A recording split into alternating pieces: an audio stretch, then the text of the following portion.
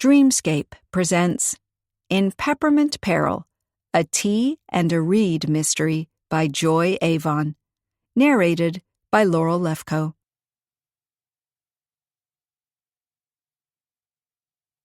Chapter 1. The road ahead had as much frosting as the triple-tiered cake in the back of her station wagon, and delivery to Haywood Hall could be tricky. Callie Aspen exhaled as she tried to give the car enough gas to keep the engine running without sending it skittering across the road on the slippery surface. The world around her looked like it had come straight out of a fairy tale illustration.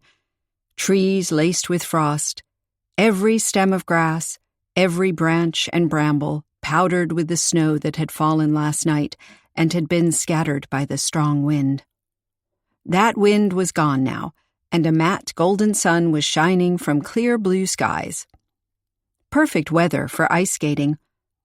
The village kids would be having a ball on the meadow at the edge of town, where last night the local Chamber of Commerce had let the fire department flood the grass, so the night's frost would create a natural ice skating rink, which was now surrounded by hastily set-up stalls offering hot chocolate, gingerbread men, candied apples, and sausages roasted over open fire. With Christmas only a week away, everybody was in the mood to skate until dusk, when the lanterns along the rink were lit and people left hand in hand across the crunching snow. As Callie pictured the scene, the smells and sounds filled her head, and she wished she could be there to dig into all the treats and have a whirl on her skates that had been gathering dust and possibly rust in her great-aunt's attic ever since she had stopped spending her holidays at Hart's Harbor. College had dragged her away, then her exciting job as a tour guide for Travel the Past, an agency specializing in trips to historic venues. Her work had taken her to some of the most iconic sites all over the world. She had seen the huge Christmas tree lit in Trafalgar Square, had welcomed the New Year among a festive crowd in Prague.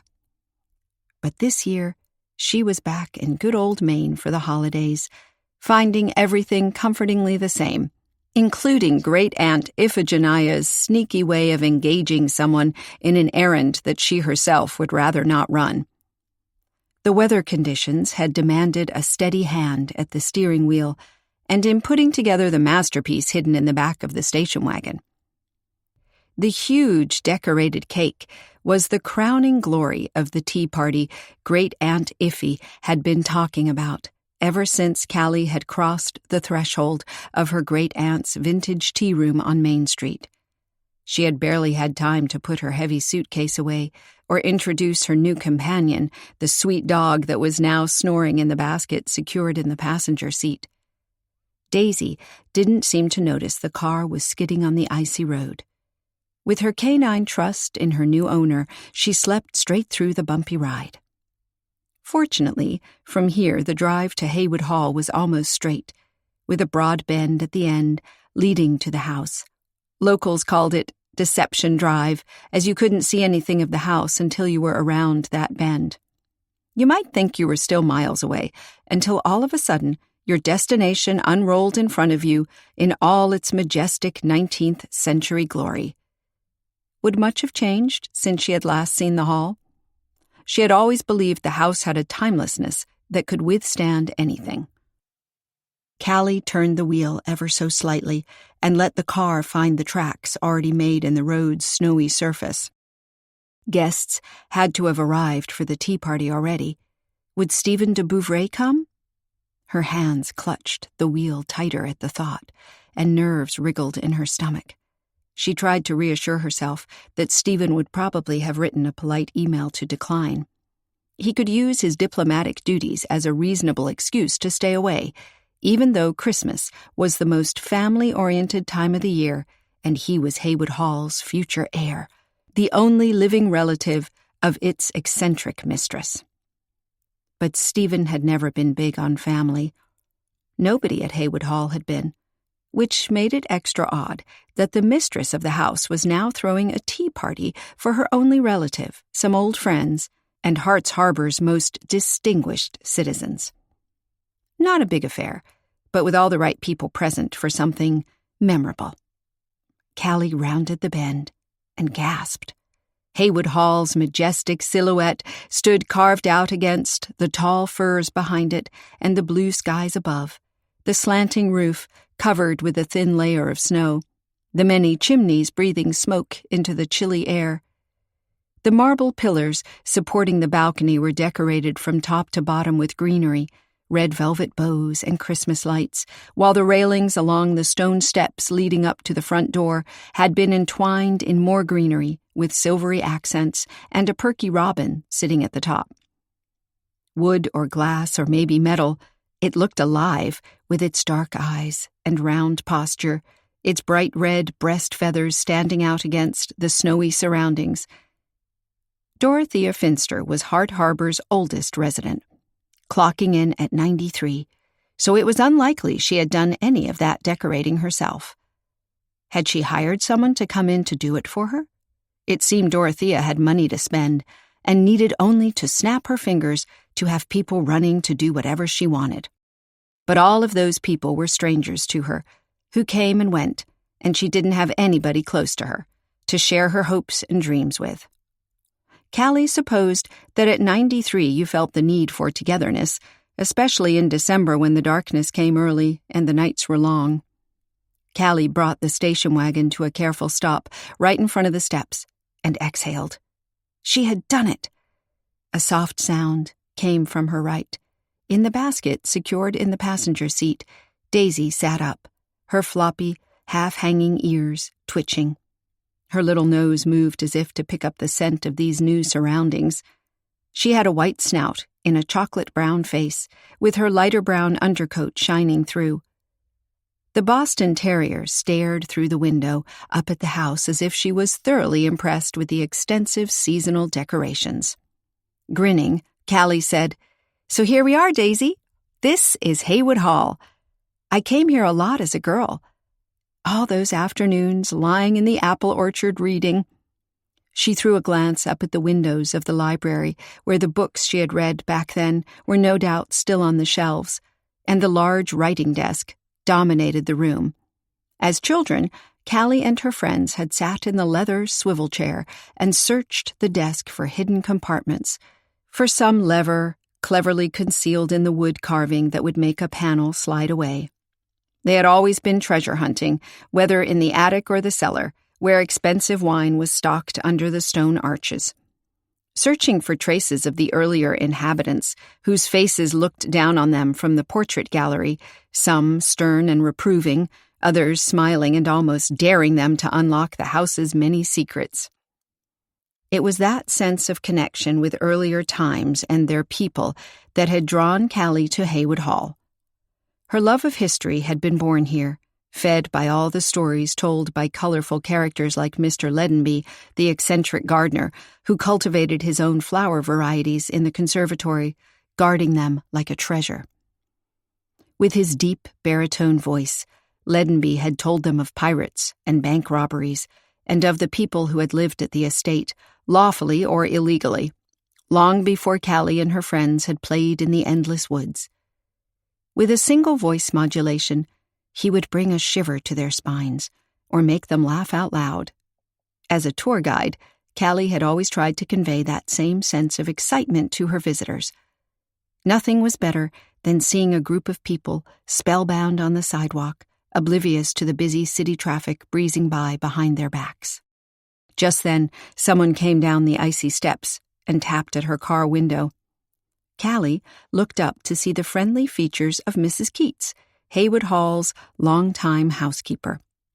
The elderly lady, dressed in a dark red velvet gown with a small white lace collar, opened the car door and asked, "Can I help you carry anything inside?" The back of the station wagon was full of boxes for the tea party, and a helping hand was most welcome. But as a girl, Callie had already thought Mrs. Keats was a granny, and these days the woman had to be in her late 70s. The idea of her carrying something up slippery steps, falling and breaking something a week before Christmas at that, made her shiver. "Thank you, but I can manage on my own." "Then I'll go tell Mrs. de Bouvray that you're here.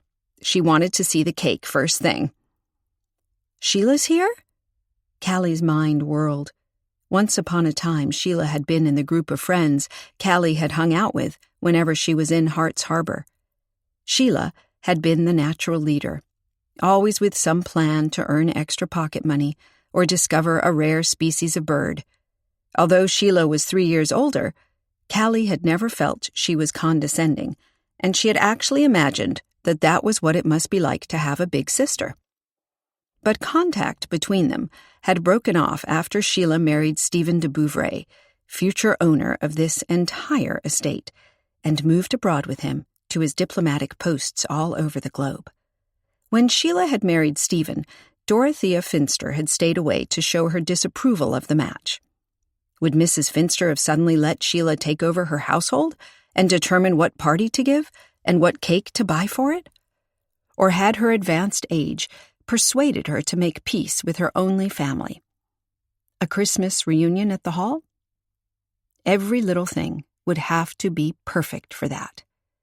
Mrs. de Bouvray is here with her entire family, the housekeeper said with careful emphasis.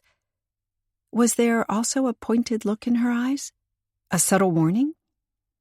Callie realized with a little stab of pain that she had hoped to avoid Stephen.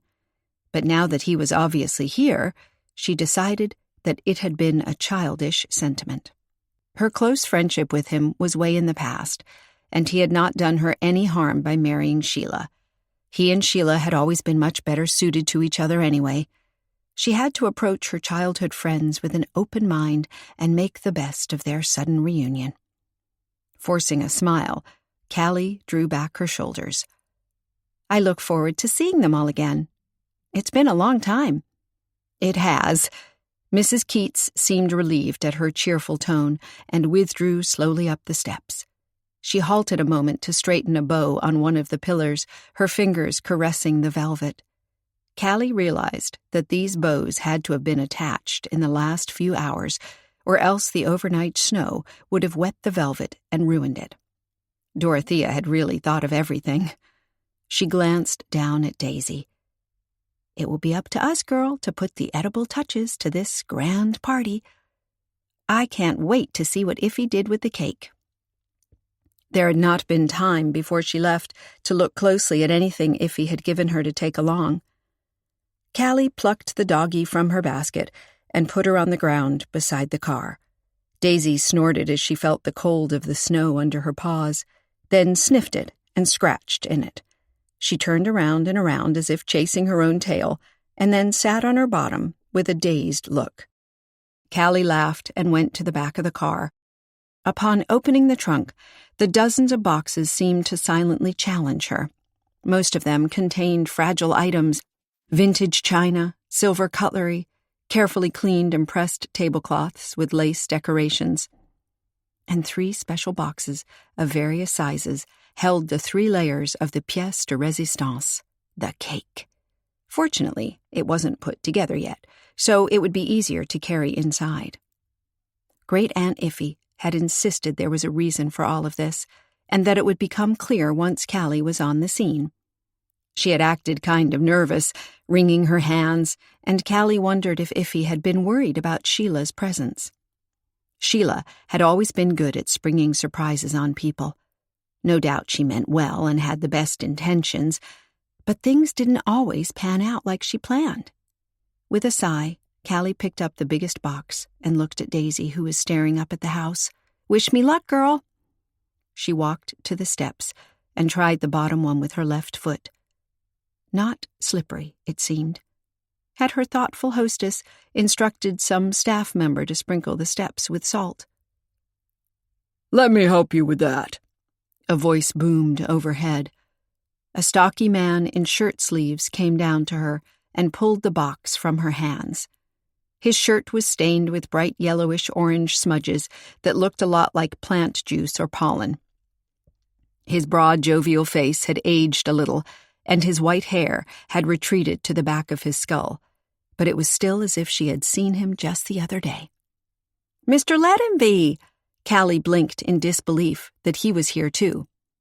Only minutes ago she had been fondly reminiscing about his storytelling talents that had inspired her own, and now He was before her in the flesh, reaching out to help her with her load. "How have you been? I had no idea you still visited here." "I live here, where I belong." Leadenby carried the big box up the steps. Callie stared in mute surprise at his broad back. She didn't recall that he could be so curt and edgy. She had only meant to start a conversation, not hurt his feelings. Intending to apologize to him later, she collected the medium-sized box of cake and followed him into the house. Welcome warmth enveloped her as she entered the hallway with its brass chandelier and oil paintings on the walls. 2 Christmas trees, decorated in red and gold, flanked the stairs. On the last step, a tall woman with reddish hair was waiting for her. She wore a pearly gray pantsuit and towering high heels. Callie had expected a rather awkward meeting, as was only natural after so much time, but Sheila came over at once and kissed her on the cheek as if they had seen each other only the other week. "How good to see you again.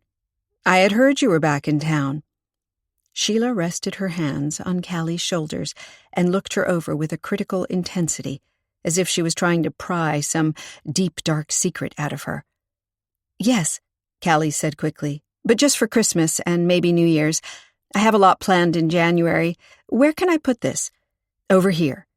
Sheila sailed ahead of her, her back straight, the bun at the back of her head not even moving as she walked, firmly planting her heels into the thick, expensive rug.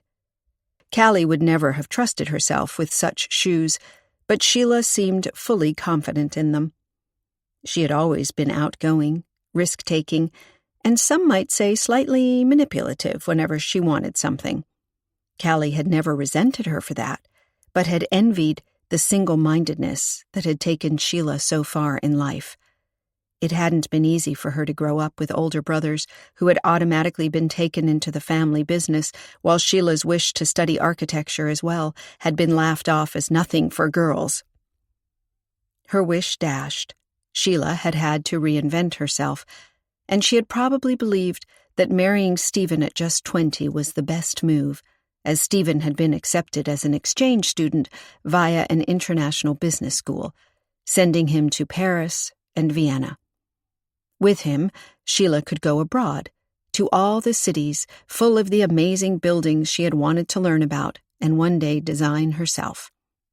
She had mastered the languages of the countries where they were temporarily living, and after Stephen joined the diplomatic corps, Sheila had made the perfect partner, elegant, adaptable, eager for ever-new surroundings and experiences. Callie caught herself listening for footfalls, betraying Stephen's arrival on the scene. Or Amber's. Stephen and Sheila's daughter. Callie wasn't sure whom she wanted to avoid more. Her crush on Stephen was long past, while her coincidental encounter with his daughter had taken place only a few months ago.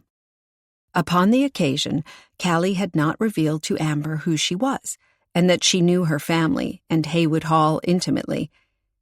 It might be painful if Amber addressed that in Sheila's presence. Callie wasn't sure she could explain why she had kept silent about the connection.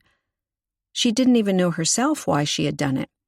Maybe because she had wanted to avoid explaining why her friendship with Amber's parents had ended in radio silence without even the obligatory polite Christmas card. But now, Amber would have questions, and Sheila would as well, as soon as she found out Callie and Amber already knew each other. Sweat broke out between Callie's shoulder blades. The venture to Haywood Hall was turning into a tightrope act where one wrong move could send her into an abyss of social disaster. This tea party was an important assignment for the book tea, and her personal past with the participants shouldn't ruin that. For a moment, Callie fervently wished she had refused Great Aunt Iffy's request to deliver the cake and other supplies, at the same time knowing she would never have taken the risk of her lovable great aunt hurting herself. Iffy already had this frustrating tendency to take on more than a woman her age should. Leadenby put his box on the large table, which had been cleared of anything that had been on it. He huffed and wiped his forehead with his sleeve. "I'll help you with the other boxes, girl." It was endearing that he still called her girl when she was racing toward the big 4-0. She smiled at him. "Fine. I'd better spread the lace table runner across before I set up the cake." Sheila frowned at Leadenby and whispered, "Change out of that hideous shirt before the guests get here." Leadenby studied his shirt with an innocent expression. "I've just spent some time with my orchids. They're lovely. You should come and see them." Sheila barked, "Change, now." Leadenby didn't even blink. "I'll get the boxes for Callie." "Thank you." Callie smiled again. As Leadenby ambled out of the room, Sheila shook her head at Callie. No need to make him feel so self-important. Leaning over, she added, "I've told Dorothea countless times to turn Leadenby out of that old caretaker's cottage. He's not paying the proper rent, and he's certainly not earning a living doing anything around the house here. But no home will take him and his orchids, or rather, his stories about exotic poisons. We tried to send him on a group vacation to see if he hit it off with the other participants and might find friends there who would take him in, but he was home again after just 2 days. They put him in a taxi, paying for the entire ride back here just to be rid of him." She nodded firmly, as if this incident proved everything she herself believed about Leadenby's character. "He's harmless," Callie said. "He just likes to tell a good tale. Whether it's always true is another matter. But I'll go look at his orchids once I'm done setting up the tea supplies and the cake." "How much do you know about cake, anyway?" Sheila asked. "Enough to be able to put it together," Callie assured her. It was true that she hadn't baked anything in ages, but she didn't want to let Sheila's anxious tone get to her. Even if setting up a tea party was not in her usual day's work, she could pull it off, for the sake of Dorothea Finster and her wish to reunite her family for Christmas. Sheila leaned back on her heels. "I'm surprised you said you're only here for the holidays. I heard you were back here to stay." "Really?" Callie was glad Leadenby had come in at that moment with the box containing the table runner. She spread it across the table's shiny surface and smoothed its lacy edges. It was a real vintage piece, like the china and the cutlery. The tea party would have an Agatha Christie vibe, Iffy had confided to her. Callie had caught a glimpse of the mouth-watering cupcakes, topped off with tiny marzipan bow ties and necklaces created from sugar pearls. She wondered what bookish clue her great-aunt had hidden in the cake. She always hid one in her pastry creations. Great-aunt Iffy liked nothing better than a puzzle. And puzzled Callie was when she opened the box, holding the largest tier of the cake. It had a big hole cut into its center. Chapter 2. Callie studied the cake, with half fascination, half panic. She wasn't quite sure why that hole was there. Wouldn't it make the cake unstable? What if the whole thing collapsed as it was cut? But Sheila, who was looking over her shoulder, exhaled and said, "Excellent. It's big enough to put the ring box in. But hush, hush. Dorothea knows nothing about this. She's too busy with her own charade."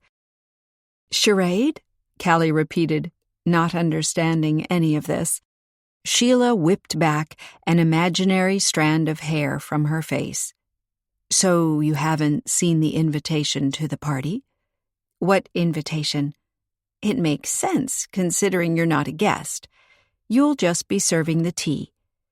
Leadenby came in with the other cake boxes, Daisy hard on his heels. The Boston Terrier seemed to have taken to the stocky man and was looking up at him with her ears perked up. Would he take her, perhaps? It was imperative that Callie find a home for Daisy before January rolled around and she had to go out on her trips for Travel the Past again. It was impossible to take a dog along, and she didn't know anyone in her apartment building who could look after Daisy for a longer time. Not to mention that pets were frowned upon in the building in general, as the landlord feared they would ruin the furnishings or misbehave in the communal spaces. Callie had been lucky that so far nobody had reported Daisy staying with her. If she wanted to maintain a good relationship with her landlord, she had to stick to the rules. Still, Callie cringed inside when she thought about giving up Daisy. The death of her owner had been a terrible shock to the sensitive dog, and new changes might upset her again. Besides, the elderly mother of Callie's boss had left Daisy to Callie because she had been afraid her little girl would end up in the pound. Callie had met her boss's mother and Daisy only briefly at her reception when Travel the Past's new office had been officially opened. And on that occasion, standing at the buffet filled with sweet treats, Callie had told the elderly lady about her great-aunt's tea room in Hart's Harbor and her own happy childhood memories there. Apparently those words had inspired the elderly lady, when her health deteriorated, to make a disposition to leave the dog to Callie, asking her to find Daisy a happy home in Hart's Harbor.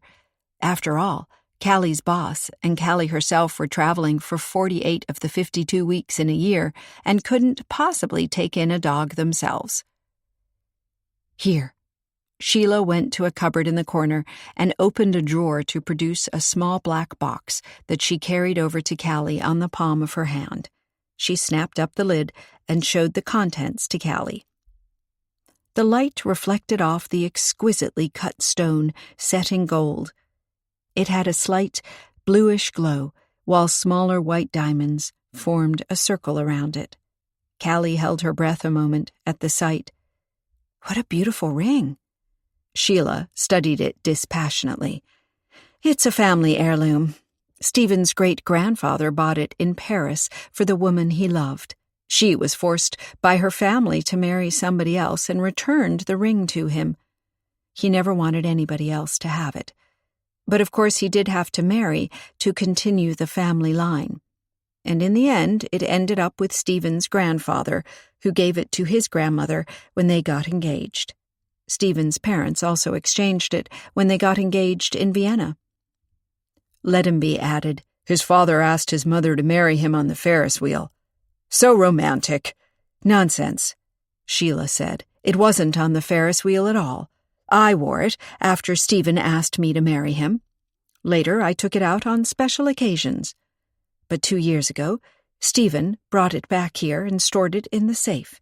He's terribly fussy about something happening to it. Callie nodded. I can understand that. It has so much family history. And the gold is crafted beautifully. It looks almost like it's woven together. It forms strands, symbolizing togetherness, Ledenby pointed out. The ring will soon change hands again, Sheila said with emphasis, as if to cut him off before he could ramble on. My daughter will wear it then. In a few hours, Ben will ask Amber to marry him. Does Ben already know? Ledenby asked. Sheila shot him a murderous look. I told you to get changed out of that dirty shirt, she hissed. The mayor is coming, and the president of the Chamber of Commerce. Ledenby raised both hands in an apologetic gesture as he backed to the door. Already going. Still, it's a fair question. I've never seen anything between those two other than genuine friendship. Nonsense. They're made for each other. Sheila turned to Callie again. Ben is such a promising young lawyer, and an excellent golf player. He's everything we could ask for in a son-in-law. And how does your daughter feel about him? It was odd to realize Sheila had a daughter who was getting married, while Callie was still single and traveling the world like she would be 22 forever. Her vagabond life suited her, and she never thought much about family except in moments like these when she realized how different her life would have been if she had made different choices. If she had married at a young age, she might have had a daughter like Amber now. Sheila shrugged off the question as if it hardly mattered what her daughter thought. She knows he's a good catch, she concluded in a shrill tone. Outside, a car honked. That will be Ben. Sheila's tight expression lit. She snapped the ring box shut and handed it to Callie. Quickly, put that box in the cake and place the second layer on top. Nobody can see the box, least of all Ben. He'll cut the cake, and when he finds the box inside, he'll know what to do with it." Mystified, Callie dropped the box with the ring inside the hole in the base of the cake and opened the medium-sized cake box in a hurry, while Sheila left the room to welcome her prospective son-in-law. Callie lifted the middle tier out of the box and placed it carefully on top of the base. It looked amazing, with its white marzipan decorated with lots of sparkling ice crystals. Iffy had crafted them one by one, making each look a little different from the other. And there was still a third tier to add, but Callie needed time for that. She'd better go and give Sheila a hint that she needed more time in here before Ben got in accidentally and saw something he shouldn't. Callie went to the door and stepped out, closing the door firmly behind her. Standing in front of it like a sentry, she watched as a tall young man with blonde hair leaned down to kiss Sheila on the cheek. He carried a big bouquet of white roses, which he pressed into her hands. "For you." "I thought they'd be for Amber." "I have something else for her." Ben patted the pocket of his woolen overcoat. "Is she here yet?" He glanced up at the ceiling as if he expected to hear her footsteps overhead. "Of course. She flew in this morning. I think she's upstairs. I'll go get her." Ben looked to his right and spotted Callie. "Hello there. I don't think we've met." "Callie is an old friend of mine," Sheila said. "We spent summers here together when we were children. She's back in town for the Christmas season. Normally she lives and works in Trenton, whenever she's not in Italy or France, that is." "A real globetrotter, I see." Ben flashed a charming smile. "For business or pleasure? I'm afraid my knowledge of Paris doesn't extend beyond the airport and the hotel where I stayed for a conference. I had promised myself I'd go see the Louvre, but there was simply no time." He shook Callie's hand. "Ben Matthews." "Callie Aspen. Next time you're in Paris, you should stay a day longer and go see Versailles. Not just the palace, but also the gardens."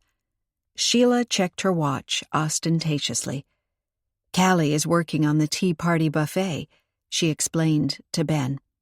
"The guests will arrive in less than an hour. You go into the kitchens and ask Mrs. Keats for a cup of that mocha coffee you like so much.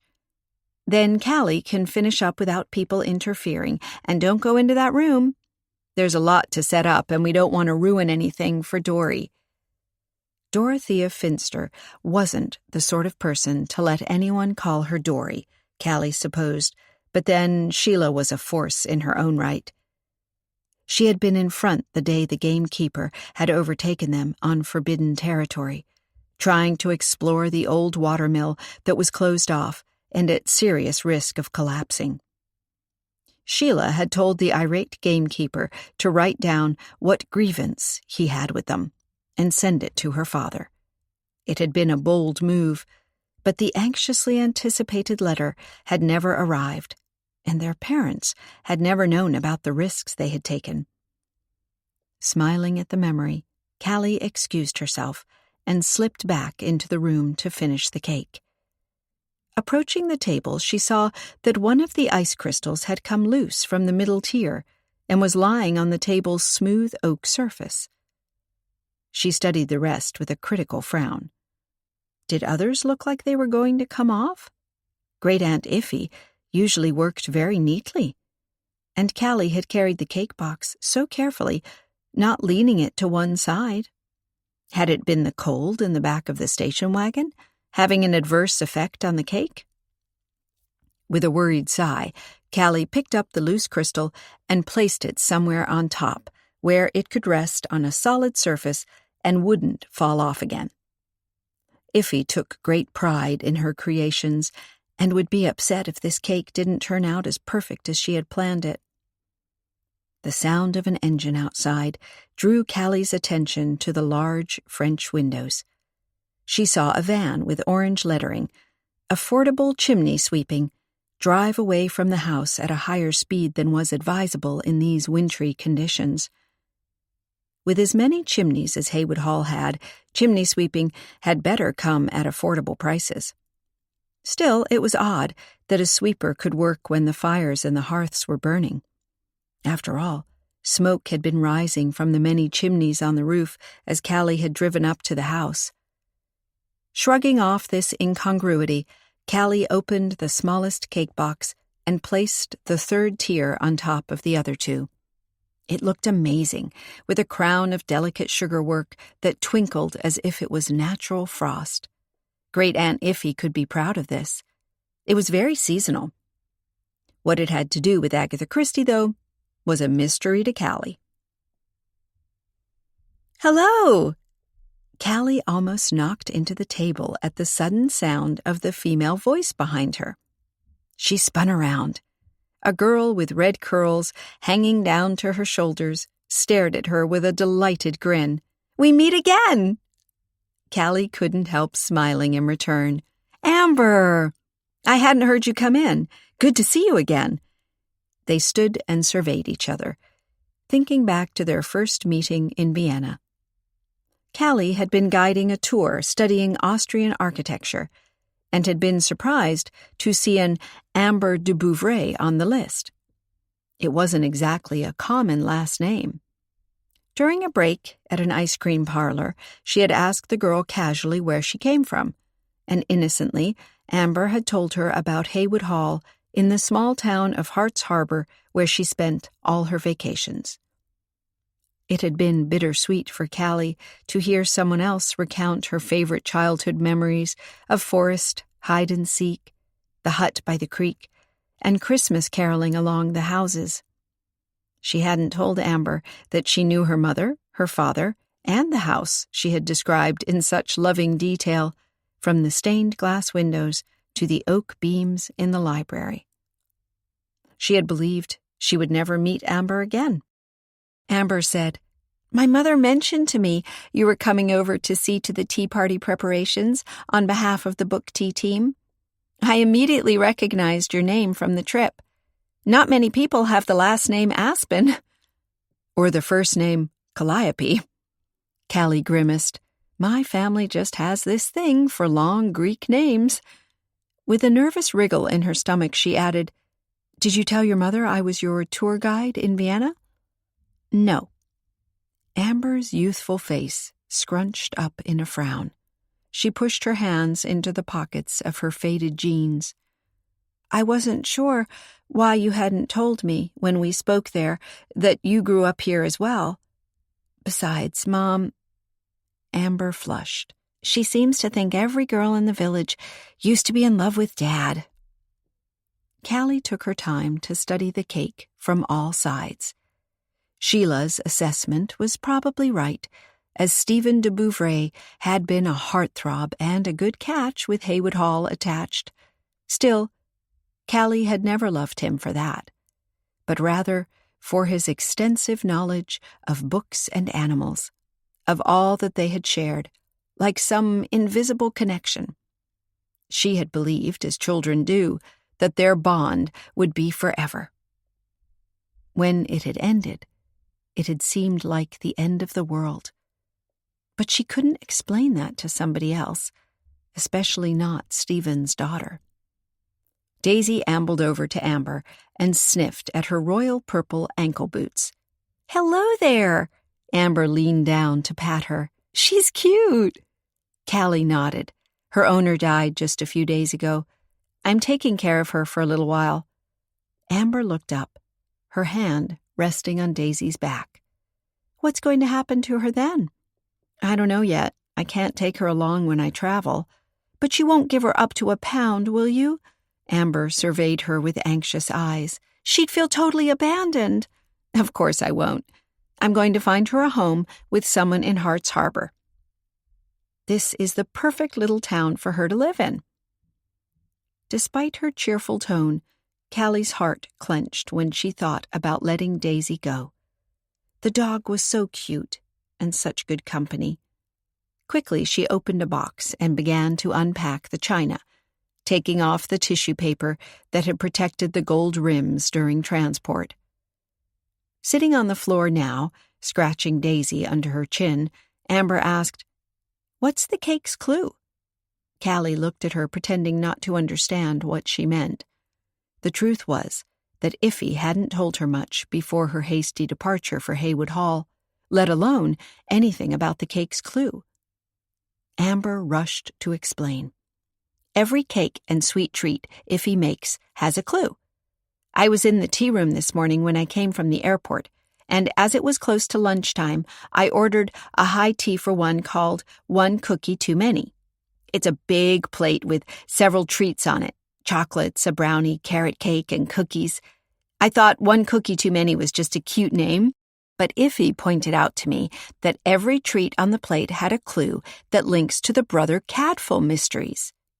I think I saw a TV adaptation once and recognized the tiny white roses on one of the bonbons as a reference to the mystery surrounding the rose rent. Oh, and I loved the brownie hollowed out to form a treasure chest filled with jelly beans. So creative. Do you know those books? Callie nodded. You bet I do. I read them all, and I even bought some foreign editions during my travels. The medieval covers are ever so lovely. Amber nodded. I love the Middle Ages. Went to Europe to see more medieval architecture and manuscripts at museums and libraries. Such skill went into making those letters with gold leaf and the tiny scenes of birds and flowers that entwine them. I'd like to do something in graphic design, but Mom doesn't think it's a real job. She rolled her eyes. Iffy gave me a Cadful mystery to read this morning while I drank my tea and sampled the sweet treats. I thought it would be all murder and mayhem, but it was actually quite romantic. I didn't realize the time until it was past 2. Mom was upset I had stayed away so late. She stared ahead a moment, her eyes wide and questioning, as if she was mulling over a difficult problem. Then she refocused on Callie. Is Ben here yet? Yes, I saw him in the hallway. He went to the kitchen for some coffee. He did want to see you right away. He has a present for you, I think. Amber scrambled to her feet and dusted off her jeans. Probably hollyhock seeds from his mother's garden. She harvests seeds and keeps them in her seed cabinet. I asked for them the other day on the phone.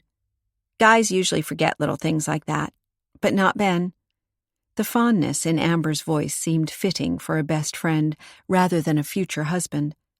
Callie wondered for a moment if Leadenby was right in his assessment that Amber and Ben were friends, not in love with each other.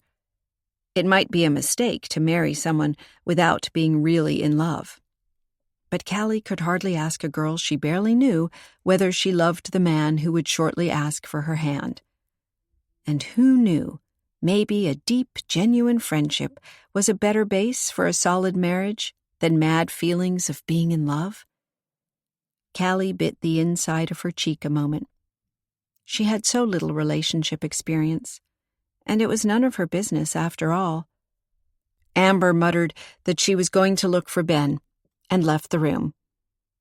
Daisy looked after her and whined at the loss of her newfound friend. You'll see her again, girl. Callie gave the dog a quick brush across her soft head. Now we'd better get everything ready in here. Chapter 3. Callie was almost done setting up the long table when Iffy bustled in. Despite her short stature and fragile build, she commanded any room as soon as she entered it. For the occasion, she wore a dark blue velvet dress with silver jewelry. Nothing conspicuous, but still in line with the tea party's theme. Iffy firmly believed in getting every detail just right. She stood for a moment, surveying the buffet with her sharp, ice-blue eyes. Then she smiled at Callie. It all looks perfect. Did you put the engagement ring inside the cake? Yes, Sheila gave it to me. Callie checked that the door was closed. but she still whispered as she continued, "You didn't tell me Sheila was back in town? Or that this tea party is an engagement party." "It is not," Iffy said with emphasis. "Sheila's making her own plans." "It is not," Iffy said with emphasis. "Sheila's making her own plans. But Dorothea will beat her to it, believe me." She closed in on the cake and studied it long and hard. "Yes, I think Amber should see it. She's clever enough and determined to be happy. That's important." Callie leaned back on her heels. "Quit talking in riddles. What exactly is going on here? Sheila mentioned something to me about an invitation." "All the guests are, of course, invited to the party. To ensure they would accept, Dorothea made it an invitation they couldn't refuse." Callie tilted her head. "Go on. I still don't understand. Do you know what Ben does? I mean, what he is in everyday life?" Callie frowned, recalling her brief exchange with Sheila. "I think Sheila mentioned in passing that he's a lawyer?" "Exactly. Ben works for the firm that handles all of Dorothea's affairs. That's how he and Amber met." Iffy leaned over. "Right now, Ben is not in the kitchen with Mrs. Keats, drinking her famous mocha coffee and studying photos of her 5th grandson. No, he's upstairs with Dorothea, handing her a sealed envelope with the paperwork." "Paperwork? There must be paperwork." Iffy looked at Callie as if she was slow to catch on. "That's what this whole tea party is about." "About what?" Iffy looked around her, as if to ascertain no one was there to overhear her revelation. "The new will." "Will?" Callie echoed. "Dorothea made a new will?" "She wants this Agatha Christie vibe. The big gathering, the denouement. Not of a murderer, fortunately, but of the lucky person who will take home part of her fortune." Iffy's face scrunched up in deep thought. "I doubt she'll leave it all to just one person. I think it's going to be split up." Callie was surprised at the suggestion. "But I thought Stephen was her sole heir, that he was going to get Haywood Hall and all of her other assets. I mean, you do need assets to keep a big place like this afloat. Sheila thought he'd get Haywood Hall and all the rest when she married him." Iffy gave Callie a sharp look. "She only tried so hard for Stephen because of the money." Callie felt obliged to defend her old friend. "Why can't she have loved him? He was very charming." "True," Iffy nodded. She looked contrite and chastened at the realization of her prejudice. "I don't really know, of course, what Sheila thought at the time. I could be all wrong about her. But I do know this. She's the type of person who wants to control things. Her life, her future, her daughter. And you can control things better when you have a lot of money." Callie could hardly deny that. On her travels, she had met many people whose wealth afforded them pretty much anything they wanted. Iffy stared ahead thoughtfully. "I bet Sheila believes Ben comes around because he wants to make a match with money. Personally, I think Ben doesn't care one bit for Amber's money." "Does he care for Amber?" Callie asked, a lump in her throat at the idea that he did not. "Does Amber care for him?" Iffy countered, wagging a finger at Callie. "I talked to her a bit this morning over at the book tea, and she has so many plans, I doubt she's in a rush to get married and settle down." "She told you about the graphic design she wants to do?" "Graphic design and learning Spanish in Spain and seeing the Northern Lights." Iffy smiled indulgently. "Some of these things you can do together, of course, but I doubt that Ben wants to live in Spain. He's building his career here, and he knows much better what he wants in life than Amber does. He's past that stage where you run around looking for experiences and adventure. The farther away from home, the better. But if Ben and Amber really aren't at the same point in life where they can make a successful match out of it, Then why did Sheila hide an engagement ring in the cake? She said Ben would find it and know what to do with it, so he's going to propose to Amber. Slight panic crept up inside Callie. If you know Ben and Amber aren't actually ready to commit to each other, then why did you work with Sheila to make the proposal possible? You provided this cake with the hole in it. Yes, but there's more to this cake than meets the eye. Iffy studied her creation with a loving smile. It can tell Amber something. And who knows? Maybe the engagement won't happen. What do you mean won't happen? Ben is going to cut the cake, and there's going to be a ring box in it, and there will be people present, watching it all. He can't simply ignore the box, hand out the cake, and get on with it. Iffy waved a hand at her. Don't worry about it. It will be fine. Callie shook her head at her great-aunt's cryptic words, but she didn't have a chance to ask any more questions or express any more doubts, as several cars came down the driveway at that moment. Iffy spied out the window and grimaced. The town dignitaries. I bet you $10 they'll come in squabbling. Callie watched as the 2 dark sedans and 1 bright red compact halted, and several men and women got out, well-dressed and greeting each other, all smiles. The atmosphere between them seemed relaxed and perfectly friendly. Callie grinned to herself. This would be the easiest $10 she'd ever earned. However, as Mrs. Keats opened the front door to let the guests in, Callie caught a heavy male voice saying, "If it has to be spent on anything, it should be improvement of Main Street. New lampposts, better pavement, coordinating colors on the storefronts, instead of everybody just choosing what they like. If you want to draw in tourists, you have to show them this town is ready for the future, not stuck in the past." The playground at the school hasn't been renovated in decades, a female voice protested. When we're talking about the future, we should invest in our children. They need new swings, slides, and a climbing wall. A climbing wall? You've got to be joking. Iffy looked at Callie and made a pay-up gesture with the index finger and thumb of her right hand. Callie shook her head, half smiling.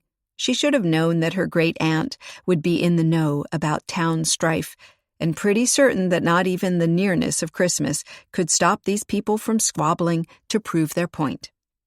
The guests entered and were introduced to Callie.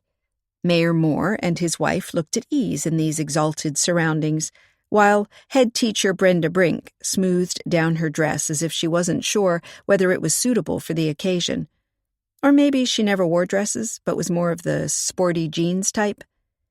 The mention of a climbing wall suggested she had an interest in adventurous activities. President of the Chamber of Commerce, Frank Smith, was suave in his suit and a silk tie printed with golden French lilies. All the new arrivals shook Callie's hand with obliging smiles, while Iffy explained that Callie had come to stay with her for the holidays.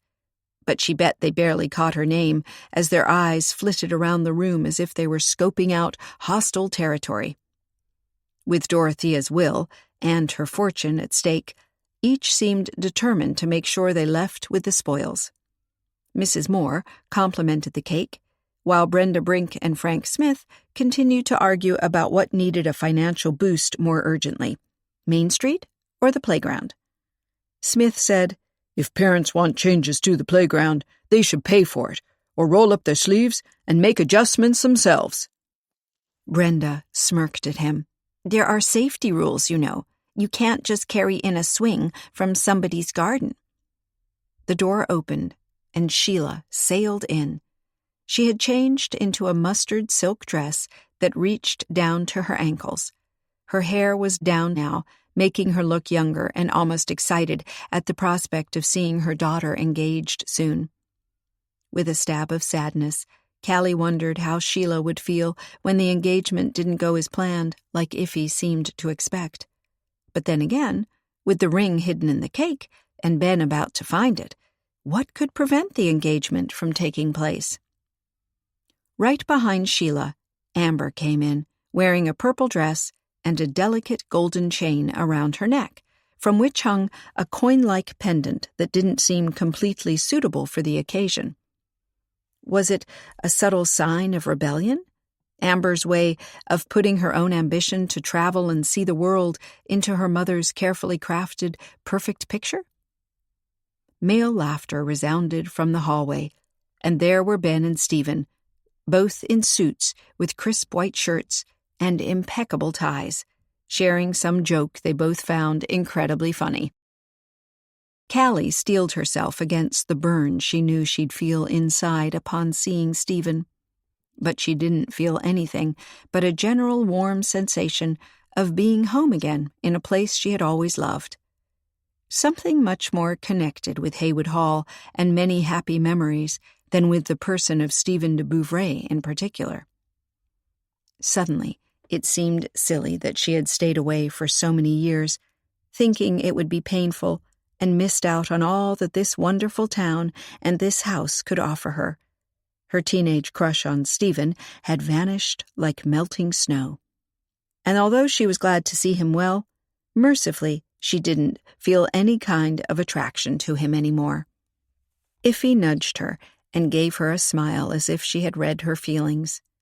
Callie was suddenly grateful Iffy had steered her here, forcing her to face a feeling that she had clearly blown out of proportion.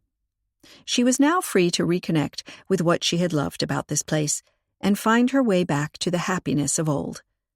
Stephen shook hands with the mayor and Frank Smith, then caught sight of Callie from the corner of his eye. He came over to her at once, his hand out, laughter wrinkles around his eyes. Callie, I had no idea you were here. Callie caught a glimpse of Sheila watching them anxiously and felt relieved that she could genuinely say, "It's been too long, Stephen. But you know how these things go. Busy, busy." With too many things that don't really matter, huh? Stephen held her hand, squeezing. Last month, a friend of mine keeled over while golfing. Heart attack. Nothing they could do anymore. He died there, on the course. Gets you thinking. His gaze wandered to Amber, who was patting Daisy again, and for a moment Callie wondered if Stephen was the one pushing for the engagement, not Sheila, like they all had simply assumed.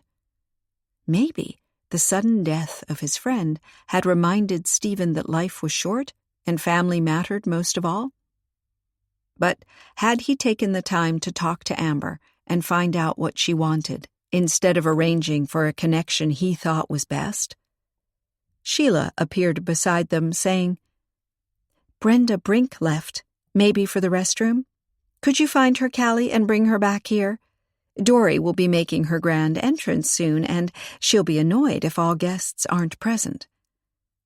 Although Callie sensed she was being sent away to end her conversation with Stephen, she accepted the task with a smile and left the room, walking down the hallway to where a door led to the restroom and kitchens. The Christmas trees spread an invigorating scent of pine, mixing with aftershave and perfume left in the wake of the arriving guests. It was so quiet. Nobody seemed to be around. Callie remembered Leadenby hadn't been present at the party either, and turned to the conservatory door to find him and see if he had changed out of his stained shirt, as Sheila had asked. Annoyance over something as simple as a shirt had to be avoided on an afternoon like this. Opening the door leading into the conservatory, Callie caught raised voices. Brenda Brink said, "I can't do it. I just can't. I never wanted this in the first place. I told you before." And Leadenby's baritone countered, "If you don't tell her, I will. Today, at the tea party." "You can't do that. Don't you care at all about ruining my entire life?" Callie cringed to hear the heartfelt emotion in the woman's shaking voice and retreated quickly. She had no business intruding upon this very personal moment. Brenda would realize people were waiting for her and would come back of her own accord. Callie returned to where the others were gathered. Sheila gave her a questioning look, and Callie shrugged to suggest she didn't know where Brenda was. Sheila's eyes narrowed. She rushed to the door as if hurrying to keep a naughty child from playing a prank. But before she reached the door, it opened, and Dorothea Finster appeared on the threshold, fragile and regal at the same time, in a black gown with a gray pearl necklace. She walked into the room with her head held high as if she still had a nanny telling her not to slouch. Mrs. Keats was right behind her, a protective force. The nervous twitch around the housekeeper's lips suggested she had an idea of what was about to play out here. Callie guessed the staff knew about the new will being presented today, if only because of rumors in the household, perhaps. Dorothea halted in the middle of the room and studied the buffet. A smile formed around her thin lips. "Well done, Iffy. Very well done." Iffy nodded in recognition of the compliment. Behind Dorothea, Brenda Brink squeezed herself into the room and slunk along the wall to find a place beside Mr. and Mrs. Moore. Callie had expected her to be red in the face after her fierce argument with Leadenby, but she was deathly pale. Her nervous swallowing suggested she was about to burst into tears and only controlled herself with an enormous effort. Dorothea said, "I suppose you're all very curious why I invited you here. I'm normally not someone who enjoys the dramatic, but Iffy's book tease gave me the idea. Let's play this like a scene from a classic mystery. You have all gathered to hear what I have to say. It concerns my will." The mere word will sent a silent ripple of excitement through the room. Mr. Moore slipped to the edge of his seat, while Frank Smith uncrossed his legs and leaned forward with his hands on his knees. Dorothea swayed a moment, and Mrs. Keats stepped up to her employer as if she wanted to support her. But Dorothea raised a hand to stop the intervention. She stood stiffly and continued, "I've had enough time to think about my fortune and what to do with it. After all, my husband is dead, and I never had any children." "I hope you feel," Sheila spoke up, "that Stephen and I have been like children to you." "When?" Dorothea's blue eyes flashed. "You were never here. You were always in some foreign city, meeting important people and buying designer clothes. You kept Amber from me like you were afraid she might love this place and want to live here instead of being dragged all over the world and dumped into international boarding schools." Amber shrank under these fierce words. She glanced at her mother. Sheila's face turned fiery red. "My daughter had the benefit of living in some of the most beautiful and stimulating places on earth. She went to the best schools that prepared her for a successful career." "I never missed anything," Amber said quickly, casting a worried look at her mother. But Callie remembered Amber's loving descriptions of the short stays at Haywood Hall and wondered if she was telling the truth. She had caught a sort of longing in the girl's words, as if she had missed something: closeness, intimacy, family.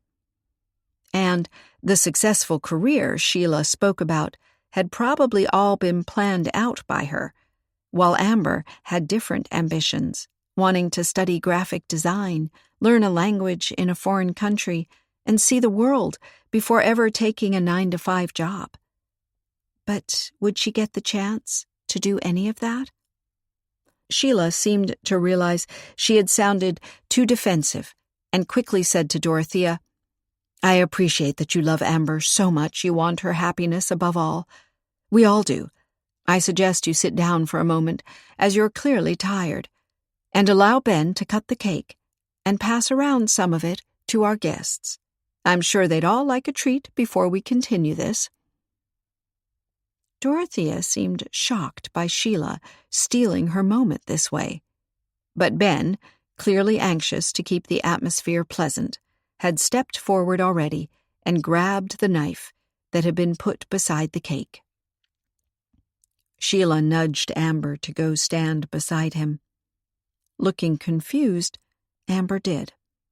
Ben lifted the knife and let it hover over the cake's base tier. "It's so pretty. It's almost a shame to cut into it." He glanced at Iffy. Iffy wasn't watching him but studying Amber, as if she expected to see something special in her face. Understanding of what the clue in the cake was, perhaps? But what could Amber do to stop this? Callie realized she was holding her breath. "Go on," Sheila nudged Ben. "It's all right." Ben cut into the cake. He picked up a plate from the stack and scooped out a piece of cake, intending to give it to Amber. Then he froze. "Hey, it appears to be hollow and—" He fell silent, flushing down to his collar. Sheila smiled in satisfaction, while Dorothea seemed confused. Mrs. Keats touched her arm and whispered that she had to sit down. But the elderly lady waved her off, keeping her eyes on the cake and what Ben had found in it. Ben put the plate with the slice of cake aside so he could use both hands to carefully pull out the ring box. Its blue velvet was still clean, not smudged by any frosting. It rested regally on the palm of his hand. Ben didn't have to ask what it was, as the name of the jeweler was printed prominently on top in golden letters. Sheila flashed a look at Dorothea. Callie felt a cold shiver go down her spine. Sheila's words that Dorothea wanted Amber to be happy seemed to take on new meaning. After this moment, where Ben would ask Amber to marry him, Dorothea could hardly cut her family out of her will. It would be embarrassing toward Ben, a social disaster, especially in front of the distinguished local guests. They were all watching with open curiosity. How clever of Sheila. How well planned. She probably believed she was helping everybody with this move. But was she really? Ben held the ring box in his hand, staring at it with a slightly panicked look. Callie thought she heard Amber whisper, "Don't," but she wasn't sure if she'd heard it or it was just her imagination in these tense moments. Her heart was pounding and her throat was dry. Ben looked at Sheila, his brown eyes wide. Sheila nodded. One regal, commanding nod. Ben clicked the ring box open. Callie felt trapped in a bad dream, the kind where you want to stop what's happening but you can't. It wasn't her place to say or do anything, but still, if people were just friends, you couldn't simply force them to make more out of it and get engaged, right? Ben stared into the box. "It's empty," he croaked. Amber looked as well. Her facial expression didn't change. She just stood, pale and vulnerable. Her hand came up to touch the pendant on her necklace. "It's empty," Ben repeated. Suddenly anger flashed in his brown eyes, and he turned on Sheila. "Is this your idea of a message? Let me know in the presence of others that I'm not wanted in your family?" He clanked the empty ring box onto the table and seemed ready to rush out of the room. "No!" Sheila cried, horrified. "The ring was in the box. I showed it to Callie. She saw it. She put it inside the cake." Sheila now focused on Callie, her tone pleading. "You saw it, right? You—" Then her expression changed and she whispered, "You took it. You wanted this to go wrong. You never could stand." "Sheila!" Stephen stepped up and arrested his wife's arm. Callie winced under the pressure he seemed to apply. Stephen's voice was cold and controlled. "I'm sure this is all a misunderstanding that neither Ben nor Callie can help." Callie had found her voice again. "Sheila's right. She showed the ring to me. I placed the box inside the cake. I'm sure that when I put it in the cake, the ring was still in it." "And then you finished the cake?" Stephen was still grasping Sheila, who didn't seem able to speak at all. "Yes. Well, partly. Ben arrived, and I stepped out of the room for a moment to greet him. Then I went back in, and—" Callie's thoughts came to a crashing halt. She saw herself step up to the table again to find the little sparkly ice crystal lying on the table's surface. Fallen off the cake. Not attached properly? Or the evidence that someone had tampered with the cake, with the ring box inside, while she had been out of the room? She had left for only a few minutes. Could it be? Daring, but possible, she said in a breathless voice. I was out of the room for a few minutes. Someone could have come in through the French windows and taken the ring. Stephen frowned. How would that person have known the ring was in the cake? His pointed look at Sheila seemed to say, I didn't even know it, so how could someone else have known? If he or she had been watching us, Callie was determined to press her point. I can't vouch that no one was outside looking in while Sheila showed me the ring. How about you? She gave Sheila a probing stare. No, of course not, Sheila said, but it doesn't seem likely that... Callie cut her off. I even saw a van driving away.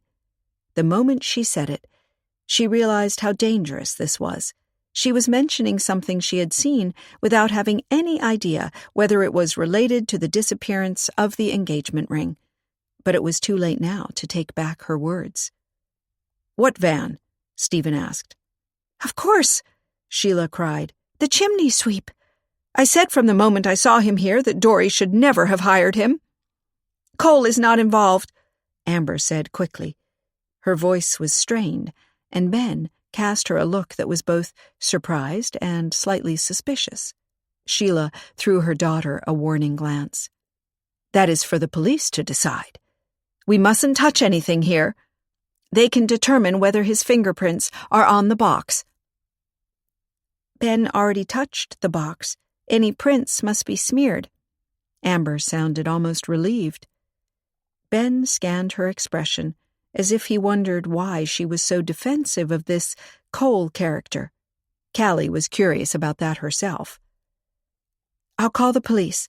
Sheila wanted to walk to the old-fashioned black phone on the sideboard, but Dorothea said, I'll determine whether the police are notified. This is my house. It was such a clear slap to Sheila's face that Callie winced again. She noticed that the mayor's wife was following everything with keen attention, as if she were watching a good soap opera. The only thing missing was the popcorn.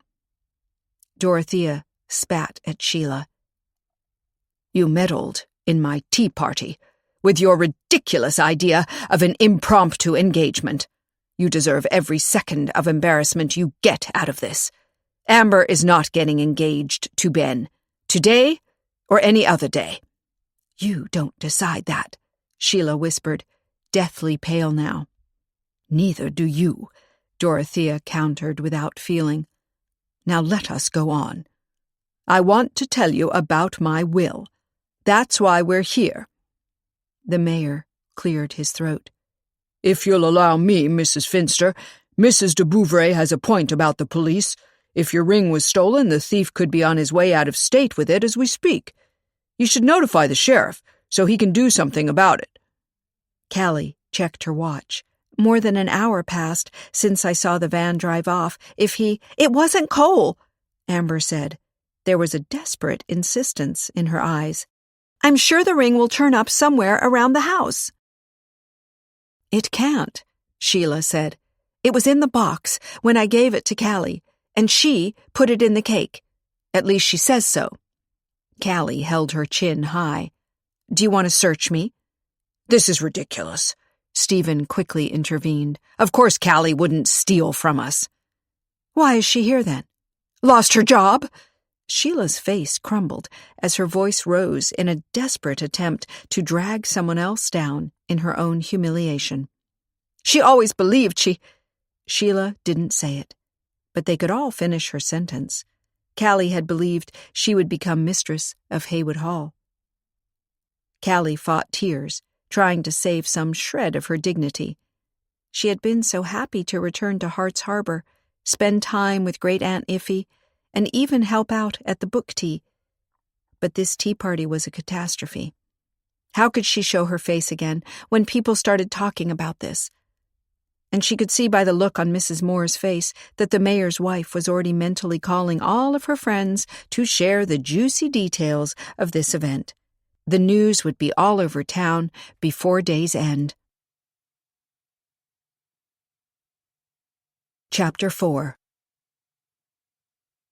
"I don't want the police brought in," Dorothea said with determination. "Amber is right. The ring will probably turn up again somewhere around the house."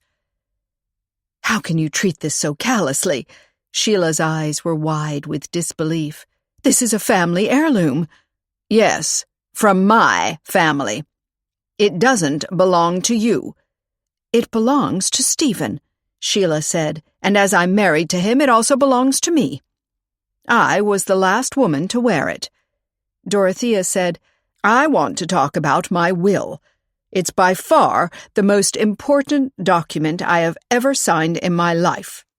It will determine the future of Haywood Hall, the seat of my family for many generations." Her voice picked up strength as she continued, "This is not just a valuable old house. It's not just an example of a certain style or a family legacy. It's a place where people loved and laughed, experienced hard times and pulled through, overcame difficulties and proved themselves stronger than they had ever believed they could be. This place represents so many things I care for." The elderly lady's passionate words resonated inside Callie. Haywood Hall had always been a place that felt like home to her. "As a town, we value the nearness of a grand place like Haywood Hall," Mr. Moore said weightily, "and of you as a respected citizen. We think it's very important that the citizens who have a certain position in life contribute to the community." Callie couldn't believe that the mayor would so blatantly fish for money. But Dorothea's expression was unmoved. Frank Smith leaned forward. "Haywood Hall would be nothing without the town. If the town thrives, it's good for you as well. We need to update Main Street if we want to keep the tourists coming in. You could open up a wing of this house to the public. Those tourists could also benefit you. Just a few nice lampposts along Main Street, a bigger parking lot, even a tour that takes the tourists past all highlights." "He means past his business," Stephen whispered to Callie. She had to fight a wobbly smile. Smith continued, "We have to stand together to save the town for future generations. I'm sure that you want to contribute to that. If you leave us some kind of fund, we can even name something after you. The community center, a street if you like. I'm sure the mayor agrees." Moore nodded eagerly, and Mrs. Moore said, "Dorothea Finster Street has a very nice ring to it." Dorothea's gaze slipped to Brenda Brink. "Is there anything you want to ask for?" Brenda was still pale and upset, it seemed, but she held her head up. "I'm sure that whatever the school needs can be raised by old-fashioned fundraising." Smith burst into laughter. "A little old bake sale is not going to get you that climbing wall you were talking about on the way over here. Don't act so self-righteous, Brenda. You also want something out of this." "No, I don't want anything from her." Brenda said it soft and flat, but still the words had a sting to them. Callie wondered why Brenda seemed to dislike Dorothea Finster so much. What could a schoolteacher and an old widow without children or grandchildren in that school have clashed about? Dorothea blinked a moment. Sheila's surprise with the ring in the cake had already thrown her off balance, and now the people who had been cast as players in her little last will performance were not acting in the way she had wanted them to. Admittedly, Moore and Smith seemed eager enough to cash in, but Brenda Brink was obviously not game. And would Dorothea really leave her fortune to a town rather than her family? Maybe she had never liked Sheila, but Stephen was her only relative, and Dorothea seemed genuinely fond of Amber. Dorothea brushed her forehead with a delicate hand, and Iffy said quietly, "Now it's time to sit down." She nodded at Mrs. Keats, and together they moved a chair behind the elderly lady, who sank into it. Her hands were shaking, and she put them on the armrests to hide it. I'll pour you some tea." Iffy went over to the table and picked up the teapot, pouring the tea into a cup with a gold rim. "I mixed a special blend this morning. It's like Earl Grey, but with more citrus. I'm sure you'll love it. Very refreshing." She handed the cup to Dorothea, who sipped carefully. Iffy said, "I'll also pass around some tea to the other guests. Besides this special Earl Grey, I have a green tea flavored with berries, and even a white tea that has a hint of grapes. Who wants that?" A clear chiming filled the room, and Smith dug into his pocket. His brows shot up as he studied the screen of his cell phone. He rose from his seat. "An important call I must take," he muttered, and left the room in a rush. Iffy invited Mrs. Moore and Brenda to the buffet, pointing out the black tie cupcakes and the brownies with little marzipan decorations representing a small sheet of paper with handwriting on it. Iffy had to have used a toothpick or something to get such small lettering on them. Callie handed out the green tea with berry flavoring and inhaled its scent. The warm, fruity notes, mixed with something sweet like rose petals, calmed her fluttering heartbeat. Iffy was so right to let things settle a little before they continued. This will announcement obviously meant a lot to Dorothea, and for her sake, they should try to make it memorable in a good way. Glancing around, Callie noticed that Sheila and Ben had also left the room. Was Ben still bursting with anger about the empty ring box? And did he want to leave the house in a rush? Was Sheila pleading with him to stay and not make this any worse? Iffy appeared by her side, whispering, "Are you sure the ring was in the box when you put it inside the cake?" "Yes, I saw it with my own eyes." Sheila shut the box with the ring inside it and gave it to me. There weren't 2 boxes. Callie resisted the urge to roll her eyes. "You read too many books." Why would Sheila swap boxes? She wants Ben to propose to Amber. "I suppose you're right." Iffy sighed, looking worried. "I'm just afraid it won't be a simple matter of the ring turning up again somewhere around the house. It's very valuable, and some people would do anything for money." Callie wasn't sure if her great-aunt was speaking in general or meant someone in particular. Amber stood a few feet away from them, not having taken any tea or sweet treats. She nervously gnawed on her lower lip. Then she also dashed out of the room. Dorothea, in her chair, looked older and more breakable, her shoulders slumping, as if she realized that her grand will reading had taken a terrible turn. Iffy picked the biggest black tie cupcake, put it on a plate, and carried it over to her. "You should really try one of these. They're delicious." Putting her hand on the elderly lady's arm, she squeezed. "It will be fine, I'm sure." Dorothea looked up at her. "Where's Sheila?" "I don't want her to call the police."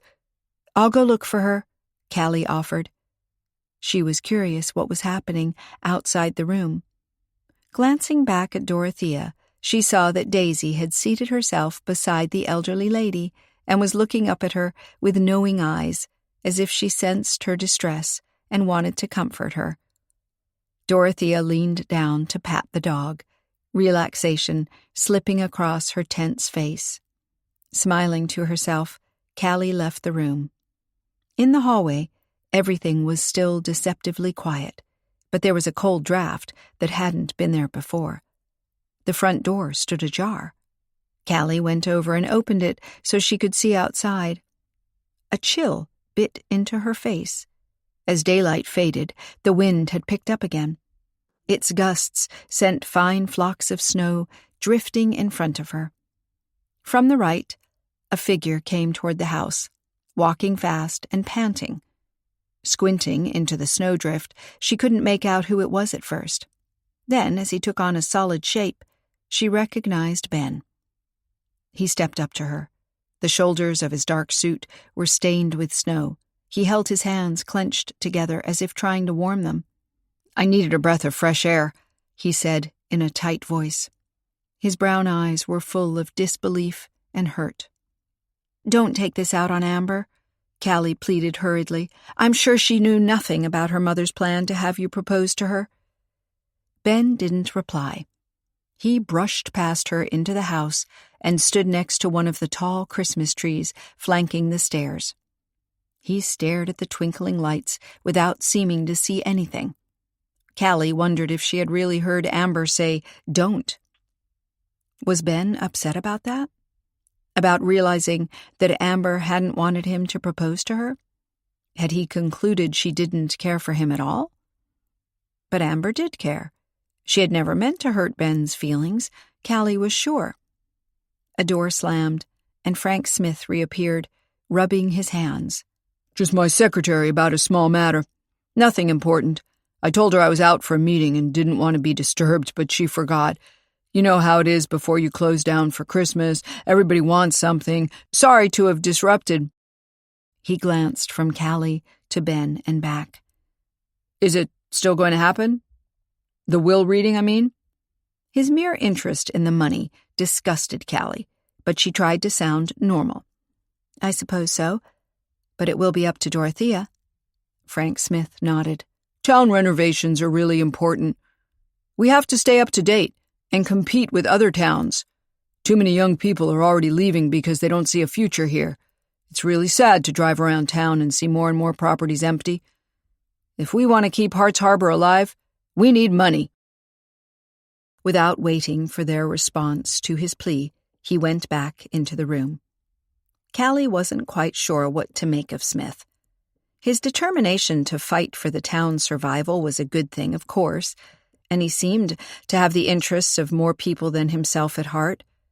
At the same time, he didn't seem to sense the pressure resting on this moment or care for the feelings of the others involved. Ben stood still, kneading his hands as if he were trying to gather courage to face the people inside. His labored breathing filled the quiet hallway. Callie felt sorry for him but didn't know what exactly to say. She didn't want to put the blame on Sheila, who was also totally devastated by the turn things had taken. For a self-conscious woman like her, this humiliation in front of other people was a disaster that would linger in her mind for a long time to come. Then a piercing scream tore through the silence. Ben broke to life with a jerk and glanced at Callie. "That's Amber!" He rushed into the corridor leading to the kitchens. Callie's heart pounded as she followed him. "Are you sure it came from there? I think—" The door leading to the conservatory burst open, and Amber ran at them. Her face was contorted, and her voice came out strangled as she cried, "It's Mr. Lettenby! He's dead!" Ben grabbed her shoulders. "Dead?" he echoed. "What do you mean?" "He's lying on the floor, and maybe he had a heart attack or something. Let's look." Ben wanted to push past Amber, but she stopped him. "No, don't go in there. You don't want to see that. The police have to come now. He's not just dead. He was stabbed." She broke into wild sobbing, and Ben grabbed her again and held her close against him. He patted her back, brushed her hair, and muttered soothing words. Callie stood with her hand pressed to her throat. The first thought that went through her head, quite illogically, was that Lettenby had asked her to come see his orchids, and she hadn't, that now she could never see them with him. Ever. She hadn't seen him in years, and even as a child she hadn't been close to him. But to her, Lettenby was a part of Haywood Hall, and her perfect memories of the place, and the idea that he could be dead, gone, torn away from them, was terrible. At the same time, her mind reeled with the idea that he had been stabbed, murdered. This wasn't a natural death, a sad case of someone dying, perhaps under strain, but not by any foul play. No, someone had deliberately stabbed the poor man, had consciously killed him. Why? Lettenby seemed like the type who wouldn't hurt a fly, who wasn't in any trouble with anybody. That is, except he had been arguing with Brenda Brink shortly before he died. When Callie had tiptoed away, she had left the two of them alone. Brenda had shown up again later, pale and distressed. Leadenby hadn't returned. Had Brenda stabbed him? To prevent him from coming in for the tea party and revealing her secret, as Leadenby had threatened? It was an enormous accusation against someone she hardly knew, and Callie went cold at the idea of what was about to happen to her. The police would come and question everybody, and she would be faced with a choice: tell them what she had overheard, putting Brenda in the hot seat, or keep it to herself, not knowing if she was protecting a murderer. Leadenby had always been kind to her, and upon seeing him again, the old feeling of warmth had returned. His death could not go unpunished. She'd have to do something to make sure his killer was caught. Still, her heart kept pounding at the idea of making a statement that would get someone in trouble. Brenda was the same age as Callie, and falling under suspicion of murder could mean facing a long time in jail. Of course, the police would look at other information, fingerprints, the weapon, means, motive, the whole thing. But having argued with the victim shortly before he died would immediately put Brenda high on the suspect list. Callie brushed her forehead.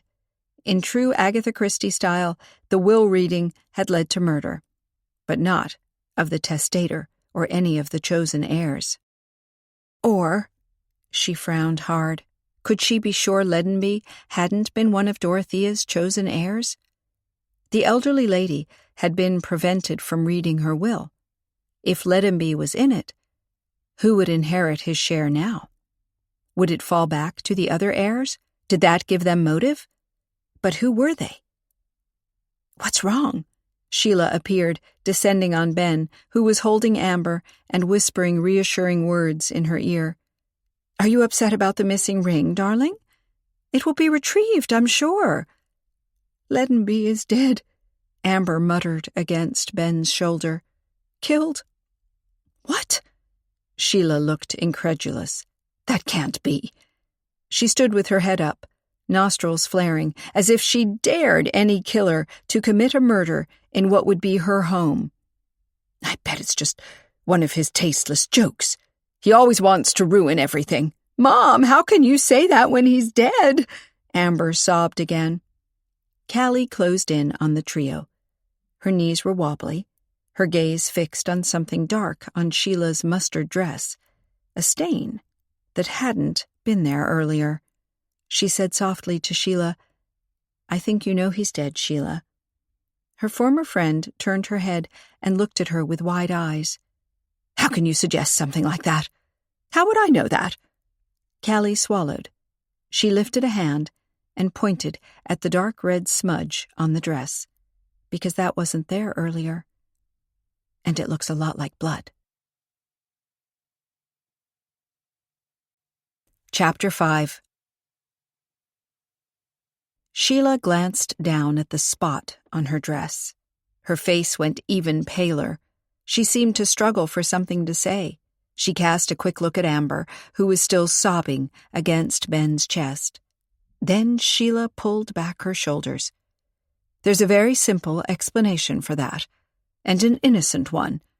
Callie cringed under the implied criticism in Sheila's tone. She wanted to apologize for her blunt words in pointing out the possible bloodstain, but then decided not to until Sheila had explained. Leadenby was dead, and Sheila had apparently been near the body, not panicking and running off to get help like Amber had. Sheila said, I saw him lying on the floor and thought he was unwell, fainted or maybe having a heart attack. I walked over quickly and crouched down to check his vitals. I wanted to help him, but it was too late to do anything. Then the blood must have gotten on my dress. And this was before Amber found the body? Callie asked. Why didn't you cry out and raise the alarm? I think... Sheila glanced at Amber again. I think it was after Amber found the body, because I heard her scream and came straight over here to see what it was. But you said nothing when you came in. You acted like you had no idea Leadenby was dead, when in fact you had already seen his body and even established that he was no longer alive? Callie's mind was reeling, unable to make any sense of Sheila's statements. Sheila stammered, I saw how upset Amber was and didn't want to make it any worse. Callie shook her head to herself. Something about Sheila's story didn't ring true. But could she really suspect her former friend of having killed Ledenby? Why? Besides, it seemed inconceivable that straight-laced Sheila would pick up a knife and stab someone.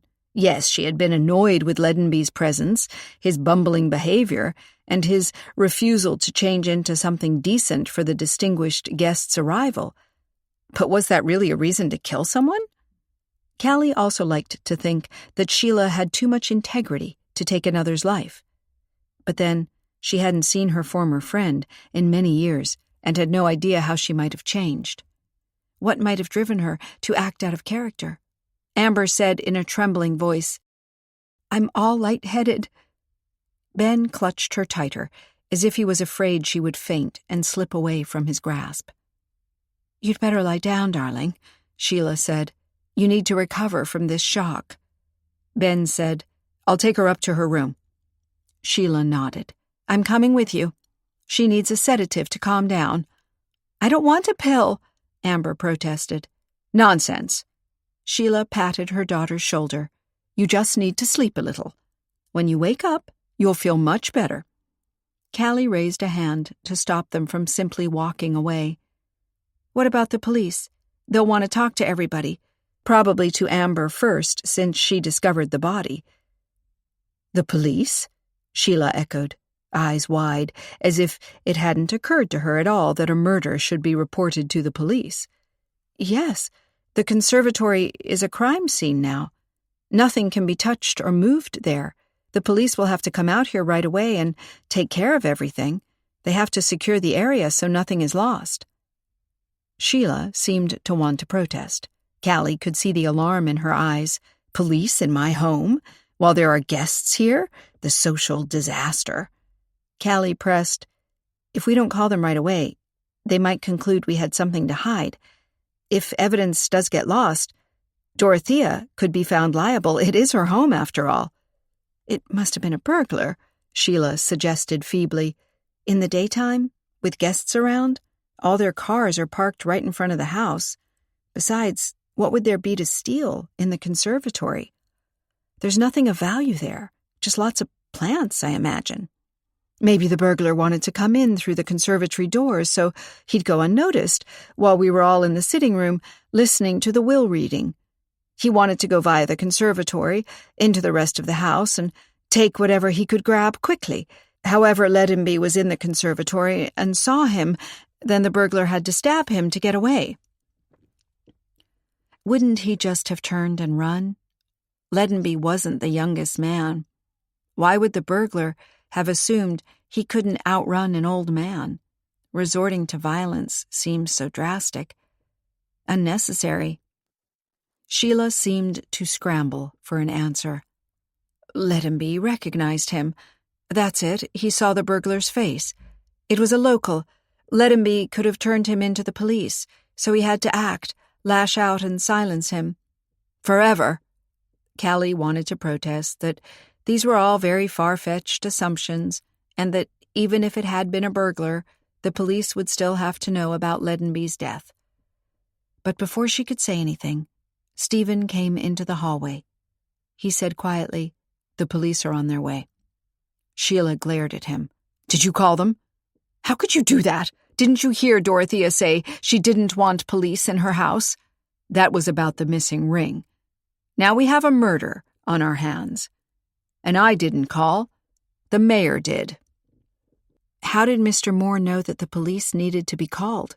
Callie asked at once. "He heard Amber screaming and his wife overheard something about someone being dead." Aha.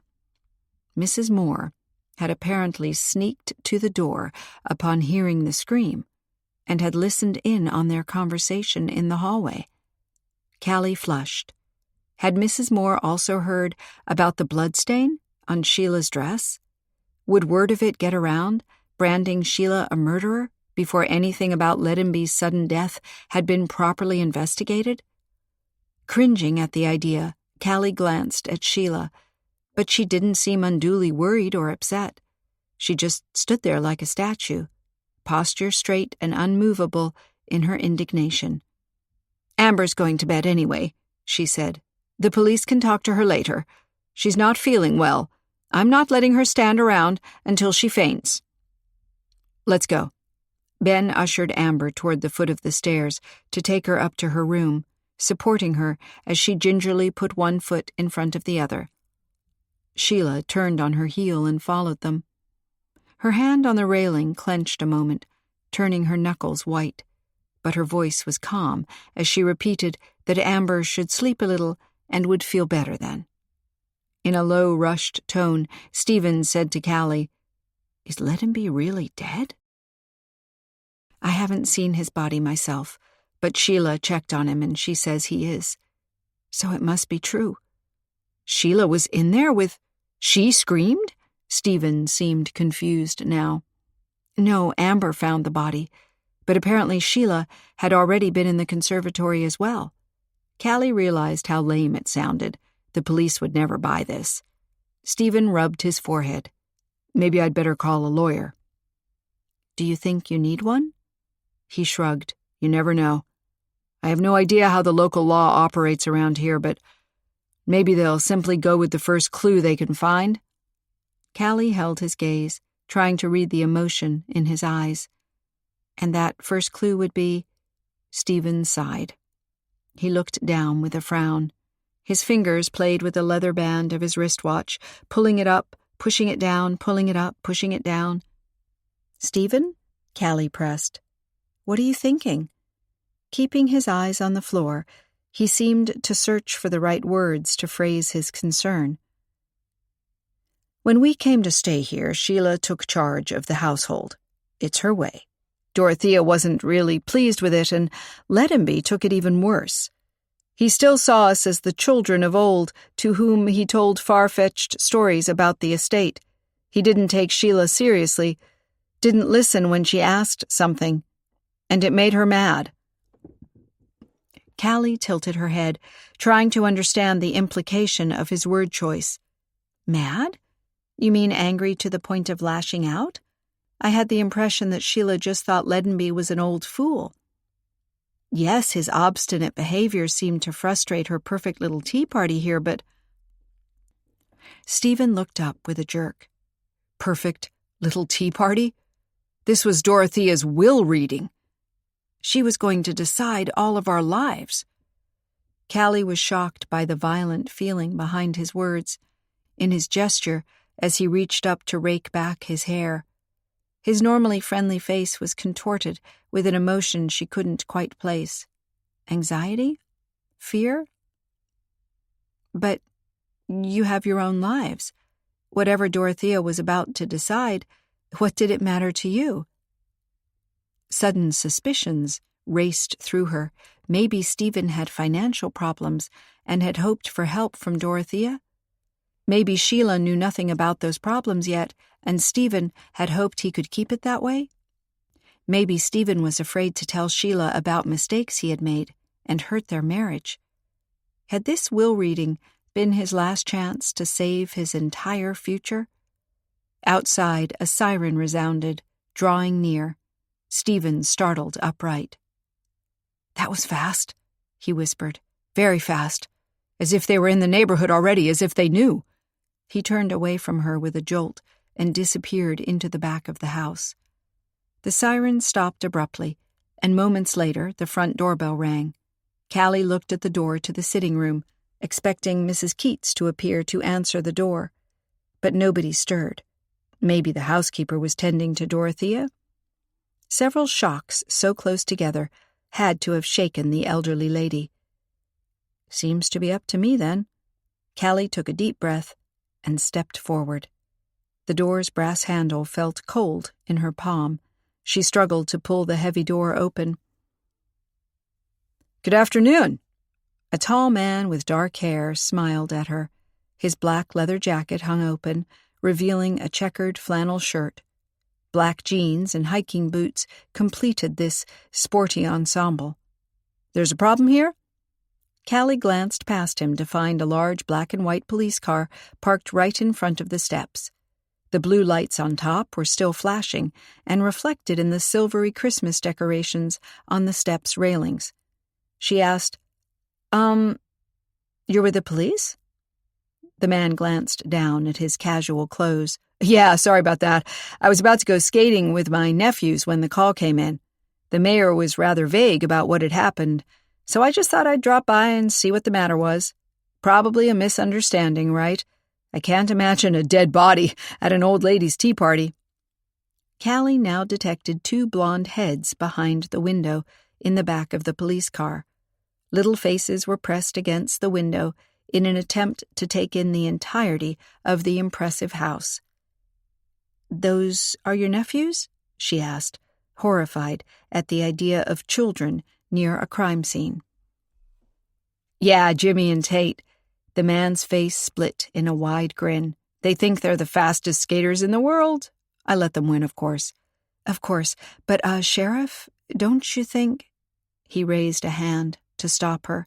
"Deputy, the sheriff is out of town to visit his in-laws. I thought everybody around here knew that." He studied her with renewed interest.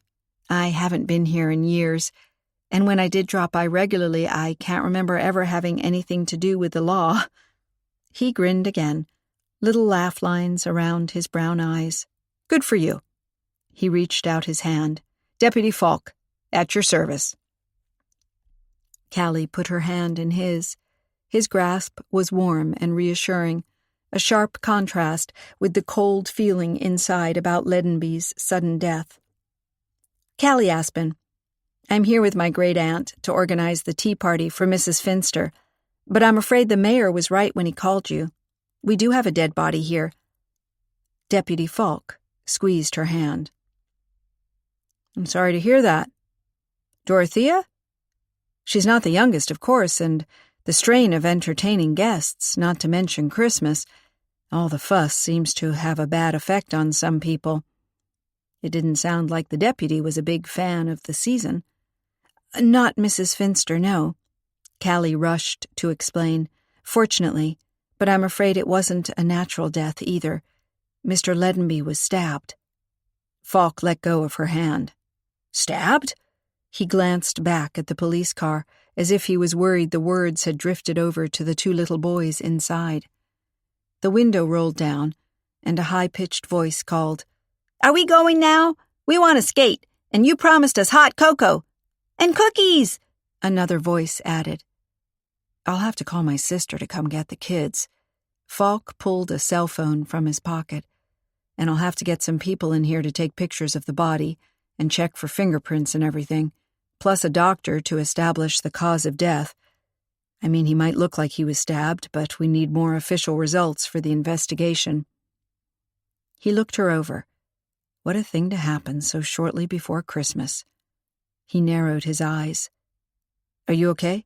You look very pale. Maybe you should sit down or something?" He glanced back at the police car and the 2 blonde heads now sticking out the rolled-down window. One boy wore a blue knitted cap, the other a yellow one. They looked a lot alike, but one was obviously a little older. The door opened a crack, as if the boys weren't quite sure whether diving out was a risk worth taking with their uncle holding access to the promised treats. "Stay there," Falk called to them at once. Keeping his eyes on the boys, he said to Callie, "I'd go in with you so you could sit down if it wasn't for the kids." "I understand." Yes," Falk spoke into the phone. "It's me. I've got a case. Something serious. Can you come and get Jimmy and Tate?" "No, I can't go skating with them now." "Yes, I know you're at the hairdresser's. But they can't stay here. This is—" He fell silent. "What?" He checked his watch. 15 minutes. Yes, I understand you can't run around with curlers in, but—" Callie reached out and put her hand on his arm to draw his attention. "They want hot cocoa, right? I can take them into the kitchen and give them some, with cookies." He nodded at her and spoke into the phone. 15 minutes is fine then, but not longer.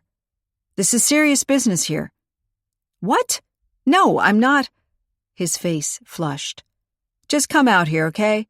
Dorothea Finster's estate, and don't mention it to anybody at the hairdresser's." He disconnected and looked at Callie. "She thinks I'm trying to get out of taking care of the boys. She heard a female voice, she said. Well, You can imagine the rest." His sister thought he was dating someone while he pretended to be looking after her kids?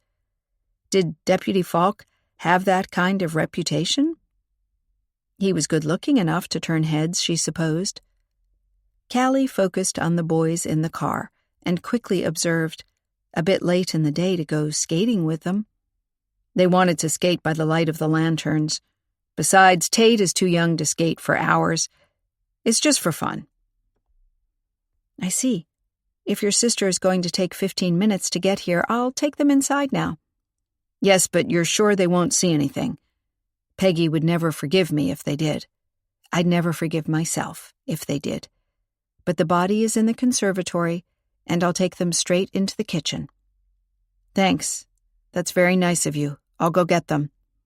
Falk trotted to the police car and opened the door wide. The two boys tumbled out of the back seat. The bigger one picked up some snow and started to shower it over the other one, who screamed and then picked up his own handful to throw back at his older brother.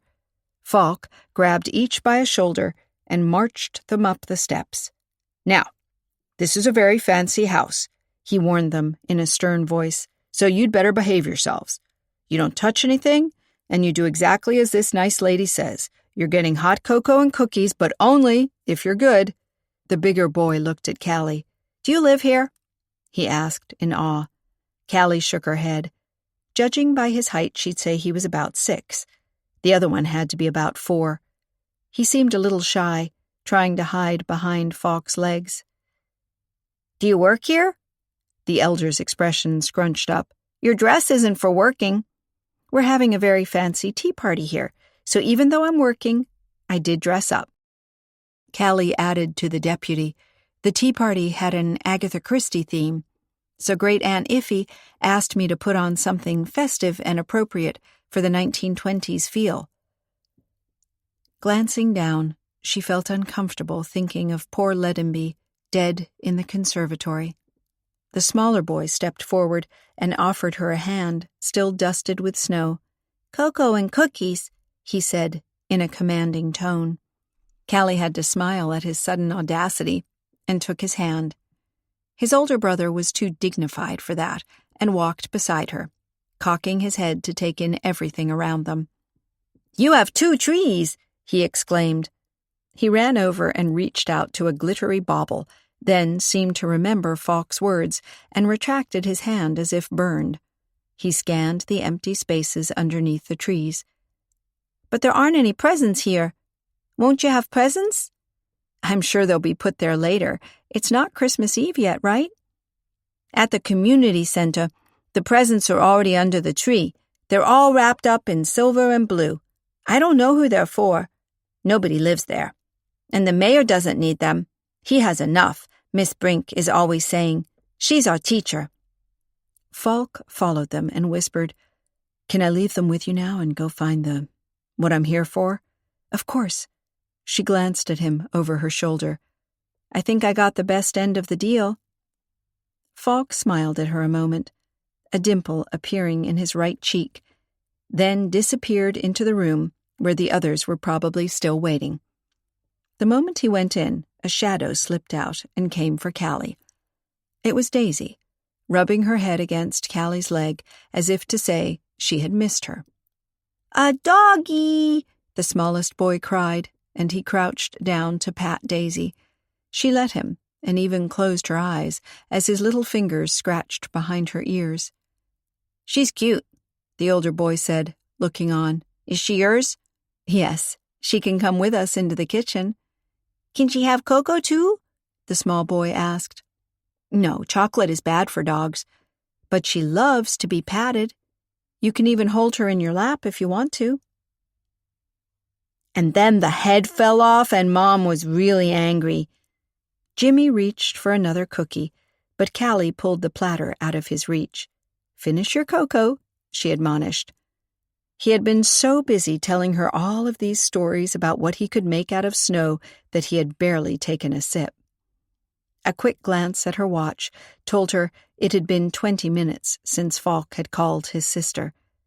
Did Peggy really think he had been lying about being on a case, and was taking the opportunity to woo some female he'd met at the rink? Had his sister decided not to show up at all? Callie glanced at Tate, who sat with Daisy in his lap, running his finger again and again across her soft fur. His jeans had patches on the knees, either some impromptu repairs or a precaution to ensure he didn't tear them. Little boys had to go through their clothes fast.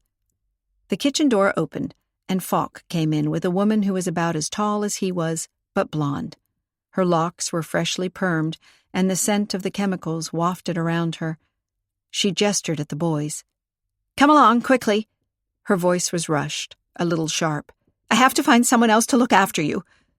Falk said, "You're done at the hairdresser's now. Where else do you need to go where you can't take them?" Peggy's eyes flashed at his question. "None of your business. You're ducking out of our agreement. I thought you'd be true to your word." She looked Callie up and down, and again Callie realized how odd her festive clothing must look. She said quickly, "I'm sorry that the deputy has to work, but I can assure you that it's not pleasant for any one of us that—" The tea party was interrupted by a crime. She didn't want to mention the word death or murder in front of the children. Falk's sister pulled the strap of her purse farther onto her shoulder and gestured at the boys again. "Say goodbye to the nice lady." Tate didn't look at his mother. He kept patting Daisy. Jimmy remained seated, crossing his arms over his chest. "Why can't you have cocoa with us? There's enough for everybody." "I thought you wanted to go ice skating. If we don't hurry, it will be too late for that. I'll drop you off. Someone can look after you." Falk leaned over to his sister, whispering, "You can't just let them loose on their own. Tate's only 4. I said I'll find someone to look after them. There are enough little old ladies manning those stalls. You'd have known that if you had ever gone there." "Peggy," Falk protested, but his sister leaned down and took Tate's shoulder. "Put the dog down now." "It's not just a dog," Jimmy protested from the other side of the table. "She's called Daisy. Can we have a dog too?" "Yes, Mommy," Tate joined in. "A puppy, please." Peggy looked at Callie. "Can you please remove your dog?" Callie leaned over to lift Daisy off Tate's lap. He wanted to hold on to the doggie, and his eyes were wide and shiny as he watched her being taken away from him. Peggy grabbed his shoulder to drag him off the chair and pulled him to the door. "Jimmy," she admonished her elder son, "put on your cap. Come on now, or we're not going ice skating at all. Straight home it is then, and into your rooms." Jimmy grabbed his knitted cap that he had put on the table and slipped off his chair with a sad expression. Callie caught the same sadness in Falk's eyes as he watched the threesome leave the kitchen. Callie said, "I'm really sorry that this whole thing disturbed your skating. They're nice kids." Falk nodded slowly. "Thanks for looking after them." "No problem. It took my mind off. You know what." Falk studied her. "Yes, you look a little better now. Do you think you could answer some questions?" Callie's stomach tightened as she thought of the unpleasantness ahead. Had Falk already seen the bloodstain on Sheila's dress? Had he talked to Brenda Brink? Would the teacher tell him of her argument with Leadenby of her own accord? Probably not. "Of course I can answer questions. Better get it over with." Callie wanted to follow Falk, but he said, "We can do it here." He gestured for her to sit down at the table again. Callie seated herself with Daisy in her arms. The doggie seemed to miss the children as she kept looking at the door through which they had vanished, her ears up as if she were listening for their voices coming back. "So you organized the tea party here?" Falk said. "For book tea on Main Street? I already talked to your great-aunt." Callie nodded. "I'm spending some time here until the new year. Normally I live in Trenton. I can write down the full address for you." "Your great-aunt already gave it to me." Falk had pulled out a notebook and was scribbling. "How was the atmosphere before the tea party started, when you were setting everything up?" Quite normal, I'd say. Sheila was busy with all the preparations, wanting everything to be perfect. She didn't think she needed to mention Sheila's insistence that Leadenby change out of his stained shirt. It had been a small domestic matter. Normal tension when you were gearing up to receive guests. I briefly talked to Amber and to Ben, her friend. I thought he was her boyfriend. Someone mentioned something about them getting engaged today, during the tea party, but the ring went missing. Falk looked up at her. Mrs. Moore seemed to think it was highly significant, but she couldn't give me any details. Not what kind of ring it was, or where it had disappeared to. There was a big diamond in the center, surrounded by smaller ones. I'd guess it's valuable, but I only saw it briefly before I had to put it in the cake. In the cake?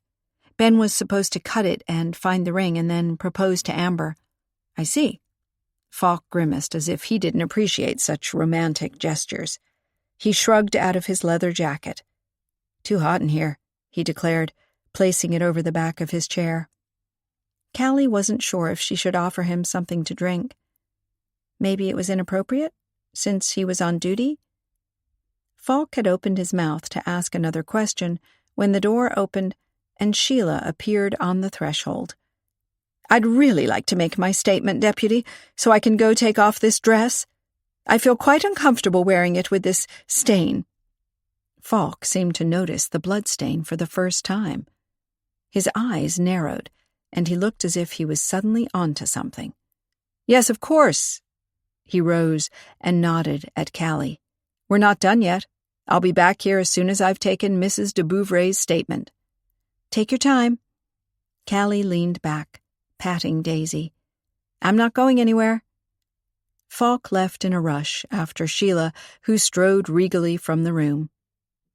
Callie wondered why on earth Sheila was drawing attention to the stain on her dress. But maybe she thought Callie would mention it to the police, and she'd rather bring it up herself to avoid the impression she had something to hide. Callie hugged Daisy against her. What a mess, she whispered. The ring missing, the party ruined, the will not read and Leadenby. A knock on the window made her stiffen. She turned her head slowly to see someone standing outside in the snowdrift, gesturing at her. Chapter 6. Amber? Callie put Daisy on the floor and went to the back door to go out. She looked at the girl who was shivering in her dress. What are you doing here? I thought you'd be in bed by now. Your mother's insisting you can't be questioned. Are you sure you're all right? I climbed out of my window and down here to talk to you. I have to talk to you before the police. Amber's face contorted. Callie looked at the kitchen windows. It was much warmer in there, but there was the risk of Deputy Falk returning and catching them. Where could they go? Her gaze fell on a shed-like structure nearby, and she gestured for Amber to come with her. Fortunately, Amber had put on sturdy shoes to climb out the window and could walk in the snow. They ducked into the shed and stood side by side in the dimness. It was still chilly in there, but the cold bite of the wind was gone at least. Callie listened to Amber's ragged breathing. For a moment, she wondered what she'd do if Amber confessed to having killed Leadenby.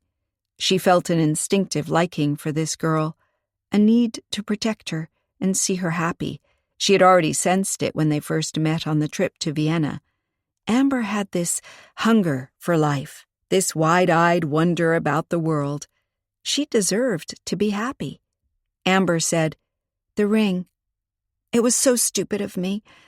It will look really weird now. The police will never believe me." "The ring?" Callie echoed. "You want to talk to me about the engagement ring? Not about the murder?" "No, I have no idea who did that."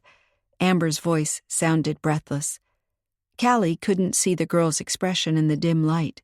Amber said, "I took the ring out of the ring box when I was in the room alone. You had all left for a few moments, and I came in from the outside through the French doors. I opened the cake again and took the ring out of the box. I didn't want this stupid engagement to take place." She reached up and pressed a hand against her face. Dumb, I know. Mom would press for Ben to cut the cake, and he'd find the empty box, and what a mess. But I only wanted to prevent. He doesn't love me. At least I hope he doesn't. Do you love him? Callie asked softly. I don't know. I thought for a while that I did. He's kind, considerate and funny. I can talk to him, but I'm not in love with him, like. She fell silent. Callie waited a moment for her to go on, but Amber just stood, clenching her hands together. Callie said, "So because you aren't sure that you love Ben, or that he loves you, you didn't want to get engaged today?" Mom just decided it would be perfect. She thought up this whole idea with the cake and the witnesses. That's how it feels, like she invited these people to be witnesses, to make it official so we couldn't take it back. Amber pressed her hand to her face again. I don't want to wake up tomorrow and be engaged to Ben. I don't want to live a lie. You don't have to. Just admit you took the ring and why. But I don't have it. What? Callie leaned closer to hear Amber better. I don't have it, the girl said, with a desperate edge to her voice. It's gone. How is that possible? I took it from the ring box and slipped it into my pocket. I couldn't fit the whole box in my pocket, or someone would definitely have noticed, so I put the box back inside the cake. After I talked to you, I went to my room to change for the tea party. Mom was very specific about what I had to wear, and I just wanted to please her. I left the ring in the pocket of my jeans on the bed. When Ben found the empty box and he got so upset, and Mom too, and they started talking about the police, I went upstairs when there was a pause, before Dorothea was going to make the announcement about her will, and I wanted to get the ring to prove it hadn't been stolen. But it wasn't there. I looked on the bed and under it, all over the floor, but it wasn't anywhere. Amber swallowed audibly. I wanted to ask Leadenby if he had taken it. Because? Callie held her breath. Because I thought he needed money and might have taken it. I didn't want to think he was a thief. Honestly, I didn't, but I couldn't imagine anyone else taking it. Dad and Dorothea knew nothing about the whole engagement plan. Besides, the ring is theirs.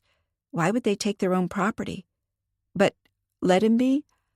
I thought sometimes he was jealous of how Dorothea lived here, that she owned the house and he was only a lodger. He said several times that he deserved more than he was getting. I just figured he had taken the ring because he felt entitled to it somehow.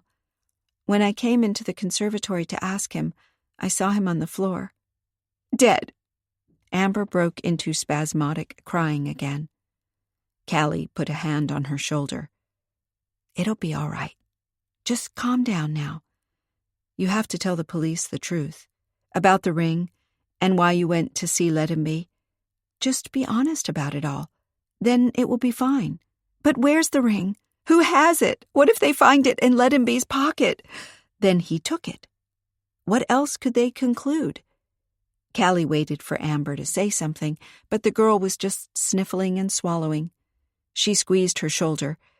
You'll be fine. Just tell the deputy everything. He looks like a nice enough person to me. Amber took a deep breath. The police will try to hang it on Cole. But he has nothing to do with it. Who's Cole? Callie asked, confused. The handyman who was working here this afternoon. You said yourself that you had seen his van leave when you were setting everything up for the tea party. You think he took the ring.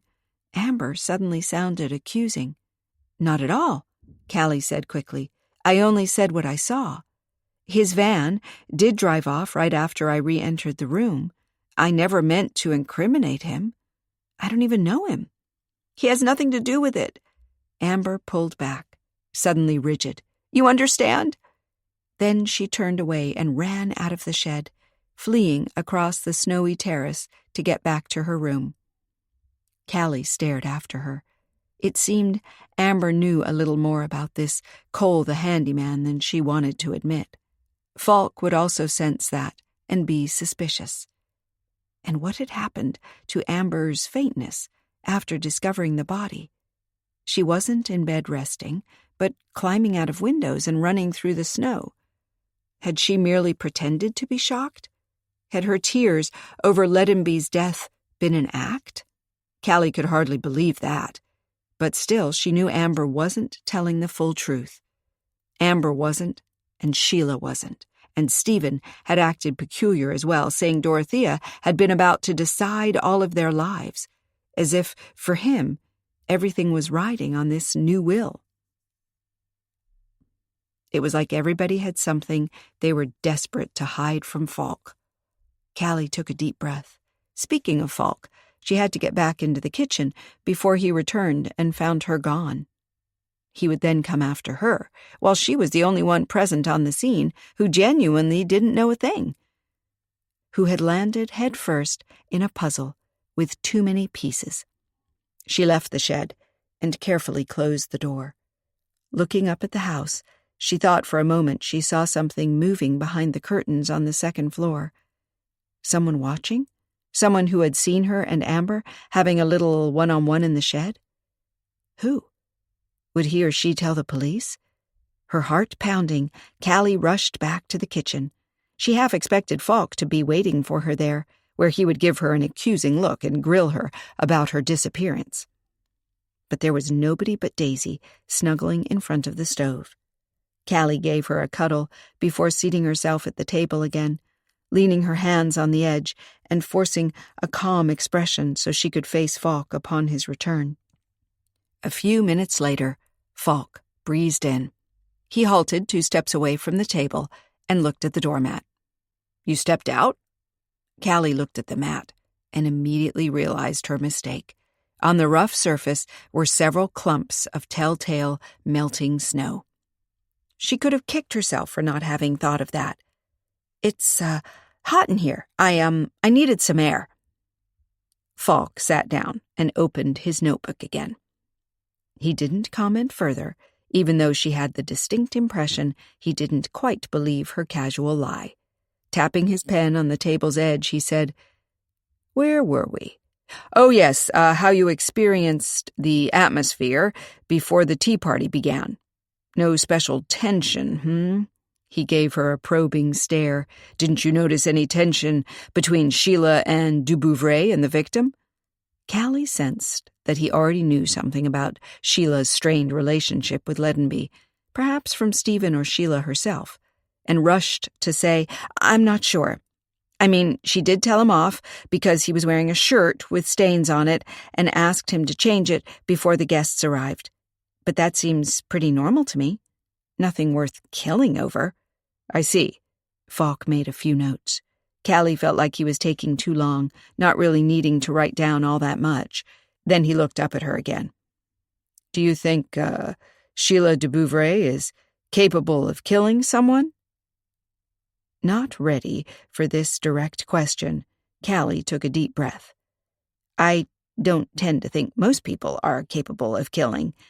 Maybe in self-defense?" "You mean when cornered? Grabbing the weapon merely to ward someone off?" Callie nodded.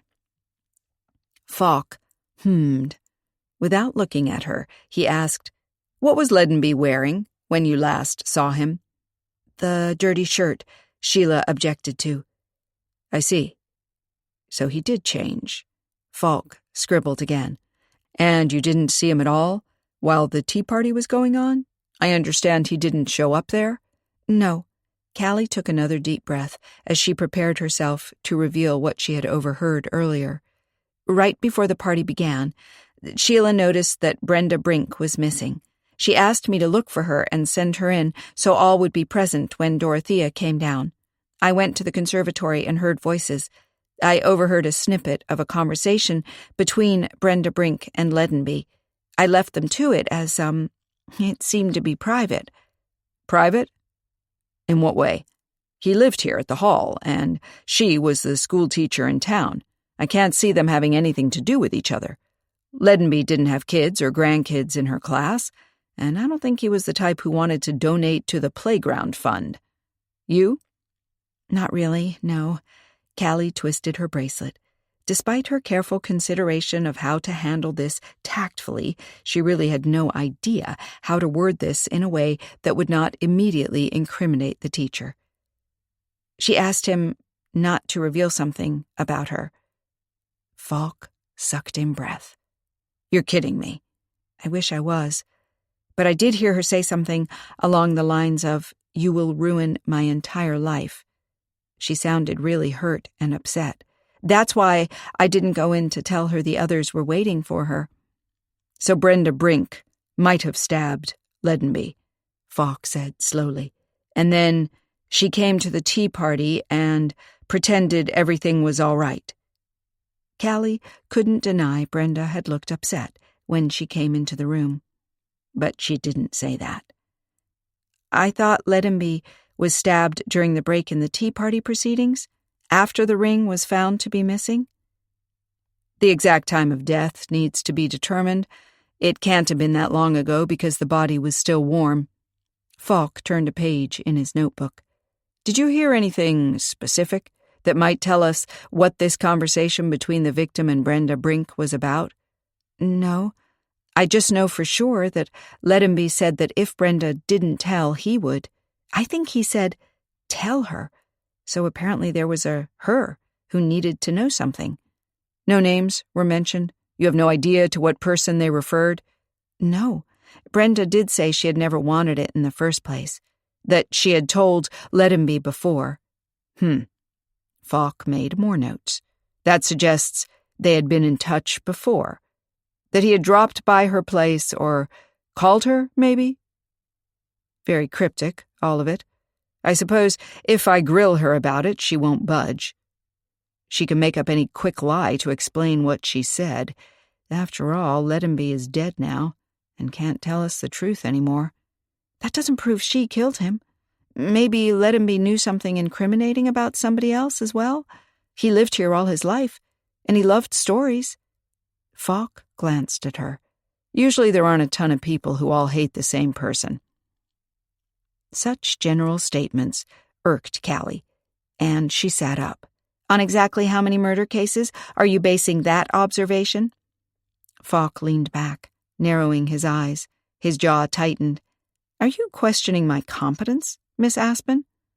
Oh, all of a sudden it was Miss Aspen, while earlier he had been so nice to her because she had taken care of his nephews.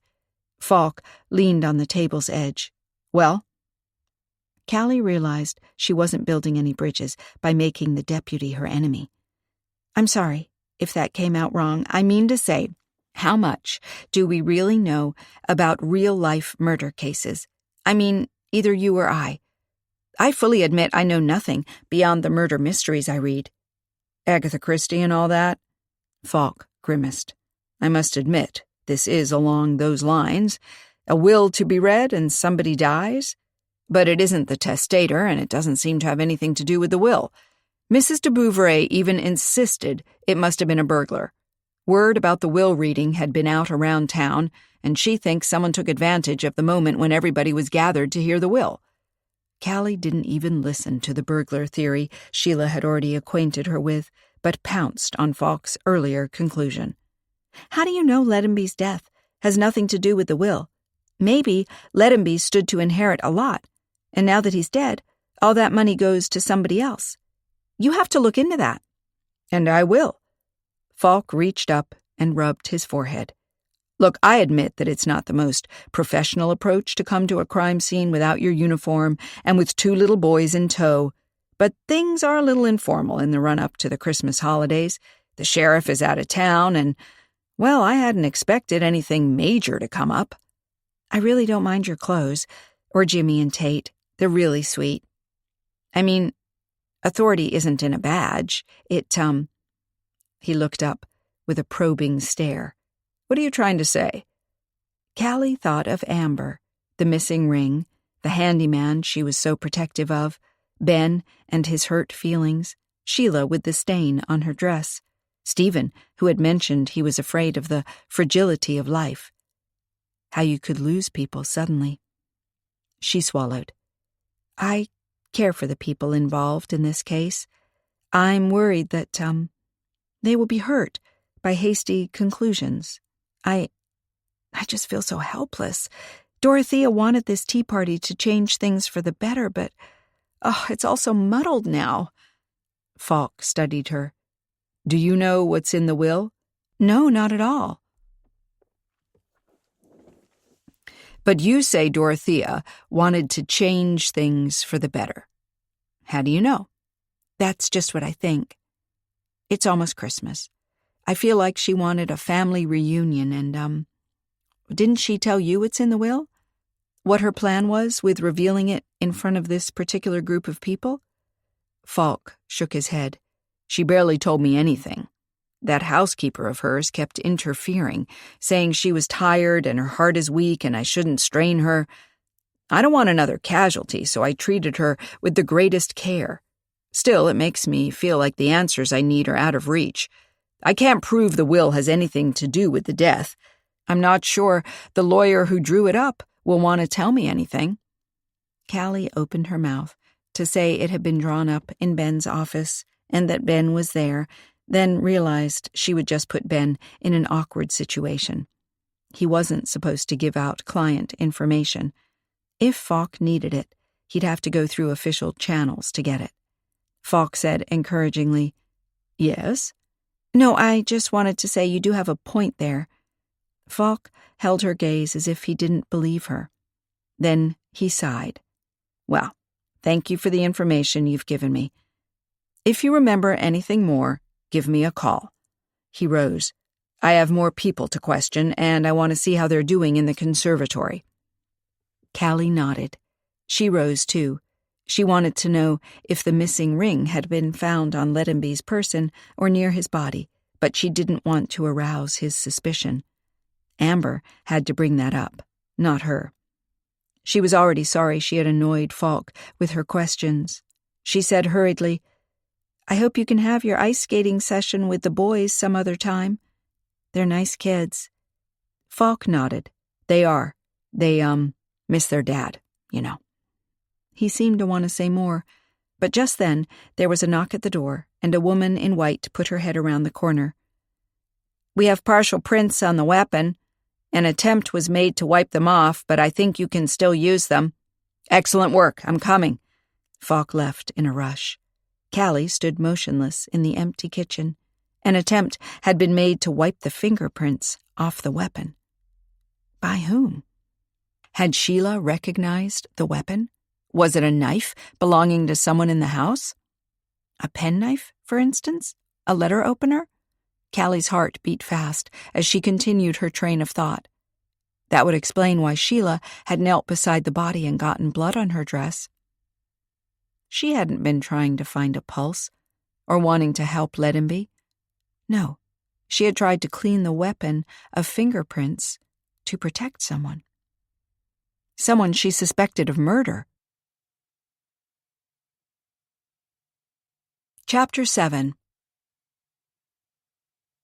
Callie threw herself on her back with a sigh. The bed creaked in protest, and the soft mattress sagged to one side. If she kept tossing and turning like this, she'd roll off the edge and crash to the floor. But she just couldn't sleep. Everything that had happened kept going through her head, and her heartbeat wouldn't calm down as she worried about the trouble Amber and Sheila might be in. Having given her statement to Falk, she hadn't had any reason to stay at Haywood Hall, and soon after, she and Iffy had left. Callie had kind of hoped Iffy would be informed by the jungle drum of town gossip about the results of Falk's initial investigation. But the phone hadn't rung all evening. Was that good news or bad? Callie swung her legs over the edge of the bed and sat up for a moment. The cold in the room tickled her bare feet. She shivered and stuck her feet into her slippers. Standing up, she stretched her arms. In the corner, Daisy moved in her basket, making a protesting sound, as if she didn't want it to be morning yet. Callie went over and gave her a cuddle. Everything is okay, girl. You stay here and sleep. I'll be back. She left the room and went downstairs softly. A glass of warm milk might help. In the hallway, she saw there was still a light on in the kitchen. The bright stripe under the door made her heart skip a beat. Had Iffy forgotten to turn off the light when they went to bed? She was sure her great-aunt had come upstairs. She had heard the familiar creaking and then the door of her bedroom closing. Taking a deep breath, Callie tiptoed over and opened the kitchen door. At the sink, Iffy stood, fully dressed, leaning over a plate, carefully placing fresh raspberries on top of a chocolate square. The sink was full of bowls, spoons, and plates, and on the stove was a frying pan with something roasting in it. Callie inhaled the spicy scent. Nuts of some kind. Iffy turned to her. "Sit down. You can be the first to try my new creation." Callie went to the table and sat down. She had always loved that Iffy never blinked when something out of the ordinary occurred. Her mother, for instance, would ask right away what she was doing out of bed in the dead of night. But Iffy seemed to find it perfectly normal. Iffy picked up a small paper contraption she had put together so she could get a very thin line of liquid chocolate onto her creation. White chocolate, Callie noticed, to put on the raspberries. Now she caught sight of the other sweet treat on the plate, a light brown base with a beige mousse, and then a chocolate chip cookie. Iffy topped that one off with the nuts she had been roasting in the pan. She carried the plate to the table. "Voila! I call it the duel, as it is two pastries vying to be the tastiest. The one with the raspberries wins for me for presentation. I love dark chocolate and raspberries, and but the other one has my secret weapon in it." Iffy lowered her voice. "Salted caramel." Callie's eyes went wide. "Honestly?" She grabbed the fork Iffy handed her and took a bite of that one first. It's soft and crispy, and the mousse is just... Oh, now I taste the salted caramel. Fab. She then dug the fork into the other one with the raspberries. Oh, they're so fresh, and the white chocolate gives that bit of sweetness to... Wait, how did you make that dark chocolate base? It's superb. Taking alternating bites of the two treats, Callie oohed and ahed about all the ingredients. "This duel will be undecided," she mumbled with her mouth full. Iffy laughed. "I guess that means I can put it on the menu in the tea room?" Callie nodded heartily. Around a raspberry, she said, "Are you up just to create this masterpiece, or also pondering the murder?" Iffy sighed. She turned on the hot water and held a dirty bowl under the stream. "It would be odd if I wasn't pondering the murder. I've known Leadenby all my life. He's part of our community. Yes, he was an odd man, and he could be hard to deal with, but I can't see why anybody would want to kill him. Murder is so drastic." Callie threw her weight back against the chair, suddenly too full to eat more. "Do you think Deputy Falk can handle this case? I have no idea how good the sheriff is, but at least I know he has a lot more experience." Iffy leaned against the sink and studied her. "What do you think of Falk?" Callie blew a lock of hair from her face. "I don't think I endeared myself to him by asking questions about how he intended to handle the case. I should have known better. On my trips, I so dislike the people who interrupt my stories to give details they've read, or even worse, correct me, saying they know I'm wrong about something. Usually I'm not wrong, but they make me look like a fool in front of the entire group." I guess my behavior must have felt like that to Falk. An armchair detective telling the man with the badge how to handle the case. But I'm just so sorry for them all. Dorothea, Amber, even Sheila. First, that engagement ring debacle, and then the murder? She must feel totally humiliated. She was lying. Iffy's voice was not cold or condemning, merely matter-of-fact. She was holding something back, or I can't quite put my finger on it. I stood here making the duel, just asking myself, is Sheila a killer? I don't think that she is, instinctively, but then again, I can't just exclude her. I mean, Sheila knows so well what she wants. What if something threatened that? Or someone? Would she really not react when everything she had worked for was at stake? The happiness of her only daughter? Ledenby did seem to doubt Ben and Amber were more than friends. That could endanger the engagement, but to kill someone for that? Sheila wasn't even sure Ben would propose to Amber. She merely relied on the ring in the box to do the trick. Iffy took a deep breath. Public opinion is an important thing. Could Ben not have proposed with all of us present? Her wrinkled face was worried. However contrary to what Sheila might have thought, there's more endangering this engagement than just Ledenby's opinion. The handyman, Callie said at once. Iffy nodded. Got it in one. Yes, the handyman. Cole Merton. She rinsed more bowls and put them on a tea towel to dry. Callie pulled her feet onto the edge of the chair so she could rub them. Despite the warmth in the kitchen, they were ice cold. It was a no-brainer, really. Amber was so defensive of him. She had to know him somehow, care for him. Did they meet at the hall when he started working there? Wait a minute. Sheila said Amber had come into town this morning. Yes, but she was here before. I think she flew out for 2 days to see a cousin who had a baby and then came back this morning. She said something to me about giving the cousin a stuffed bear. She must have seen Cole at the hall before she left for that little trip. Maybe Sheila even sent her on that little trip to get her away from Cole and arranged for the engagement as soon as she got back? Possibly. Iffy gestured at Callie with a whisk she was about to clean. You called Amber's attitude about Cole defensive. But no defense will help Cole now that the murder weapon turns out to be a screwdriver. I'm pretty certain it belonged to him. A screwdriver? Callie echoed. But I simply assumed, since Ledenby was stabbed, that the weapon was a knife. I did consider a penknife, or a letter opener. Something from the house that Sheila might have recognized and wiped clean. Iffy nodded. So did I, initially, but I overheard a little conversation between Falk and the people who came out to collect all the evidence.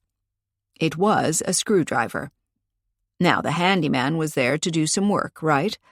Wouldn't it be logical there were tools lying around? His tools? Yes, probably, Callie acknowledged, but I thought Cole cleaned chimneys. That also, but he was apparently doing some repairs on the conservatory. A cracked window and all that. So he actually worked there, inside Ledenby's sanctuary? Exactly. Iffy nodded at her. When you know the screwdriver was the murder weapon, you can't help but think in his direction. You don't know yet if the screwdriver in question was Cole's tool. Callie leaned her elbows on the table. It might have belonged to Ledenby himself, or someone else in the house. I suppose a handyman takes his toolkit with him when he leaves? Not if he intends to come back to finish the job. He did drive off in an awful rush, Callie said, pensively, remembering the scene. Was he leaving for the day, or did he have another job to do somewhere else? She sat up. That might even give him an alibi. If he was someplace else, working when Ledenby was killed. Falk mentioned the body being warm, and the murder not taking place long before. If it happened during the break in the Tea Party proceedings, Cole was long gone. He could have come back. For his forgotten screwdriver? Callie hitched a brow in disbelief. That is for Falk to find out. Iffy nodded at her, but he will have no qualms about going after Cole. Why is that? Amber also said something about the police wanting to hang it all on Cole. Her mind was racing to make sense of it all. If Cole had used the tool and his prints were on it, why on earth would Sheila have wanted to wipe those away? She was likely to want to protect her husband or daughter. But a local handyman? Wouldn't she prefer that an outsider be accused instead of a family member? Did that mean Sheila hadn't tried to wipe the prints away? But someone had. Amber? Did that make sense? Amber had claimed to have never been near the body. There also hadn't been any visible blood on her dress, just on Sheila's. If Sheila hadn't been leaning over to wipe prints away from the murder weapon, what had she been doing at the body that had gotten the blood on her dress? To focus on something concrete, Callie repeated, "Why will Falk go after Cole?" Iffy shrugged as if it didn't matter. "Let's wait and see what happens. You know something about this Cole Merton. Do you also know why Amber is so keen on thinking the best of him? That might help clear up the question of why Amber would risk something for Cole." Iffy shook her head. "That isn't for me to tell you. I'm careful not to meddle in affairs of the heart." Callie had to laugh. "Oh, that's why you agreed to bake an engagement cake for Sheila? And then went and hid a secret message in it for Amber? You wouldn't dream of meddling in affairs of the heart, right?" Iffy didn't smile at Callie's mocking tone. "It's terrible how unhappy people are because they aren't listening to their hearts. They know deep down inside what the right thing to do is, but they don't do it because they're trying to manipulate things. Dorothea with her will. Do you know what's in it?"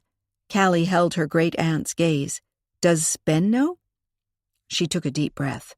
If he knows, and he didn't want Lettenby to get a share in the estate, Ben could be the killer? Iffy asked with disbelief in her voice. "He was out of the room during the break when Lettenby was murdered. I saw him wandering outside."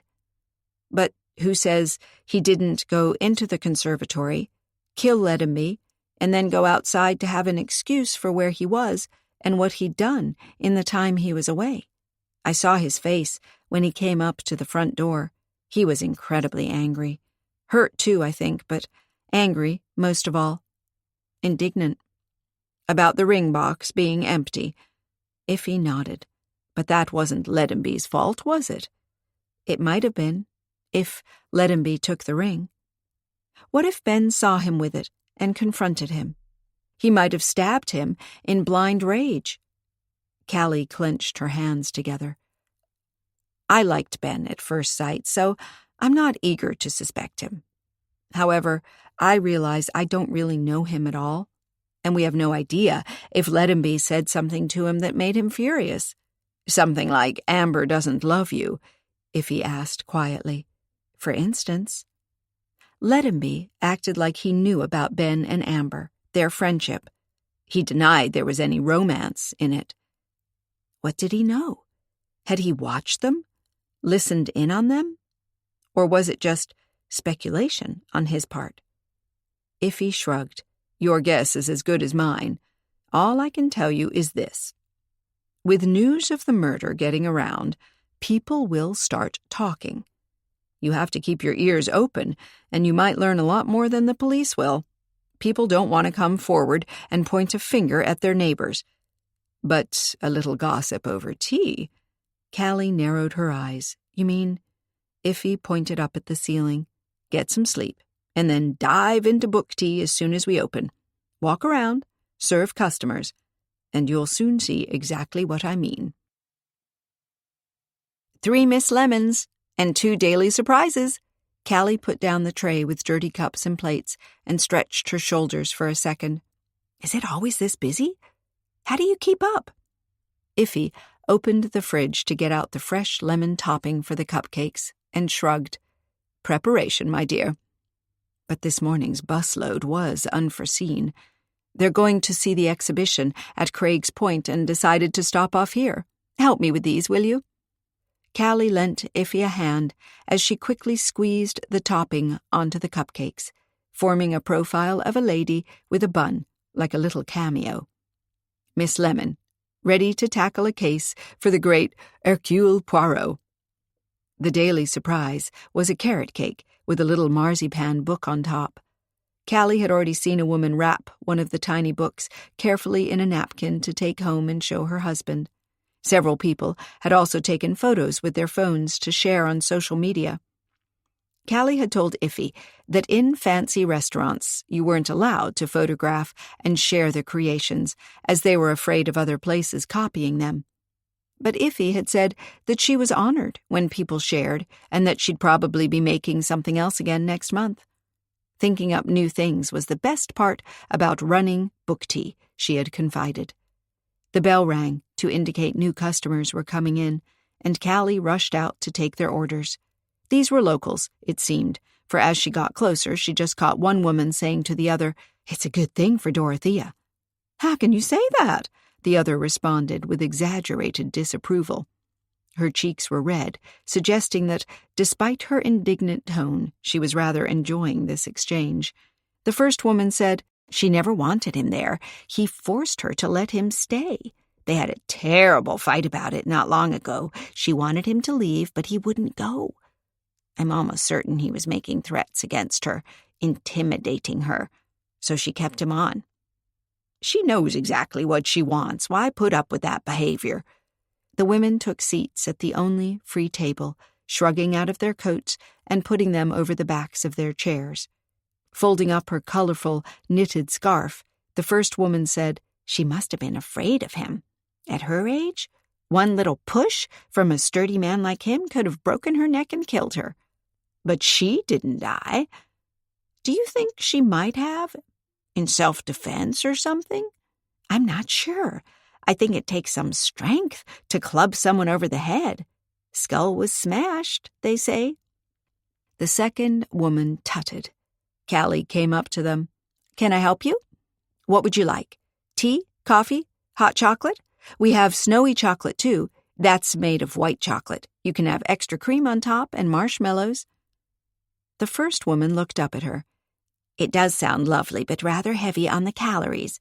I only have a week left to try and fit into my Christmas Eve dress. Tea for me, and nothing to go with it." The other said, "I've given up and ordered a new dress in another size. Let's have the snowy chocolate then, and, Caribbean mystery? Is that with fruit? It's a brownie with coconut flakes and fresh pineapple. Sounds delicious. Let's have that one." Callie wrote it down and raced to the kitchen. "A tea, plain, and the snowy chocolate with a Caribbean mystery. Look, they were saying something about the murder. Let him be. Maybe having intimidated Dorothea into letting him stay there? Do you know anything about that?" Iffy sighed. "I do know that Sheila didn't want him there. Maybe she pushed for him to leave, and Dorothea had to break the bad news to him. I can imagine he wasn't happy about it, since he's lived there for many years. He considers the estate his home." Grimacing, she corrected herself. "Considered. I still have to get used to the fact he's no longer there." There also seemed to be rumors about how the murder took place, and they got it all wrong. They say he was clubbed over the head, smashed skull and all. That can't be right. We never saw the body, so what do we know? But Falk might not think it a bad idea if they're talking about the wrong details, so he can conduct his investigation in peace. Here are 2 tea specials and 2 cappuccinos for table 4. On my way. Callie rushed out again with the order. She was glad that her great-aunt's regular helpers were also on the scene to ensure speedy service to all customers. Outside, it had started snowing again, and every few minutes the doorbell jangled as shoppers with snow on their shoulders poured in to enjoy the warmth inside and the sweet treats on offer. Pointing a few people to where they could hang up their snowy coats to dry, Callie heard a man say, "Yes, for forging documents. I have no idea what kind of documents. I think he might have been an accountant then. You sometimes hear how they fudge the books for their clients. It seems more likely to me that he ran some sort of scheme to get money out of people," the other said. "I mean, he had a safe deposit box at the bank. What does a gardener need that for?" Callie perked up. A safe deposit box? That was interesting. What could be in there? Did Falk know about it? Would he go have a look? She handed out menus and returned to the kitchen to ask Iffy if it was all right if she left for a while and took the car. I've heard the oddest things about Lettenby this morning. Even that he forged documents, which means he was a criminal. Caught or not, but it might just be rumors, but I want to talk to Dorothea and ask her what she knows about all of this. Iffy held her gaze. "You want to make sure they're all right after the shock yesterday?" "Yes," Callie admitted sheepishly. "I do want to see them and—" Iffy gestured with her hands. Go, we'll be fine. When people see how full it is, they'll realize they'll have to wait a little longer to be served. That's not a problem. I also want to know how everybody's doing at the hall. Take Daisy, she can break the ice." Callie picked up the leash, and Daisy, who had been sitting in the kitchen corner, came to her at once, wagging her tail. She was excited to get out and about.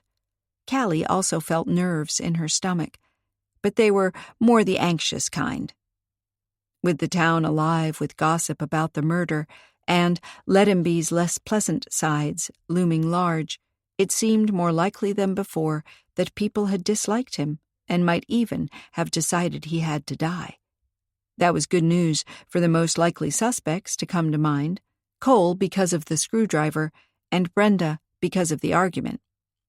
But a bigger pool of suspects might also mean it would be even harder to narrow it down and get to the bottom of it.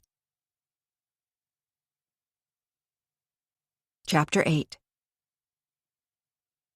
Driving up to Haywood Hall, Callie was struck by the similarities to her arrival just the day before. The house looked the same, with the Christmas decorations and the beauty of the frozen world all around. But one thing was certain. Lettenby would not come down the icy steps to help her with boxes or with anything else. Most of all, he would not provide any answers as to his own untimely death. Standing there in the chilly wind, remembering his facial expression as he had come to help her and her own joy upon seeing him, she wondered if he had really been such a terrible man, intimidating an old lady so he could live on her land, hiding the proof of a criminal past in a safe deposit box at a bank nearby? Or were those just rumors, like the idea that he had been hit on the head? Did they have nothing to do with the case, and were they only hampering her insights into the real motive for murder? She pulled Daisy up the steps and rang the bell. It took a long time before anybody came to the door. She had almost accepted that she would have to walk around to find another way in when the door swung open at last. Stephen looked at her with weary eyes. There was stubble on his chin, and the sweater he wore was too large, so loose around his body that it almost seemed he had lost weight since she had last seen him. He forced a smile. "Callie, come in." "I just wanted to see how you're doing after—" Yes, come in. It's cold. Sorry I kept you waiting." He stepped back and gestured. "Dorothea is in bed. She didn't want to get up at all this morning. I'm worried the shock is too much for her and her heart will just give out." "No, that can't be." Callie was surprised at how much the idea of Dorothea dying hurt her. She wanted to change things around here for the better. She must have that chance. "Well, if you can talk to her and get anything out of her, you're welcome to it. But she's not giving me anything." Stephen shaded his eyes a moment. "This morning, when I woke up, I almost felt like packing my bags and leaving." "But you can't. I mean, the police need everyone involved to stay put, right?" "Ever practical Callie." Stephen's tone was mocking. "I suppose you've never had this urge to just run and not come back?" "No. You're too responsible for that. You finish what you start." Callie tilted her head. "I thought you were responsible too." Stephen scoffed. "That's my image, right? The responsible, bookish type, the diplomat, the man who can talk himself out of any situation. But I feel stumped here, this house." He gestured around him. "It has been my legacy ever since I can remember. People liked me for it, even loved me for it." His voice faltered a moment. He looked at the stairs. Callie wondered if he was thinking of Sheila. Could it be true that she had only been after Haywood Hall? At the time, Callie had honestly believed Sheila was really in love with Stephen.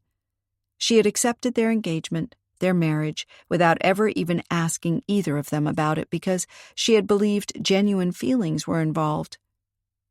But could she have been wrong? Had Stephen found out later that Sheila had chosen him for selfish reasons? For the hall? Or to be able to travel and see the world? Had Sheila freely admitted it, even, perhaps in some ill-timed fight? Stephen said, "We shouldn't have come here, Callie. It was a bad idea. I knew when Sheila suggested it." Sheila? But I thought Dorothea wanted you to come, because of the will. Yes, of course, but Sheila had this other plan, Amber's engagement. I should have talked her out of it. It was a bad idea. Because of the ring? It's very valuable, I heard. I couldn't care less about the ring, Stephen cried.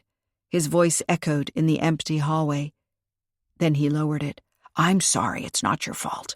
I just can't believe that Sheila manipulated Dorothea into this. She's an old, lonely woman, not a pawn. He clenched his hands into fists by his side. Callie wanted to say something, but she wasn't sure what. She couldn't deny that Stephen had always leaned on Sheila's judgment, and that her take-charge attitude had made life easy for him.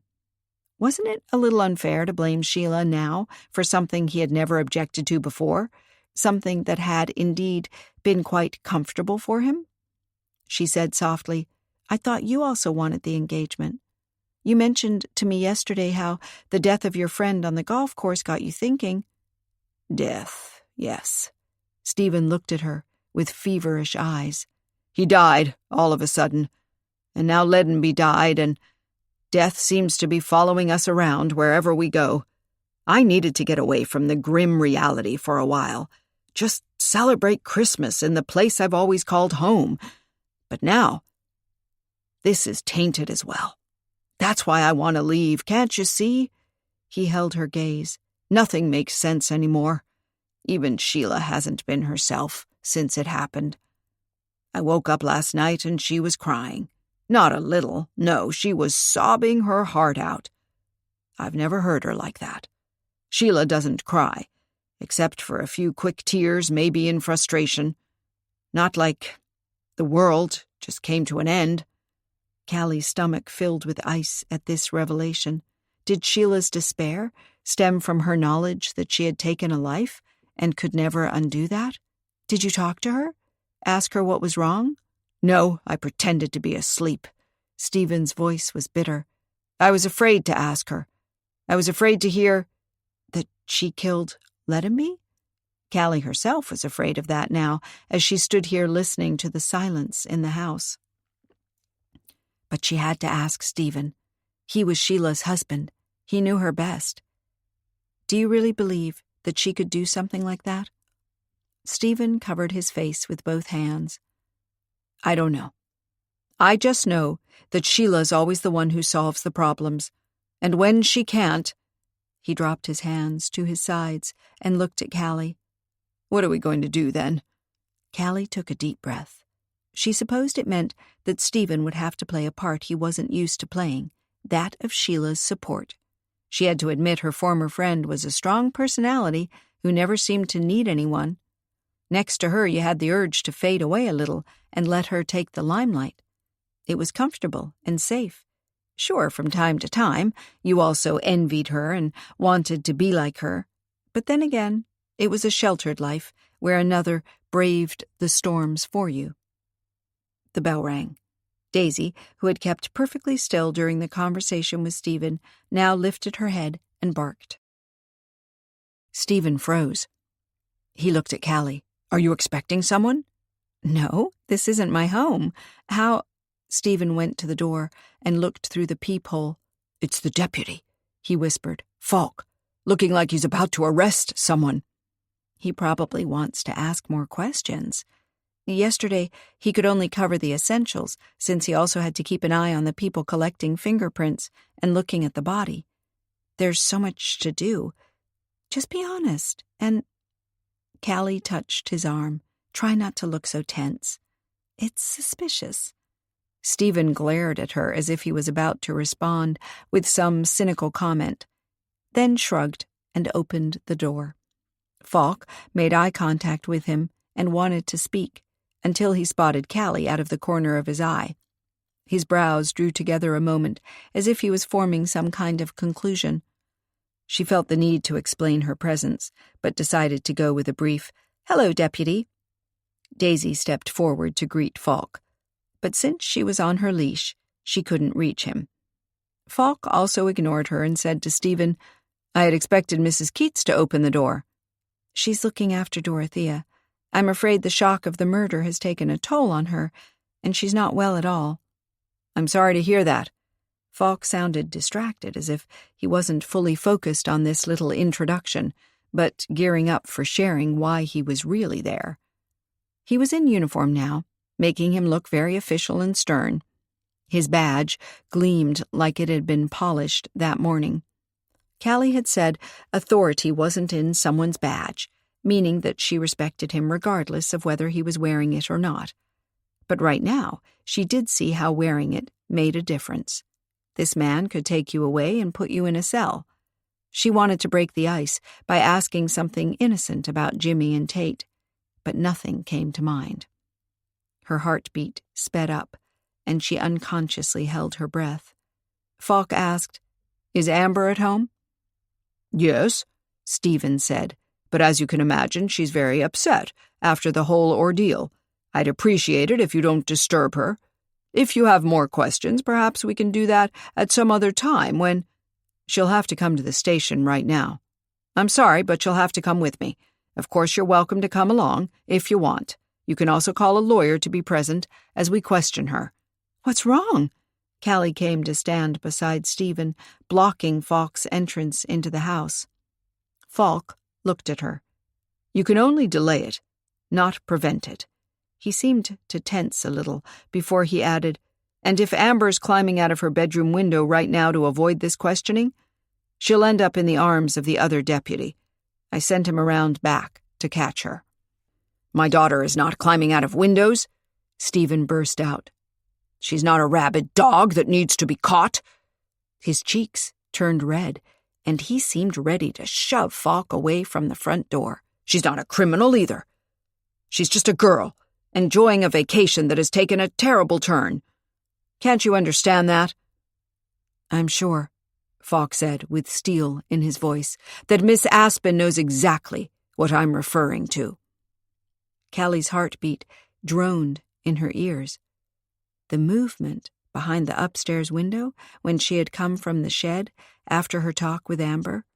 Someone had seen them go into the shed together.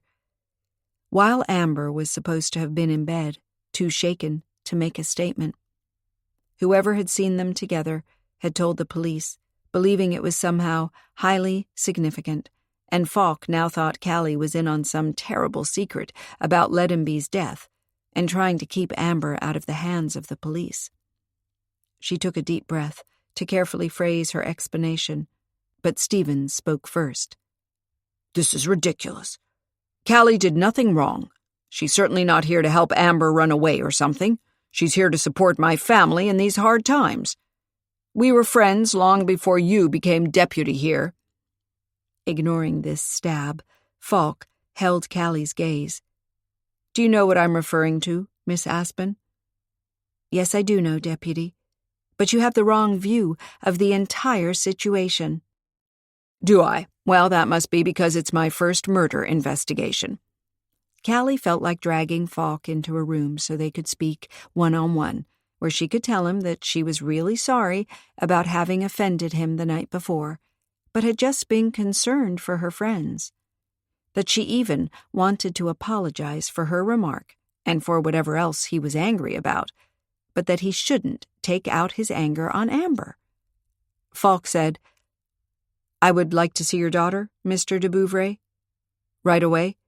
Stephen looked from the deputy to Callie and back. "I don't understand," he said in a small voice. Callie's heart hurt for him. Falk pressed. "Please bring her here." Stephen looked at Callie one more time as if he didn't know what to do, then turned away and went up the stairs. Daisy tried to follow him, but when the leash stopped her, she sank to the floor with a low whine. Falk stood stiffly in the doorway. "Better come in," Callie said. "All the heat is escaping, and it's so expensive to heat a large old house." Falk stepped in, and she closed the door. Daisy started to sniff around his shoes, but Falk didn't bend down to pat her. His face seemed cut out of marble, cold and emotionless. Moments ago, Callie had wanted to be alone with him to explain. Now she had no idea what to say without making things even worse. His uniform made him look so formal and imposing, his badge daring her to make another mistake and create even bigger problems for those she wanted to help. "Amber climbed out the window yesterday," Falk said, "to talk to you. I thought you were in the kitchen waiting for me to come back while—" She knocked on the window. I couldn't let her just stand there in the cold. I only went out to hear what she had to say. It was about the missing engagement ring. She must have told you about the ring.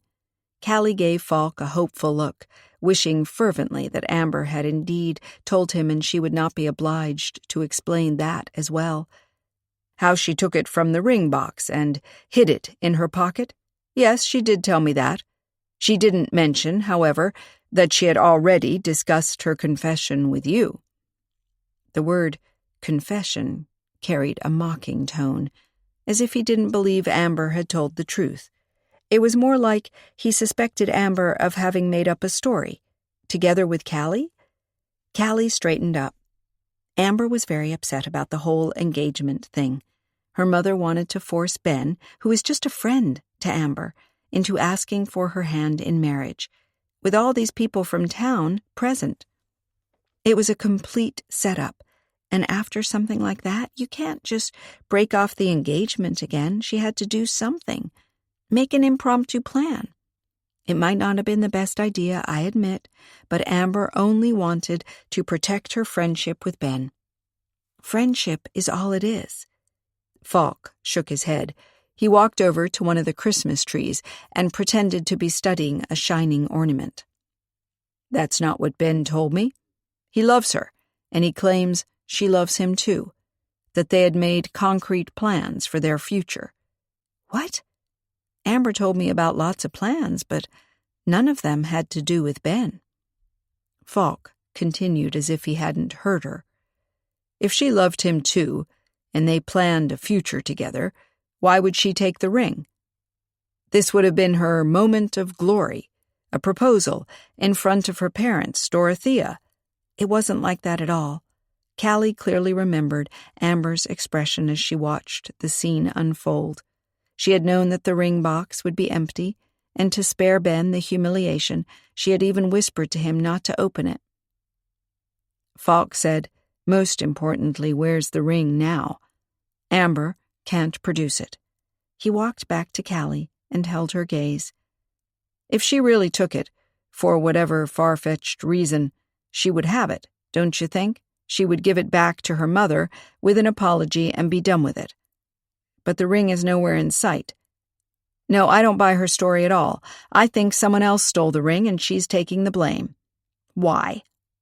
"You tell me." His stare became even more probing. "Women discuss their love interests, right? Did she tell you about Cole Merton? Did you make up this I took the ring tale together because you're a romantic at heart? You should have thought about what lying to the police might mean." "I haven't lied to you," Callie protested.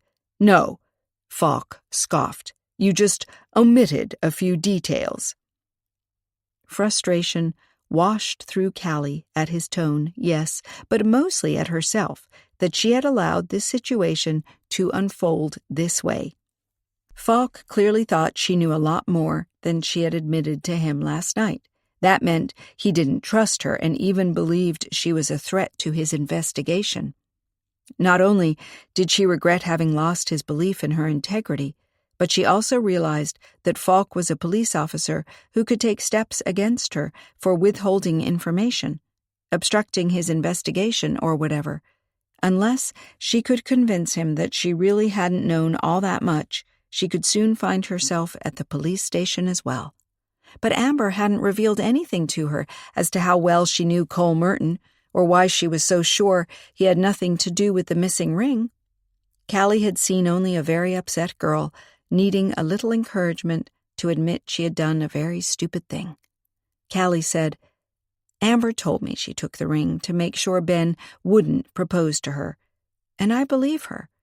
Someone else must have taken the ring from her pocket after she put the jeans on her bed, and changed into her party outfit. The door to her bedroom wasn't locked, I suppose. Anybody could have gone in. Who? Why? And how would that person even have known the ring was in Amber's pocket? You just said it was an impromptu plan to take it out of the ring box, and she claims to have been alone in the room when she did it. Falk shook his head. No, I tell you that Cole Merton pinched the ring while you were briefly out of the room where the cake was placed. Amber's just protecting him because of his pretty face, but I'm not falling for it. You're taking her in to ascertain that she lied about the ring? It put Amber in a spot, but at least it had nothing to do with Leadenby's murder. Falk shook his head, dashing Callie's hopeful feeling. What then? She asked, afraid of the answer. Footsteps approached, and Stephen appeared with Amber by his side. She was wearing a long, thick knitted vest that seemed to swallow her whole. Her hair was pulled back in a ponytail, and without makeup she looked like a 16-year-old. Stephen tried to put his arm around his daughter's shoulders, but Amber shrugged him off. She looked at Falk. You wanted to talk to me? I told you all I know, honestly. Amber de Bouvray, I'm arresting you on suspicion of murder. You don't have to say anything. Murder? Amber echoed, shrinking back from Falk. Why? Stephen said, This is ridiculous, and she's not coming with you if you take that accusing tone. Ignoring his protests, Falk continued to Amber. Your fingerprints were found on the murder weapon. You tried to wipe them off, but you didn't do a good enough job. Amber stared at Falk. Her face lost all color. No, I didn't wipe off any fingerprints. I did, a voice cried, and Sheila came running down the stairs. Her hair hung loose around her mottled face, flying around her as she raced to them. I killed Leadenby. I couldn't stand the prattling old fool anymore. I shoved the screwdriver into his chest. She halted beside Stephen, not looking at him or Amber, just at the deputy. I'm your killer. Take me in. She extended her hands, holding her wrists up for him to click the cuffs on. Falk shook his head. Your fingerprints aren't on the weapon, Mrs. de Bouvray. Your daughter's are. I wore gloves. There were gloves in the conservatory. Leadenby always used gloves when he handled his orchids, something about the possibility of mold getting onto their roots. So your prints never got on the weapon. But how does that explain the presence of your daughter's prints? Sheila's eyes flashed from Falk to Amber and back as she seemed to scramble for answers.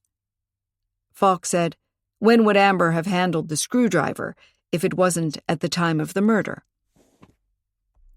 She wasn't helping with the repairs to the conservatory, was she? He shook his head again. No, Mrs. de Bouvray, I appreciate that you're trying to take the blame for your daughter's actions, but I can't arrest you without proof. There was blood on my dress. That's proof. Sheila held her arms out at him again, encouragingly. Arrest me. Falk said slowly, I'm taking your daughter to the station. Not you. But I'm guilty. I killed Leadenby. I admitted as much. Why is that not enough? Sheila was almost screaming now. Stephen took her by the shoulders, saying she had to calm down. But she pulled free. Not now, you fool! She looked at Falk with tears in her eyes. I'll sign a full confession as soon as we're at the station. You'll have your murder case wrapped up in a day. Isn't that amazing? The whole town will be talking about it. You might even get a promotion. Falk shook his head wearily. I don't want to wrap it up in a hurry. Make an arrest to satisfy public opinion. I want to arrest the real killer. And you aren't the killer. But Amber isn't either, believe me. Sheila grabbed his arm. Believe me. Tears ran down her face. Daisy pressed her head against Sheila's leg as if to support her. Falk gently shook off Sheila's grasp. He said to Amber, Please come along without making a fuss. That will be best for everyone involved. Amber nodded, her head down. I understand. I'm sorry. She followed Falk outside. Stephen looked at Callie, his eyes wide. I'm sorry? What does she mean by that? Did she do it? No, it can't be. Of course she didn't do it, Sheila barked at him. How can you think that of your own child? Callie grabbed Sheila by the arm. You're thinking it too, aren't you? Or else you wouldn't have needed to make a false confession, taking the blame in Amber's stead. Sheila looked at her. What do you know? Maybe I did kill him. You weren't there when it happened. Nobody was. Stephen seemed to wake from a state of half shock. I have to go with them. I have to make sure she gets the best defense possible. He walked out the door, into the snow, in his slippers and that much too large sweater. Sheila stared after him, her eyes wide. What's happened to my family? She whispered. Callie took her arm and squeezed it. You have to be strong now, Sheila. That's the only way to help Amber. Why do you think she killed Ledenby? Because you do think that. You wanted to be arrested in her place to keep her safe. Sheila held her gaze. For a moment, Callie was certain Sheila would just pull free and storm off, back to her room upstairs. Callie pressed. I want to help you, Sheila. I want to help Amber. You must know by now that we met earlier in Vienna on one of the trips where I was her tour guide. I realized when she told me a few things about her life that she was your daughter. I befriended her because I care for her and for the things that bound us as children. Our summers here at the Hall. The Hall? Sheila's voice was a whisper. It brought us nothing but heartache. My entire family will be torn apart over this pile of bricks. She gestured around her. I loved the Hall. I wanted the Hall. Was that so bad? It probably was, because now I'm being punished for it. I'm losing everything that I love. Callie thought of Stephen's story, that he had heard Sheila sobbing her heart out, and now she could understand why. If Sheila really believed that she was losing everything she loved, or rather, the people she loved, her daughter and her husband, of course she would be in a state of terrible despair, eager to do anything to prevent the worst. Callie took Sheila into the sitting room and forced her into a chair. She pulled up a stool and sat close to her, holding her hand. Daisy sat beside them, looking up as if she also wanted to know the truth. Now tell me why you think Amber killed Ledenby. Sheila looked at her. I won't have to testify, right? They can't make me testify against my own daughter. There must be some law that says it can't be done. It's not human. Callie urged. Tell me what happened. Will you tell the police? Falk basically just told me he doesn't trust me anymore because somebody told him that Amber and I spoke yesterday. She snuck out of her bedroom and told me about the ring, how she took it out of the cake and then lost it. Now that she can't produce it, Falk doesn't believe anything either of us has to say. It's all my fault. Sheila's face crinkled. I did everything wrong, didn't I? I wanted her to be happy with Ben. But now she's at the police station, accused of murder. Callie squeezed her hand. What did you see? Why do you assume Amber is involved in Ledenby's death? Sheila swallowed hard. After what happened with the cake, I wanted to talk to Ben and explain I had never meant for him to look silly in front of our guests. I didn't see him anywhere, so I decided to go to the conservatory and tell Ledenby to stop being so stubborn and join us.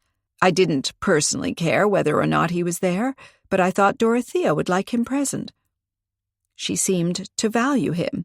At least, she never wanted to hear a bad word about him.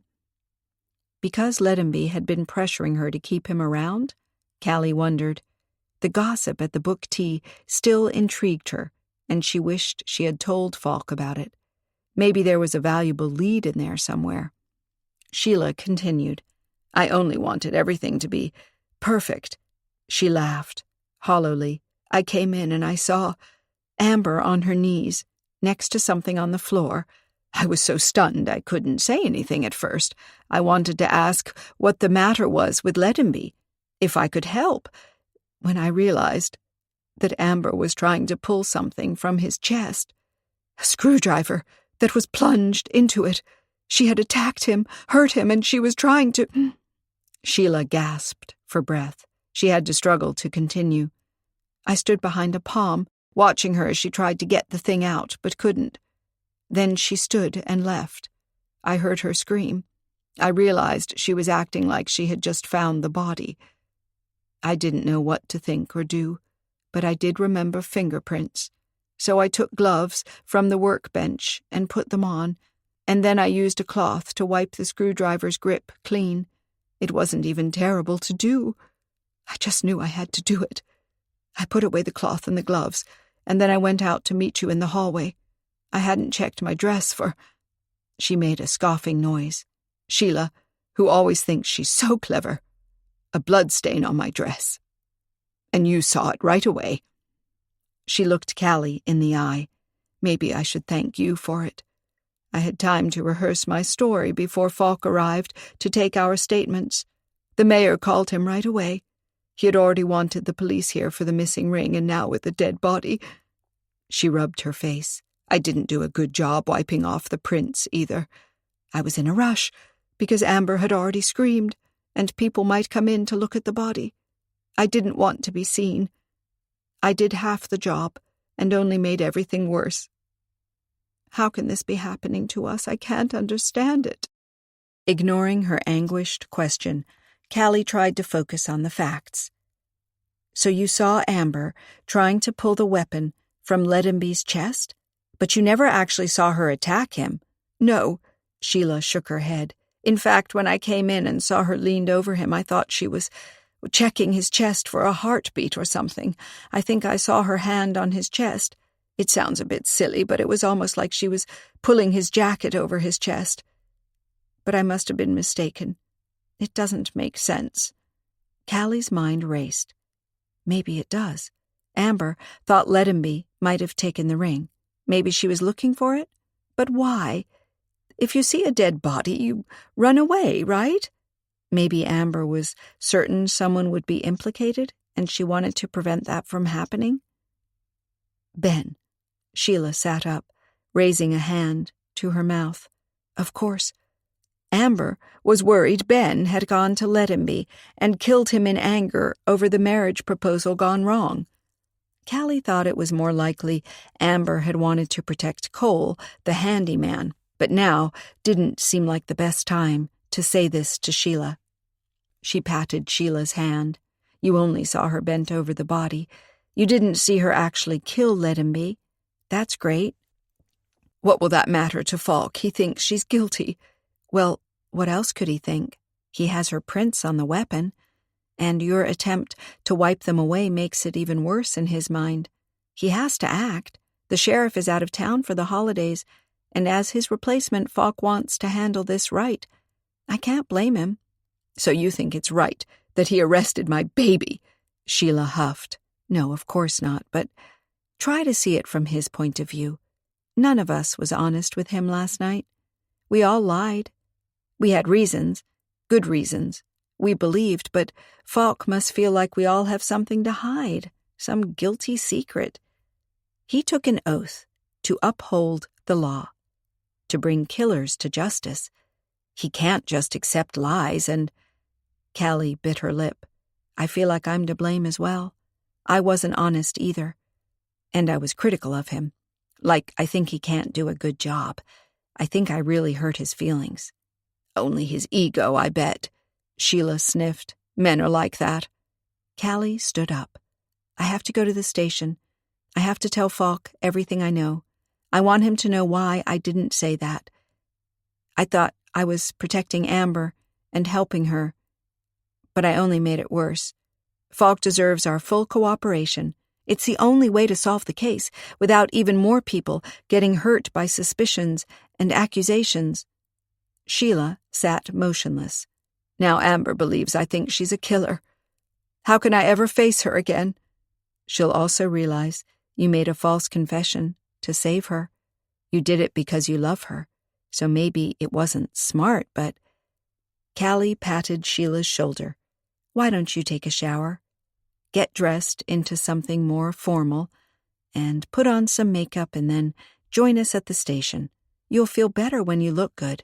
People know you around these parts, and she felt a genuine smile come up. After all, you will be Lady of Haywood Hall one day. You have a reputation to live up to. Sheila grabbed her hand. Callie, her voice was hoarse.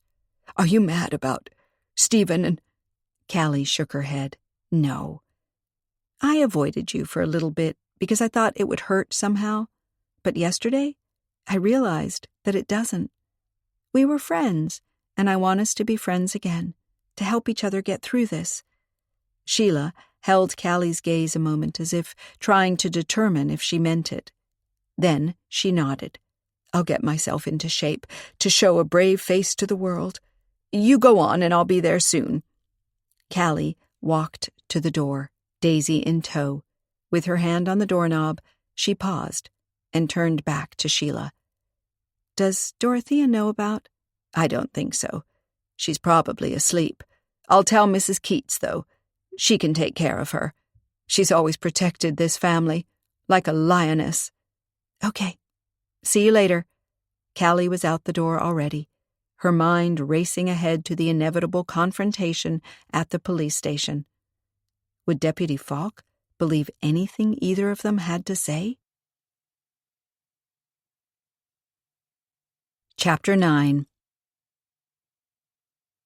At the police station, Callie took Daisy in her arms, determined to use every little advantage she had. Walking up to the double-glass doors that formed the entrance, she saw one swing open as a familiar figure exited. Frank Smith, the president of the Chamber of Commerce.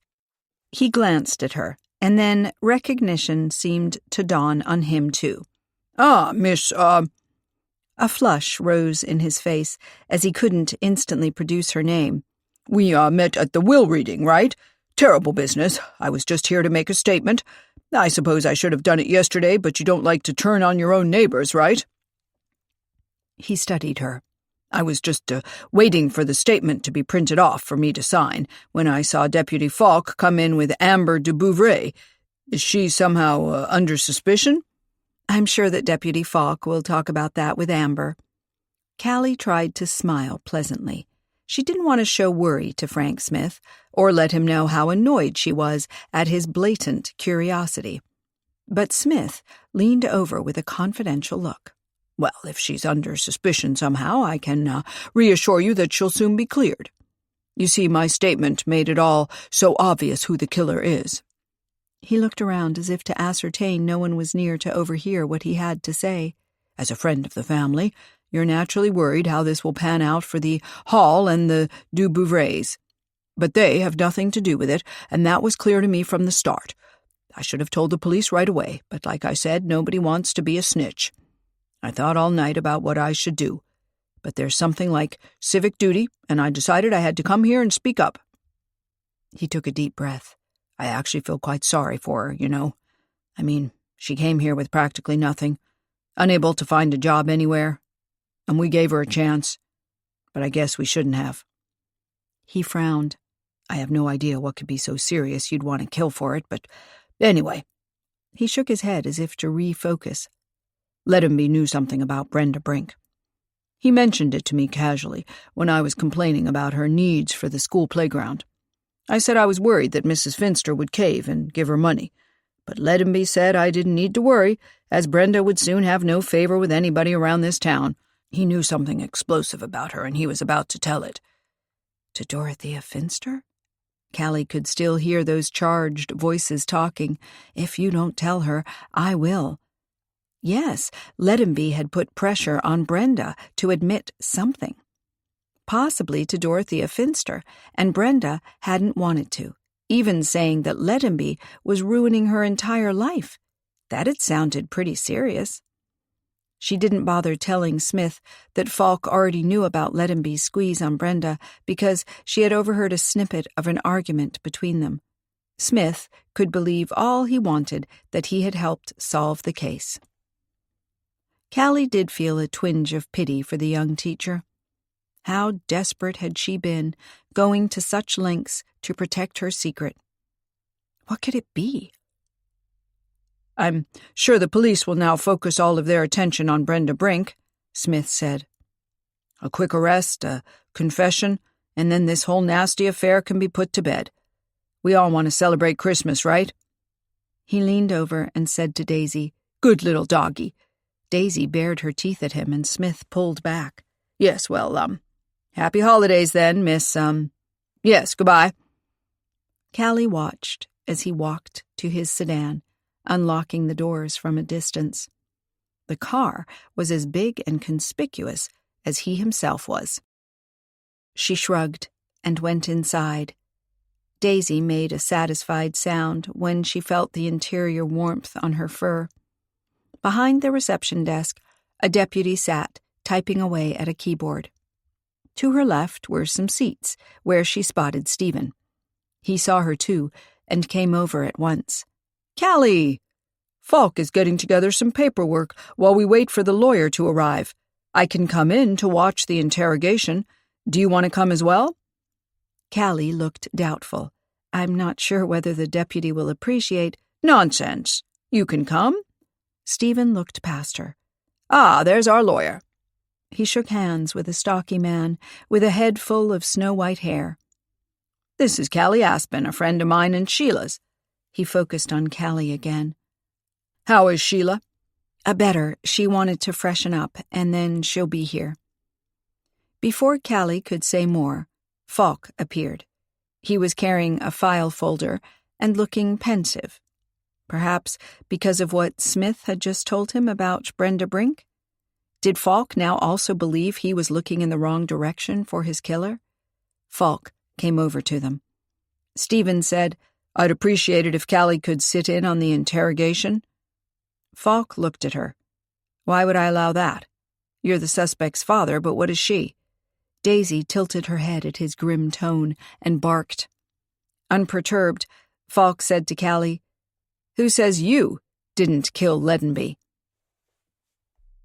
Stephen protested. She didn't have the time for it. She was serving tea. She did step out a moment, but then Ben saw her as he came back from a little walk outside, and while they were still together in the hallway, Amber screamed. Falk stood up straight, with an incredulous expression. Why would I believe any of you?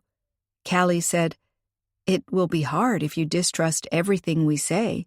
Well, you could just have been honest to begin with. But nobody has been telling the full truth. Falk slapped the file folder against his thigh. How do I know you'll suddenly tell me what really happened? I mean, everything you know instead of bits and pieces? Callie remembered how nervous Stephen had been about the new will and wondered what he was holding back. Falk might not be getting his full truth any time soon. The lawyer suggested they go in and not let Amber wait any longer. She must be nervous about this, and that's not conducive to a constructive statement, Deputy. Falk nodded and gestured for the other deputy to take Stephen and the lawyer to the interrogation room. He himself stayed put and studied Callie with a frown. What were you doing at Haywood Hall this morning? I thought you had to help your great-aunt at the book tea, or if you want to claim you're on vacation, you should be at the ice skating rink. You do skate, don't you? Yes, and I intend to go to the rink soon, but the town is full of speculation about Leadenby's death. Some say he was pressuring Dorothea to let him stay at Haywood Hall. I wanted to ask Dorothea if that's true. Imagine an old woman being afraid in her own house. I sensed yesterday that she wasn't happy at all and wanted to change things with this new will. But we never got to reading it, and, I don't quite see what she tried to accomplish with it. You think the will pertains to the case? Well, whether it does or doesn't, I care about how Dorothea feels. Falk sighed. Emotions are just making a total mess of this case. Remember, Sheila de Bouvray just begged me to arrest her, all because she's protecting her daughter.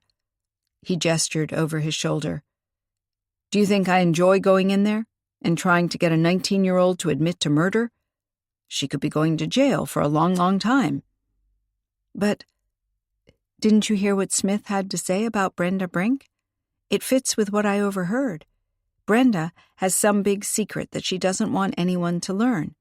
Why didn't you rush out to bring her in for questioning?" Falk stiffened at the mention of Smith's statement and Brenda's secret. "I'm going to question Amber first. Besides, who told you about Smith's statement?" "Smith himself. I met him as he was leaving the station.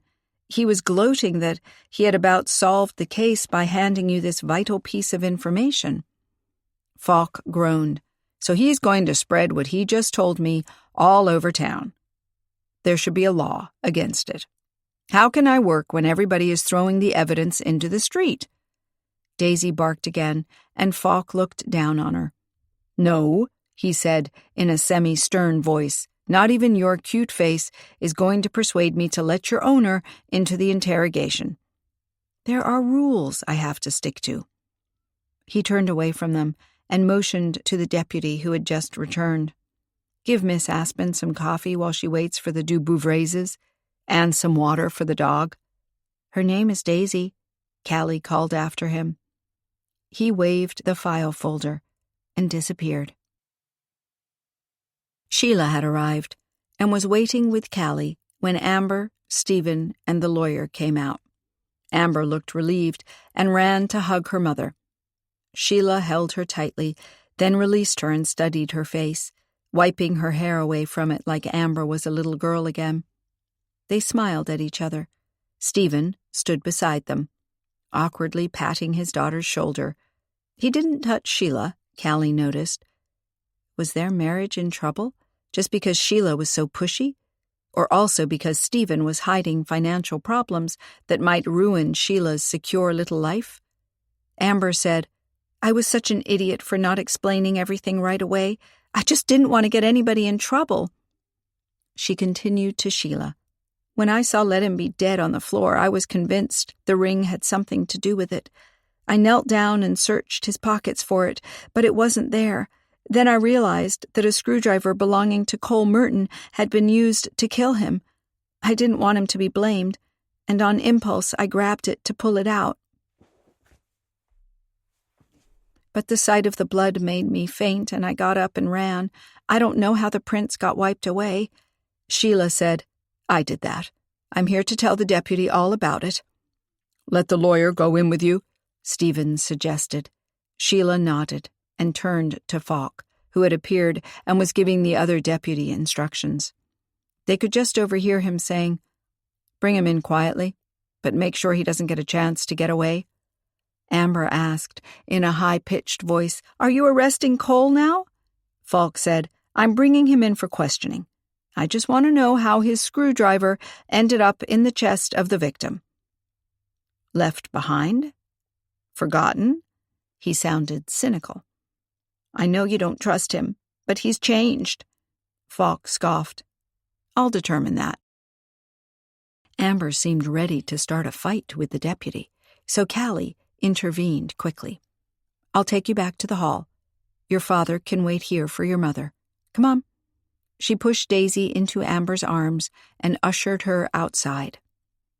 As she was being led out, Amber called to Falk, "Yes, Cole has been in trouble with the police in the past, but he's changed his ways, I'm sure. He's serious now. He has his business. He wouldn't risk that." The glass doors snapped shut behind them, and Amber exhaled. "Falk is prejudiced. Falk has a lot on his plate, and all of our half-statements yesterday mean he has double the work to do. Can you blame him for not being happy about that?" "Of course not. But he can't take it out on Cole." Callie remembered how Iffy had said that Falk wouldn't have qualms about going after Cole, and she winced inwardly. Stephen and Sheila would want Amber to stay out of this completely now that there was an explanation for her prints being on the weapon, but if Amber sensed that Falk was indeed intent on blaming Cole, she'd throw herself into it again, somehow. Callie directed the girl into the car and instructed her to buckle up. She got in on the driver's side, pulled the seatbelt into place, and turned on the ignition. Glancing at Amber, she said, "Seems you know a lot about Cole." We went out once or twice, but that was when he was still a bad boy, skipping classes, doing damage on campus. He was convinced one of our teachers had it in for him, and after a bad grade, he took the mirror off the guy's car. It was a sports car, a really expensive one, so the owner filed charges. The police couldn't prove who had done it, but friends who had been with Cole when he did it, to sort of show off to them, turned him in. Amber took the elastic band out of her hair and shook it loose. Cole always wanted to prove a point. He did stupid things, dangerous things. I didn't want anything to do with that, so I didn't want to see him anymore. A month after I told him so, he was kicked out of college, and I had no idea where he had gone. Imagine my surprise when I got here for the holidays, and there he was, doing repairs on Dorothea's conservatory. Amber played with the elastic band. When I recognized him, I wanted to run, but I thought it might look like I was still hurt over ending our relationship, so I offered to make him coffee, and we talked. She smiled to herself as she stared into the snowy world ahead of them. He told me about his business and all, about being a volunteer at the shelter. He works with the toughest dogs there, the ones who have anxiety or aggression, who no one can control, but he told me he knows how they feel because he used to feel like that. He's a completely different person now. Well, inside the same good looks, that is. Callie couldn't help laughing at that addition. So you're falling for him again? Amber plucked at the elastic band. I'm scared. Callie kept her eyes on the road. Why? Because I thought I loved Ben.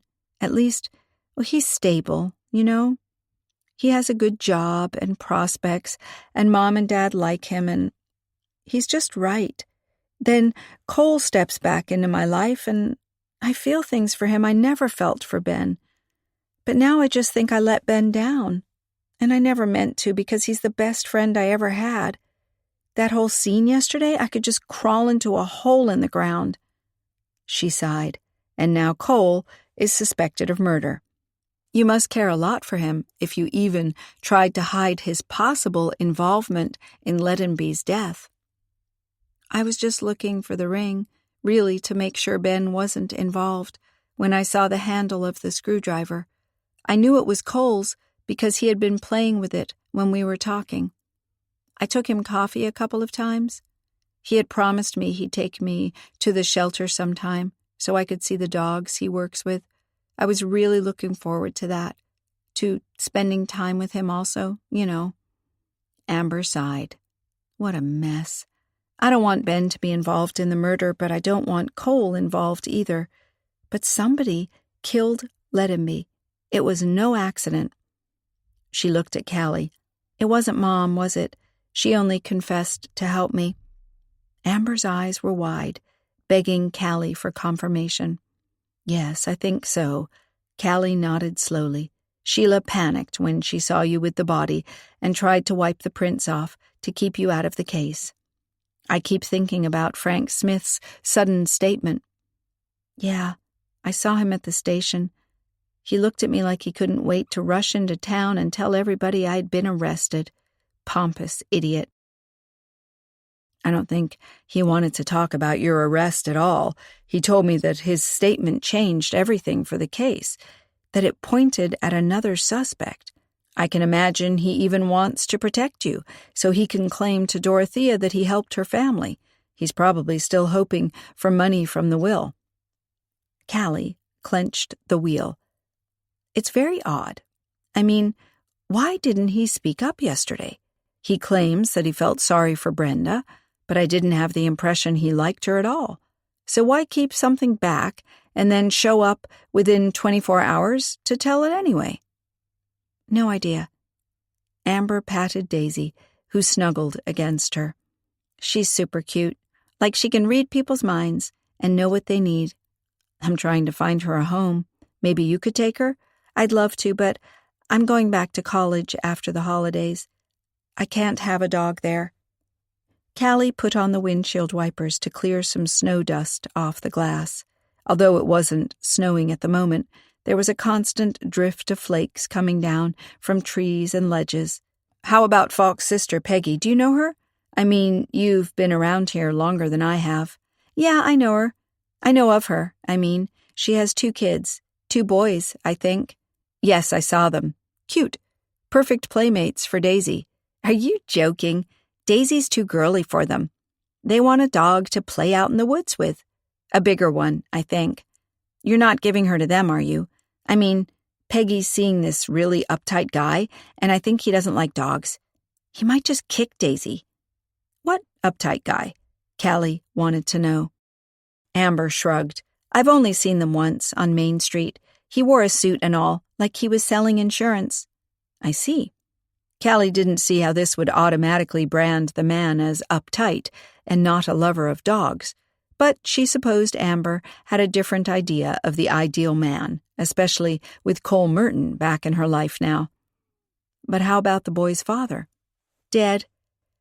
Amber rebalanced the dog in her lap. He was in the Coast Guard.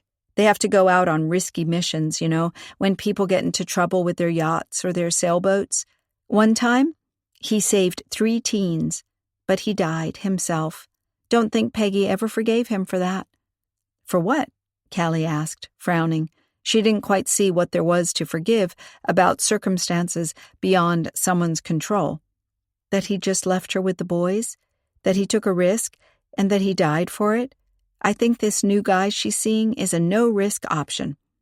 Amber nodded weightily. I mean, his file folders won't kill him. Callie glanced at her. You can deduce all that from seeing her and a guy on Main Street once? Well, I guess I understand about the no-risk option. Amber rubbed her face with her free hand. When I get home, I bet Ben will fall all over me to hear how I'm doing. He's worried for me. He really cares. How can I tell him I lied to the police and almost went to jail for a guy I was once in love with? Well, he might just think, Callie glanced at her, that you're still in love with this guy. Amber exhaled. That's what I thought. She banged her head back against the headrest and repeated, What a mess. Callie clutched the wheel, not speaking her thoughts out loud. How much had Ben known about Amber's old flame being back in her life? How much had he sensed of her reluctance to get close to him and seal the deal with an engagement? Had he been eager for it and determined to make sure Cole couldn't come between them? Had Ben killed Ledenby with Cole's tool to get the handyman into trouble, to remove a rival from the scene? It seemed cold and calculating, but people did the strangest things when they believed they were safeguarding what they couldn't stand to lose.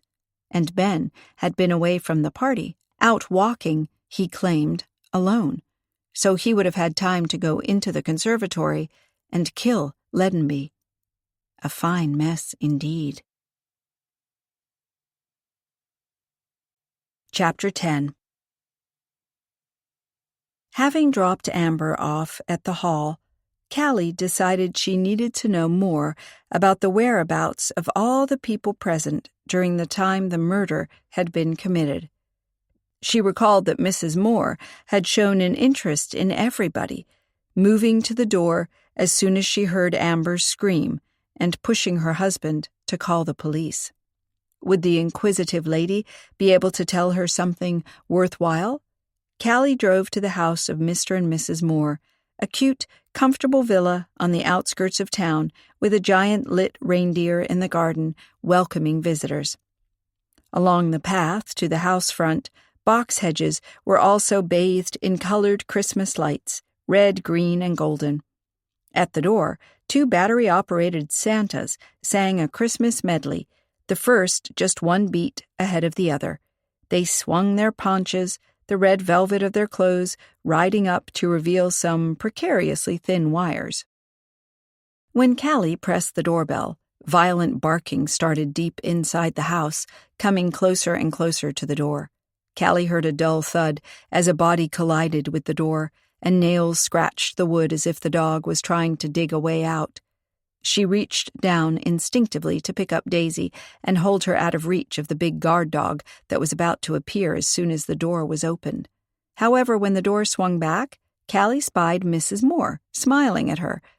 Behind her legs, Peeking carefully at the intruders was an apricot toy poodle. "I thought you had a Rottweiler here," Callie said with a sigh of relief. Mrs. Moore laughed. "You're not the first to be surprised at Butterfly's voice. Yes, you have a big bark. Huh, girl. But a soft touch. Do come in." In the hallway, on a sideboard beside the coat rack, was a towering piece of 3 wooden layers with a train track and a steam engine working its way up in circles to the highest tier, past tiny houses and snow-dusted pines. On the top, mounted on a turning metal hook, Santa flew in his sleigh, drawn by a fluffy felt reindeer. Their red harnesses even had tiny golden bells. Mrs. Moore looked on as Callie put Daisy down to greet Butterfly and hung her coat on the rack. The 2 dogs approached each other carefully, stretching their noses and sniffing. Then they circled each other, tails starting to wag. Callie complimented her hostess on the Christmas train, but realized she was in for more when she entered the living room. The space in front of the 3 large windows was filled by a table decked with a white cloth and fake snow, holding a complete village of houses, a church, shops, an ice skating rink, horse-drawn carriages, and small animals. Tiny human figures went about their business, shopping, baking, building snowmen. Everything was lit with the light from miniature lampposts and lights from the houses' tiny windows. "What a fairy tale sight," Callie said. Mrs. Moore beamed. "My husband made all those. It's his hobby. He works on it year-round to be able to add more at Christmas time. People travel here especially to see the display. I can imagine. He used to have it up at the community center, but he isn't allowed anymore." She sounded piqued. "By whom?" "Frank Smith said it was unprofessional." Mrs. Moore huffed, as if he gets to decide that. "Well, apparently he does, if your husband has his display here now," Callie pointed out gently. "Yes, Smith got other council members to vote in his favor.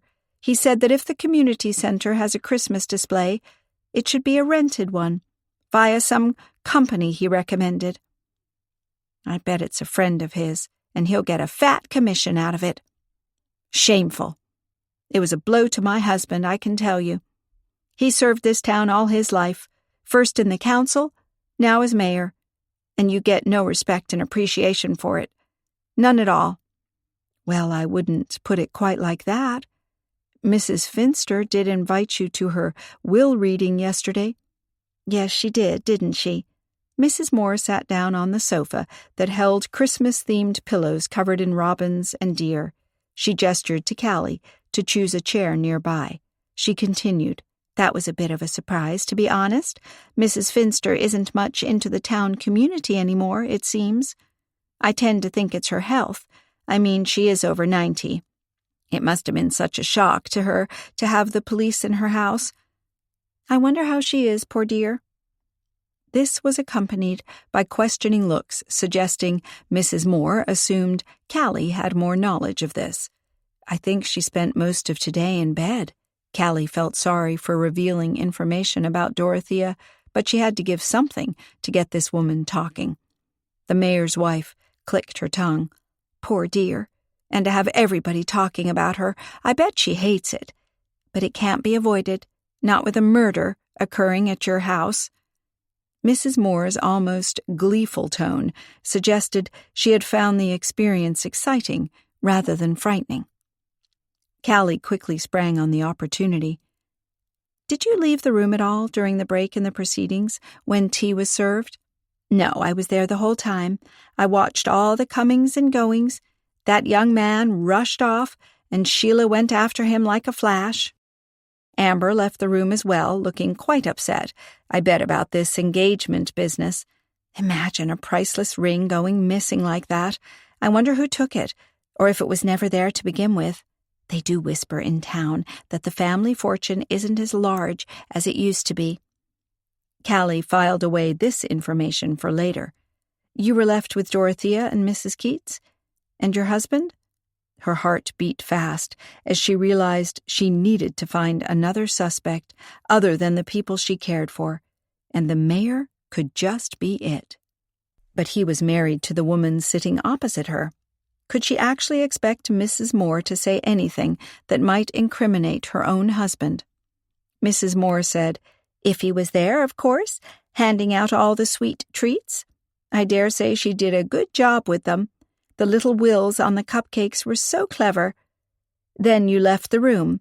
Stephen kept a close eye on you. He stood at the door, watching you while you were in the hallway." Callie flushed at this revelation, but tried to look untouched.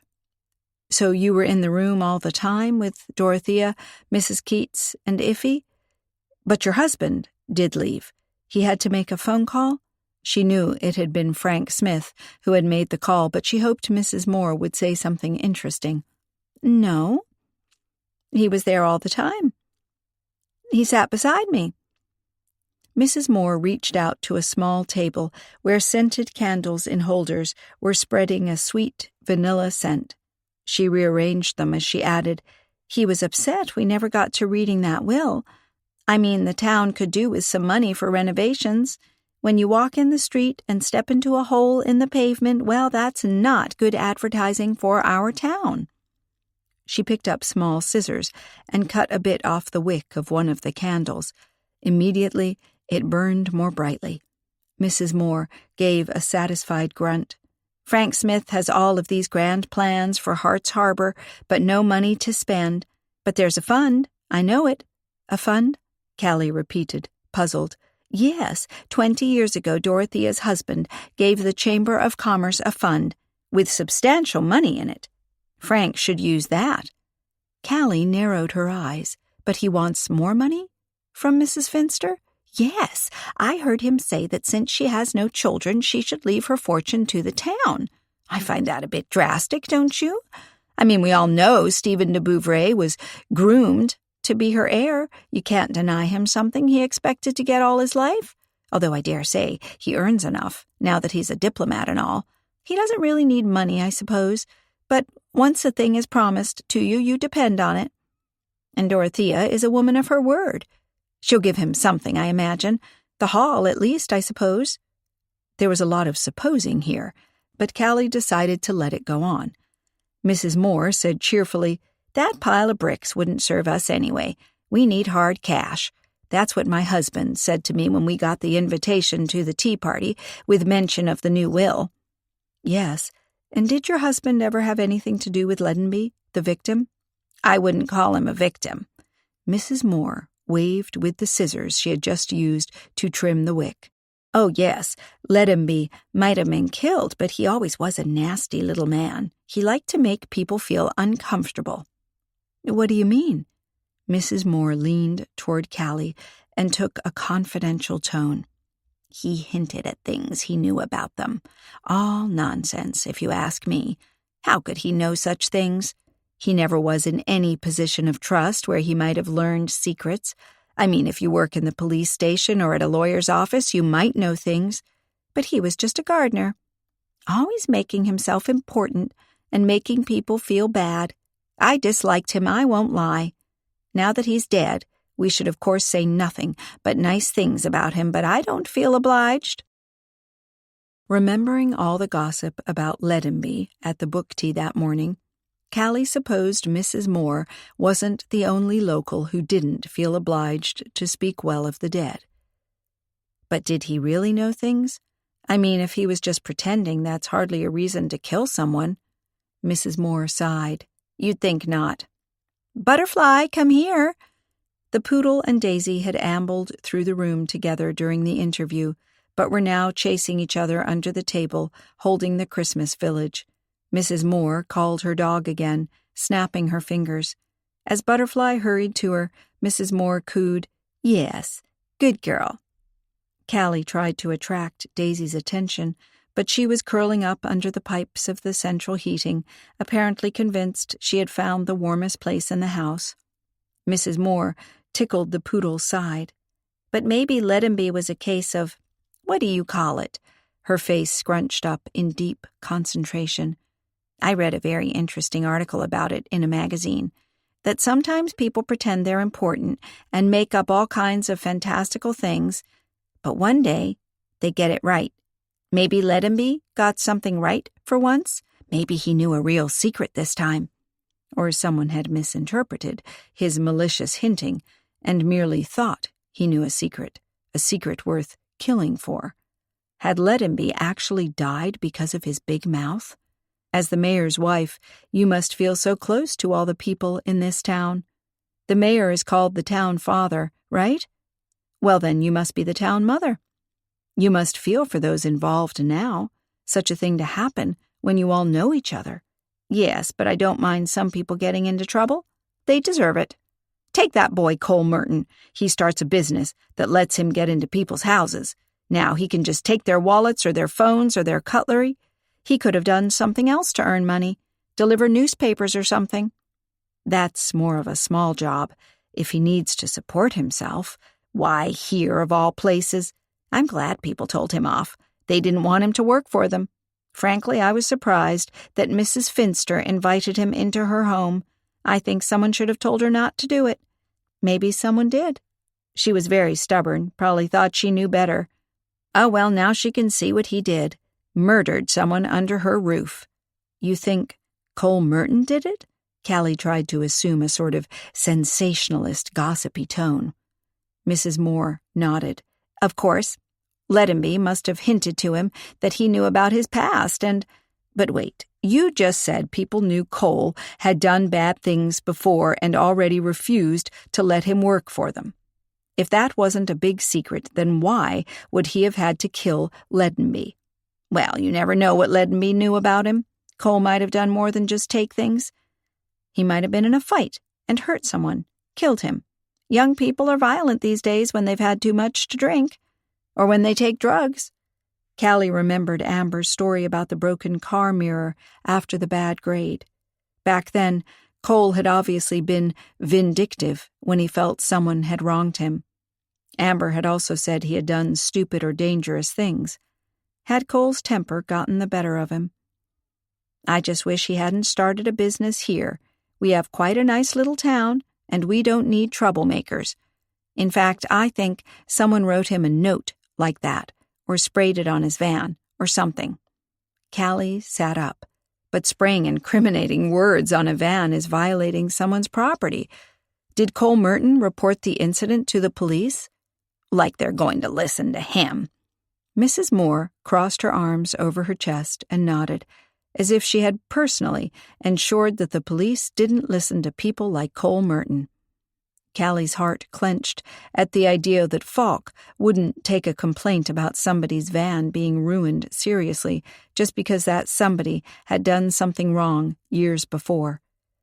Judging by Amber's story, Cole had turned his life around, building his business and volunteering at the shelter, rehoming the toughest dogs.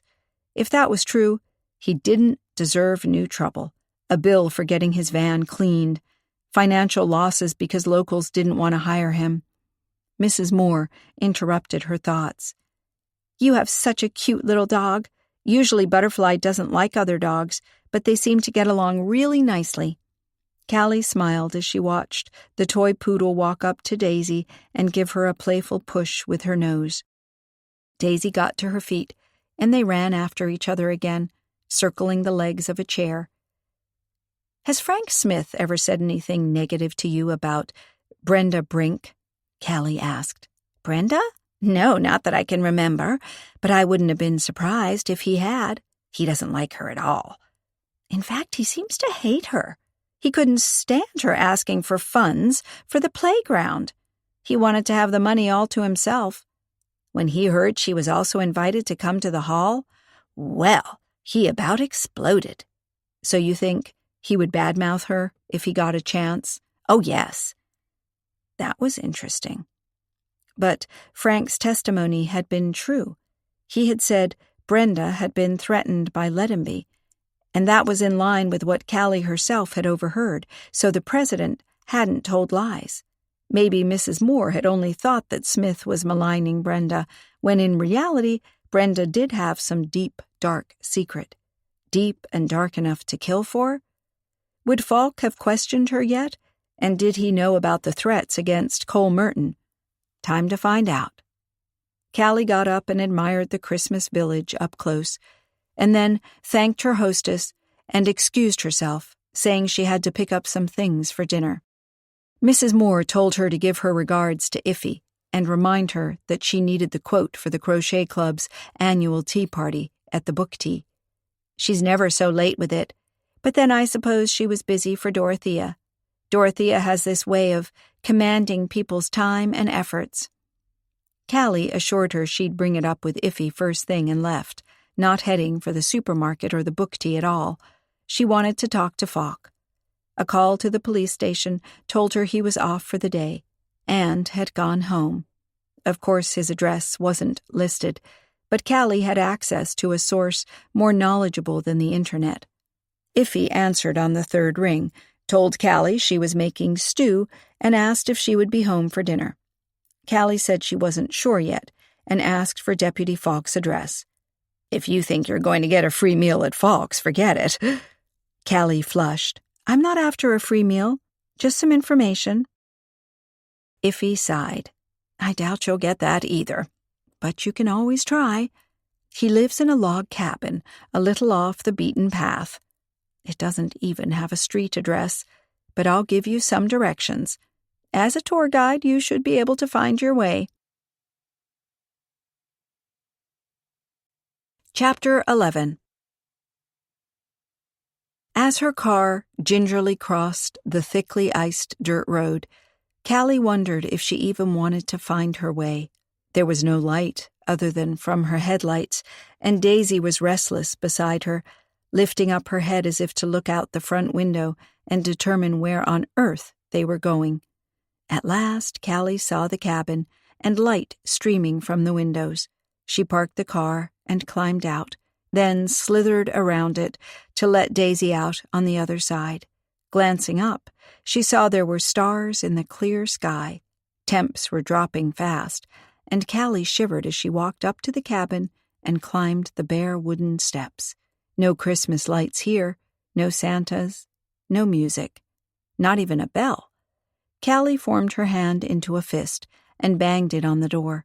She knew better than to try with her knuckles and risk losing all of her skin on the rough surface. It took only a moment for Falk to come to the door. He was dressed in a checkered shirt and jeans again, walking around in his socks. His expression registered surprise, then suspicion. "I won't be staying long," Callie assured him, "but I do want to come in. It's freezing out here already." He nodded and stepped aside. She noticed at least 4 pairs of boots by the door, all kinds of jackets and coats tossed into a twined basket. The scent of freshly cut wood was heavy in the air. A log fire burned, and Daisy immediately stretched her nose in that direction, as if to say, "I want to sit right there." Falk gestured to it. "Make yourselves at home." It sounded a little sarcastic, but Callie went over and sat on the sheepskin in front of the fireplace, depositing Daisy beside her. "It's really getting very cold." She rubbed her hands and even blew on them to get some feeling back into her numb fingers. Falk shrugged. "It's December." He studied her. "Have you been investigating all day long?" Callie flushed and studied her surroundings. Leather couch, low table with a few dirty coffee mugs, newspapers piled up. Not a computer in sight. "Seen it all?" Falk asked. She blushed even deeper. "It's just the contrast. Mrs. Moore's house is Christmas from top to toe, from pillows to candles and a ton of fake snow, and here there isn't a sign of the festive season. It could be January, for all I know." "I'm not a big fan of the holidays." Falk said it as if the mere words left a bad taste in his mouth. "Why? I mean, everybody seems to love this time of year." She studied Falk's tight posture as he moved through the room. It seemed like he wanted to get into the darkest corner, so she couldn't see his expression well when he answered. "I don't like things that are forced onto me." Falk stood, looping his thumbs into his belt, "like people muscling in on my investigation. You weren't at Mrs. Moore's to admire her husband's Christmas village." "Well, it's very pretty." Seeing his dark stare, Callie added quickly, "But no, you're right. I wanted to know her thoughts on what happened yesterday. She mentioned a couple of very interesting things. Falk rolled his eyes. Everything is a revelation to her. What people earn, what people spend, what they name their children, why they use pink stationery. I don't want to hear what Mrs. Moore had to say. Callie dug her heels into the sheepskin rug as if to brace herself for impact. You'll have to, because I think there are crimes being committed around town that you know nothing about. Crimes? Plural? Falk hitched a brow at her. You're really trying to outdo me. No, this is not a competition. I'm trying to help. Not you, obviously. Amber and other people involved. Even Cole Merton. Cole Merton? Falk laughed softly. He took a swing at my deputy to escape questioning. He could be charged with assaulting a police officer. And that's the least of his worries, with his screwdriver being found buried in Leadenby's chest. Come on, we all know he might have left it at the house while he was working there. Anyone could have picked it up and used it. Admittedly, but if Cole Merton is as pure as the driven snow, Falk gestured to the windows, how come he's so eager to avoid my questions? Did you know his van was vandalized? That someone sprayed threats on it, suggesting he should leave town? Falk held her gaze. A moment ago she'd been sure he was going to throw her out because he'd had enough of her meddling. But he said slowly, No, I didn't know that. He didn't press charges. When people don't press charges, we can't know, can we? Mrs. Moore knew. I bet others know. Maybe you heard a rumor and didn't want to know? After all, Cole Merton's just a small-time crook. Better if he left town, right? Falk exhaled audibly. You've got a nerve. Callie combed through the rug. I'm just trying to figure out where you stand. Mrs. Moore told me about these threats against Cole Merton quite gleefully. She seems to think he deserves it. Now I'm trying to establish if more people feel that way, because that could mean someone consciously used Cole Merton's screwdriver to make sure he leaves town for good. Falk held her gaze. You're pretty worried about someone you don't even know, or did you happen to bump into Mr. Charming? Never met him. Don't even have any idea what he looks like. But I do know that spraying threats on someone's van can be the start of something nasty. And now with a dead body. Falk took a deep breath. She was sure he was going to tell her to stop playing cop and go back to the book tea to make marzipan books or something. But instead he said, Want a beer? Callie wasn't a big fan of beer, but if it could buy her time in his presence, time to figure out more about the death, and about him, she was fine with it. Sure. Falk vanished from sight, and she heard a fridge opening and closing, then caps popping. He came back and handed her the bottle. He clinked the neck of his bottle against hers. Cheers. Not that there's anything to celebrate. He dropped himself in a rocking chair and moved it with one foot on the floor as he drank deeply from his beer. Callie took a sip and rested the beer bottle on the sheepskin. Daisy came over and sniffed. She sneezed and pulled back. Falk had to laugh. She seems to like it just as much as you do. I hardly ever drink, Callie admitted to him. I work as a tour guide, and it's my responsibility to look after the people in my group. I taught myself not to drink, or do anything else that might keep me from having a clear head. The guests are in a strange country, and they depend on me. I take that very seriously. Falk nodded. I see. The creaking of the rocking chair was the only sound in the room. Callie played with the cold beer bottle. It seems like Cole Merton was harassed to make sure he left town again. Do you have any idea why? Probably just people not liking a guy with a bad reputation setting up shop here. Did Cole tell you anything about Leadenby after you brought him in? Falk shook his head. He didn't talk at all. He sat there and we asked him questions and he just stared back at us. He reminded me a little of a tiger in the zoo. There's glass between you and him, but if there weren't, he'd grab you. He knows he's suspected of murder. Did you call a lawyer for him? He didn't want one. He explicitly said so. I have it on the record. Callie exhaled in a huff. Look, Falk said, if he wants to be stupid, I'm not going to argue with him. But since you seem so certain he didn't do it, maybe you can give me another suspect? He held her gaze. But since it can't be Sheila or Amber or Stephen, and Dorothea and her housekeeper and Mr. and Mrs. Moore can all alibi each other, I don't see that you have many options left, aside from Brenda Brink, maybe.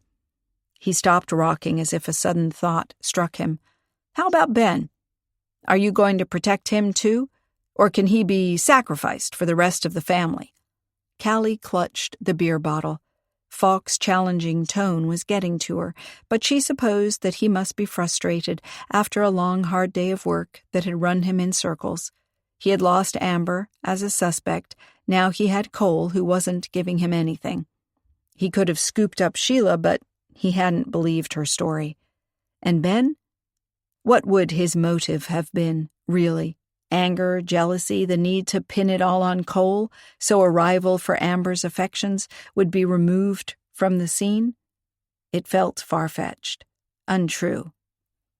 Do you know anything about a fund Dorothea's husband established years ago for the town? Oh, yes, I heard about it. It seems that the town pays a lot of things out of that fund. Falk stretched his legs. I suppose it has to do with investments, stocks, that sort of thing. Any idea who handles it for them? I mean, a lawyer or a banker or... No idea. But I could find out. How come? I don't know. People were eager to get Dorothea's money. Do they really need it? Bad enough to kill for it? Leadenby wasn't the one who made the will. Falk reminded her. He leaned his head back and stared at the ceiling. Can you cook? Cook? Callie echoed, overtaken by the sudden question. You could cook us dinner. Why would I do that? Because in the meantime I could dig into this fund. And you'll share your findings with me? You have no idea what a good meal does for a man's mood. Callie had to laugh. Do I have access to a stove? Or would it be marshmallows over an open fire? Marshmallows are not for dinner. I teach that to Tate and Jimmy, so I better stick to my own rules. She noticed the tight look on his face. She wanted to ask if he felt responsible for his nephews after their father died, but it would be a very personal question between virtual strangers. Stove is in the kitchen. He gestured to where he had disappeared to get the beers. You can raid the cupboards for a winning combination. You don't mind me going through your things? Canned beans and ketchup? He hitched a brow at her. That's about all there is in there. Callie pushed herself up. Deal. But I don't see how you're going to do research without a computer. Falk pointed at a writing desk in the far corner. It hides a laptop. I even have an internet connection here. Hush, don't tell anyone. Callie had to laugh again. She walked into the kitchen and looked at the sink. It was empty and shiny, as if it had been cleaned an hour ago. Somehow she had expected a busy bachelor's household to be a little disorganized. She had pictured Falk eating his breakfast standing at the sink, then leaving the dirty bowl until he felt like doing some dishes. She herself had been guilty of that on the rare occasions when she had been at home, spoilt, probably, by too many hotel breakfasts where the staff cleaned up after her. No dirty dishes? She called to him in a light tone. I'm impressed. Oh, I forgot to tell you, Falk responded in the same joking vein. Don't look in the lower cupboards, just the ones along the far wall. Still laughing, Callie shook her head and started to hunt for dinner. Reaching out to open the fridge, she noticed the many sheets of paper stuck to it. Kids' drawings. In one of them, she recognized Falk's cabin and figures playing outside with a kite, a tall figure and two small ones. As Callie carried 2 steaming plates into the living room, Falk was seated behind the desk and typing away at the keyboard. He barely looked up as she came to stand beside him. What are you caught up in? Something not too pretty. I found photos online of the threats sprayed on Cole Merton's van. Someone apparently thought his creativity should be preserved for posterity. Then I looked at sites where you can rate businesses. Let's say Cole's rating isn't the best. And guess what? All anonymous complaints? Callie suggested. Exactly. No wonder he's acting so hostile. He really has nowhere to turn. Falk looked up at her. Thanks for bringing this to my attention. Don't mention it. Amber seems to like Cole, so I'm just doing a little research to see how good or bad he is. I don't want her to hook up with the wrong guy, you know. On the other hand, I'm not going to malign him just because he made mistakes in the past. Falk sniffed. What did you make? Hash browns and fish? A sauce for mayonnaise and pickles? Nothing fancy. You don't call that fancy? More work than I usually bother with. Falk rose and stretched his shoulders. Let's eat then. Callie seated herself in front of the fireplace again and patted Daisy, who wanted a bite. You have to wait until we get home, girl. I don't have dog food for you here. Daisy whined a moment, looking at Falk to see if he was going to feed her. He shook his head. Dogs are just like kids, huh? You have to send a single message. Something like that. Callie picked up her fork. I appreciate that you dug into Cole Merton's problems, and I do think that if you show him you care, he might open up and be more responsive in the murder case, but, how about that business fund? I stepped out while you were so busy cooking. Falk gestured with his fork to the plate in his lap and made a few calls. Let's say the news is, pretty surprising, at least to me. He held her gaze, stretching the suspense. Callie felt like throwing something at him, but there was nothing within reach. Falk said, The financial manager at the investment firm I talked to didn't want to give any information at first, claiming it was confidential and I needed to go through official channels. Things like that can take forever, so I gave him a little inducement by suggesting that any official investigation would also draw publicity to his firm and might harm their reputation. Those people are scared to death of any whisper that something might be wrong on their end, so he huffed and puffed a little and then said he might as well tell me. The fund is non-existent. It was all spent. Spent? Callie echoed. By whom? Well, Moore signed for the transactions. He did invest some money in the town initially, but the last couple of years he also gave orders to make dubious investments in funds that would create big returns, and never did. The financial manager said he warned him about the risks, but Moore insisted he wanted the investments made. The mayor gambled away the town's money? If you want to put it like that, yes, of course. I've just heard this over the phone, and I'd need paperwork to prove it. Also, to ensure that the financial manager himself hasn't made mistakes and tried to blame Moore for it. You know how these things go sometimes. They give you only half the picture, and eager for a fast return you invest. Then poof, the money is gone and you're left with nothing. Falk took a big bite and chewed. Delicious. Callie stared ahead, deep in thought. So Moore had every reason to hope for a big donation from Dorothea so he'd never have to admit he was out of funds. Who knew about this? Let him be? If he did, it would have been explosive. He could have blackmailed Moore with it. She frowned. But how would Lettenby have found out about it? You just said the financial manager was reluctant to tell you anything. I assume he wouldn't have given information at all if it hadn't been for the murder case.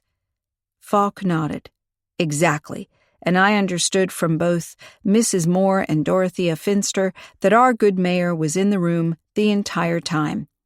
When would he have had the time to go out and kill Lettenby? Callie considered this. So we're back to Cole Merton or Brenda Brink? Falk gestured with his fork. Of course I'll grill Moore over the missing funds. Maybe he'll tell me something revealing. Callie wondered if the smart mayor would say anything at all. As Falk had just suggested, he could always claim that he had been misinformed about the risks of the investments and had only had the town's future at heart when he had tried for a big return on the money. It wasn't like he had put the money in his own bank account or something.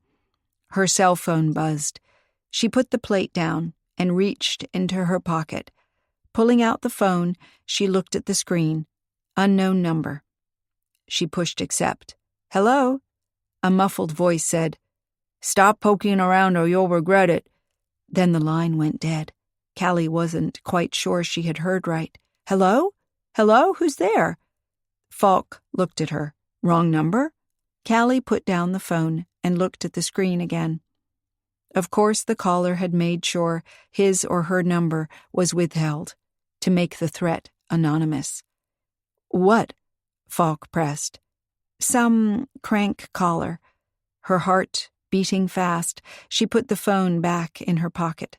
If she told Falk it was some kind of threat, he would also urge her to leave the investigation alone, and she wasn't about to do that now that she had already come this far. The threat itself had to mean that someone felt like she was getting too close to some truth, something significant she wasn't supposed to discover. Stop poking around. Who knew she was poking around? Mrs. Moore, with her friendly face and her cute toy poodle? Frank Smith, who had seen her at the police station? Ben, who was staying with the family and had to leave and had to have heard of her involvement today? Cole Merton, who was feeling more and more concerned? "Is Cole Merton still at the station?" Callie asked Falk. "Yes, I didn't think it could hurt to keep him overnight." "How come? Do you think he was calling you?" Falk looked probing now. "What did that caller say?" "Nothing important." "Come on." "That reminds me, Frank Smith got a call during the tea party, and he went out to answer it. Did you check who it came from?" "No, of course not. What good would that do us? Besides, contrary to popular belief, we can't just check everybody's phone records. We have to be sure it's related to the case. He told us during questioning it was his secretary calling about something to do with a business meeting." "Yes, he also said that to us when he came back after the call. But when he pulled his phone from his pocket and looked at the screen, his expression was pretty surprised. I don't know, like he hadn't expected that particular call. He might have told his secretary not to call him, and when she did anyway, he wondered what could be so important. I could ask her, but I don't think it's really worth a lot of fuss." "Oh, fine." After the threatening call, Callie didn't feel much like eating. "Look, I'd love to sit and chat, but it's getting late, and I did promise Iffy I'd help out with some cake making. Besides, the road isn't getting any better." "I can drive you back," Falk offered at once, putting aside his own plate. Callie looked at him. "What about my car? I mean, Iffy's car, actually." She got to her feet. "Nah, it's better if I drive back myself." "I'll just drive slowly. I took a course once, brake training and all, so I should be good." "You sure?" Falk rose as well, looking hesitant to just let her leave. He walked with her to the front door. "You'll be fine?" "Perfectly." She picked up Daisy. The dog licked her neck, and Callie held her tighter against her. "I'll be extra careful." Falk held her gaze a moment with a probing look, as if he sensed her insecurity. "You do that," he said slowly. "You do that." Chapter 12. The road ahead was dark, and the only thing she could see clearly was the white snow drifting from on high. The flakes formed a dense curtain, obstructing her view of the surroundings. Suddenly something shone at her, blinding her. A big diamond was in the road, blocking it completely. It reflected bright white light that hurt her eyes. A phone rang in the distance, an irritating, repetitive beeping, and a hushed voice said, "Stop poking, stop poking." Then it changed to, "Stop cooking, stop cooking." The diamond was a pan full of pasta, boiling over, creating a river of hot water flowing toward her, while two little boys pulled at her legs, screaming that they wanted cocoa and cookies. Callie woke up with a start, staring into the space overhead. There was the familiar ceiling and oak beams that she remembered so well from her childhood summers. Beneath her, she heard the sounds of someone in the kitchen putting the kettle on. What time was it? Turning her head to the left, she checked the red figures of her alarm clock. 8. It felt like she had slept only an hour or so. Those terrible dreams, the road, the snow, the cooking. No more cooking. No, that wasn't right. No more poking. She cringed when she thought about Falk finding out she had been threatened and hadn't listened. But hey, he had said they couldn't just check phone records, so telling him she had been threatened wouldn't have helped either. He couldn't look into who the caller was anyway. Wincing as her stiff muscles locked, Callie got up and showered, dressed in a pale pink sweater and gray pants, and put on a little makeup. Her head was heavy, as it always was, when snow was in the air. She loved the winter season, but it played havoc with her body. Iffy served her breakfast without asking any questions about her trip to see Falk the night before. In fact, her great-aunt's innocent silence bothered Callie more than if Iffy had asked a dozen questions. She knew her great-aunt too well. Iffy was cooking up something. Trouble, probably. "I have to go out and talk to Amber about the missing ring," Callie announced as they finished breakfast. "I want to know if she has any idea who saw her put it in her pocket. I mean, someone must have known where it was, or they couldn't have removed it later on. I hope to be back here and help out at the book tea when you open around 10. "That's fine, dear. You do what you have to." See, that smile, that sweet tone. Iffy was up to something. Callie groaned inwardly and left with Daisy for the hall. At the general store, people gathered to buy the special Christmas donuts the general store owner's wife baked each year, and in front of the community center, a group of kids were building a large snowman. When Callie cruised by them, she cast a loving look at their rosy faces and listened to their excited cries with fond memories of her own winter adventures. It was great to be a kid. Or was it? A few yards down the street, she caught a glimpse of a small figure, walking with his head down, his shoulders slumped. A second look told her it was Tate, Falk's youngest nephew. He seemed totally dejected. What had happened? She hit the brakes and stopped the car, got out, and went over to him. "Hello there." As Tate looked up at her, Callie's heart clenched to see the tears on his cheeks. There were patches of snow on his coat, the white smudges already melting, and the cold water seeping into the fabric. "What's wrong?" she asked, squatting in front of him. He looked at her, blinking away more tears. He struggled to get the words out. "I wanted to help build the snowman, but there are bigger kids I don't know." "They're probably here for the holidays. You can just ask them if you can join them.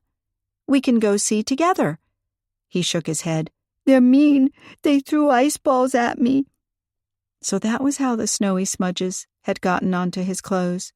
Callie bristled at the idea that a couple of kids from out of town were doing this in the heart of their little village, and stood up. They probably think they can do whatever they want.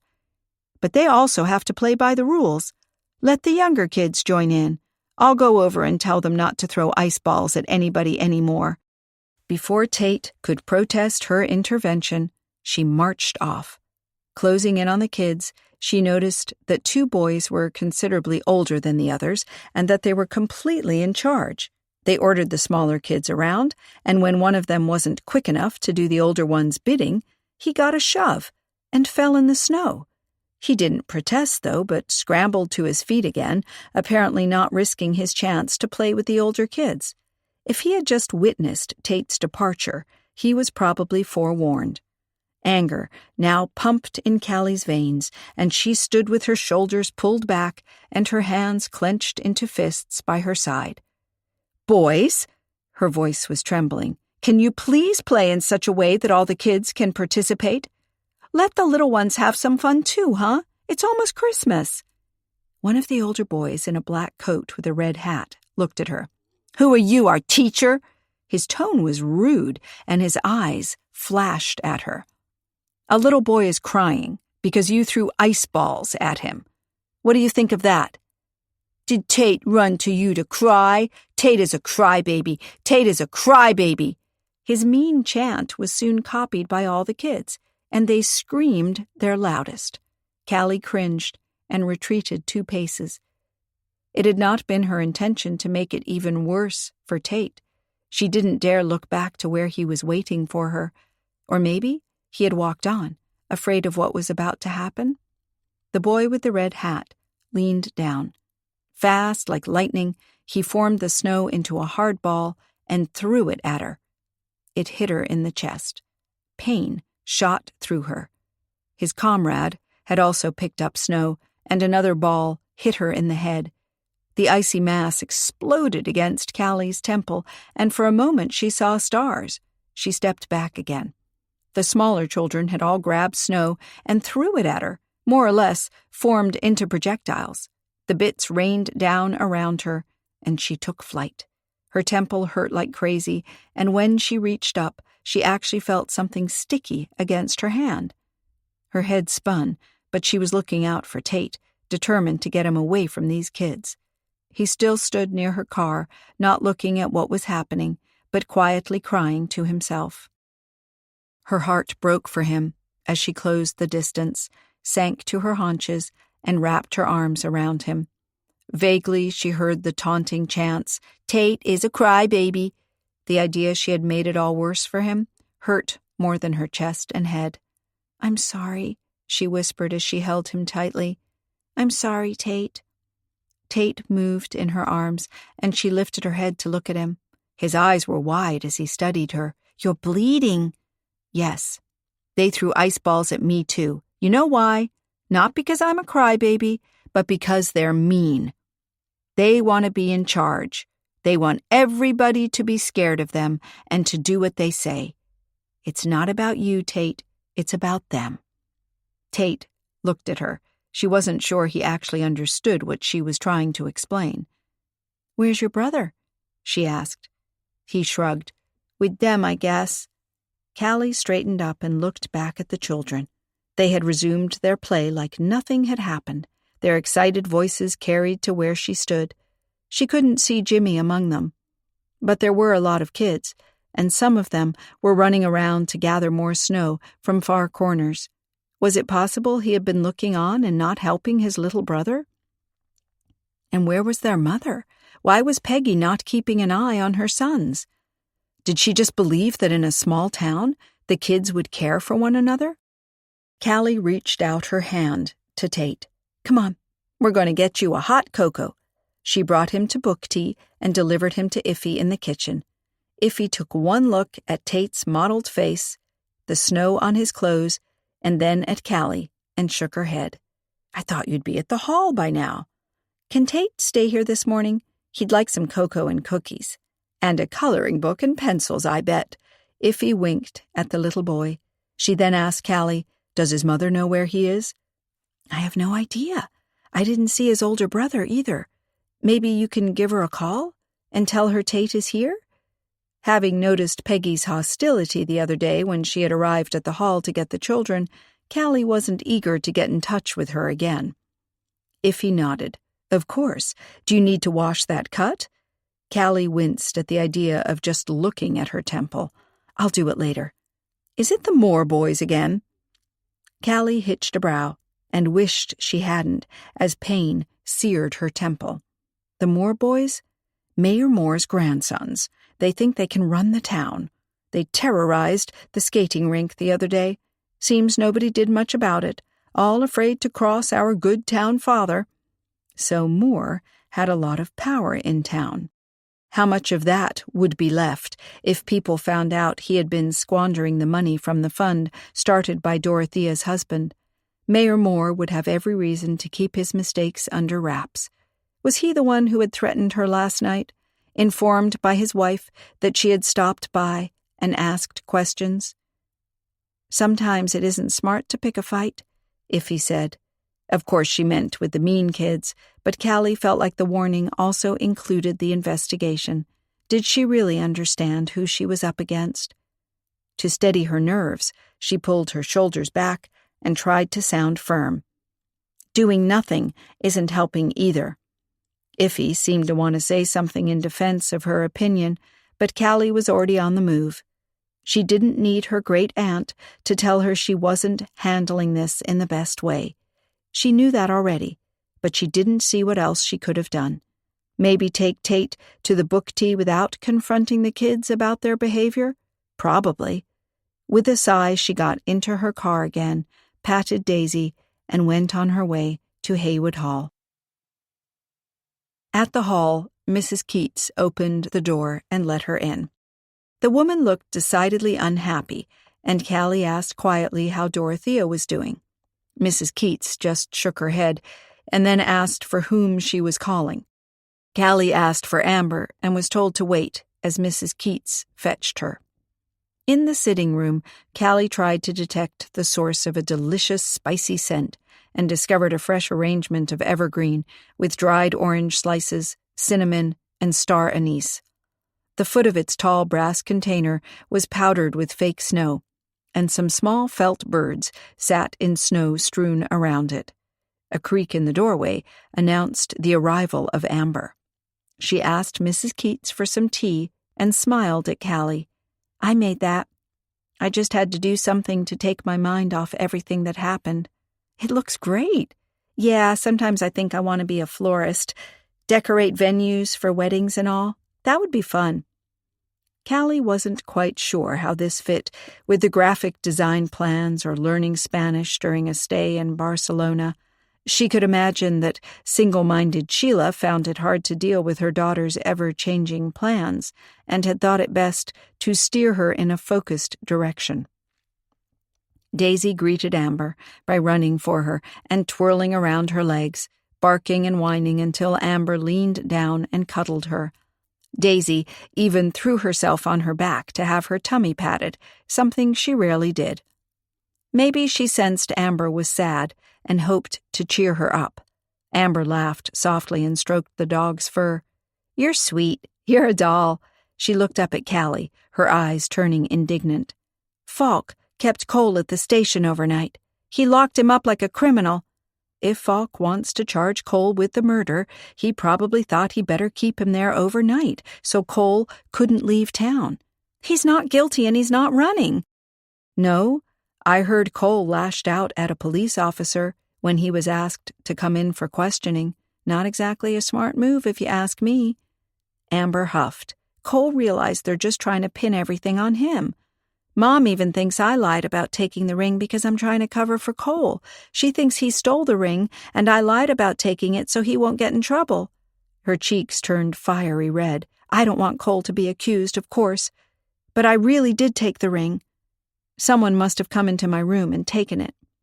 "But Amber," Callie frowned, "that's only possible if someone knew you had taken the ring from the ring box and put it in your pocket.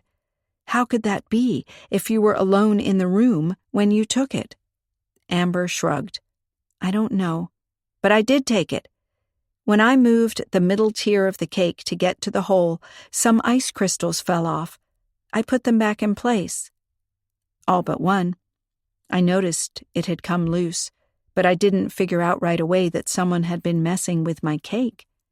Amber hung her head. "I'm sorry. This tea party should have been perfect. Good advertising for the book tea. How long was the ring in your pocket? I mean, how much time passed after you left the room until you changed?" Not a lot of time. You came back into the room and I talked to you. Then I went up to change. I took off my jeans and tossed them on the bed. I meant to put them in the closet before I left the room, but I don't think I did.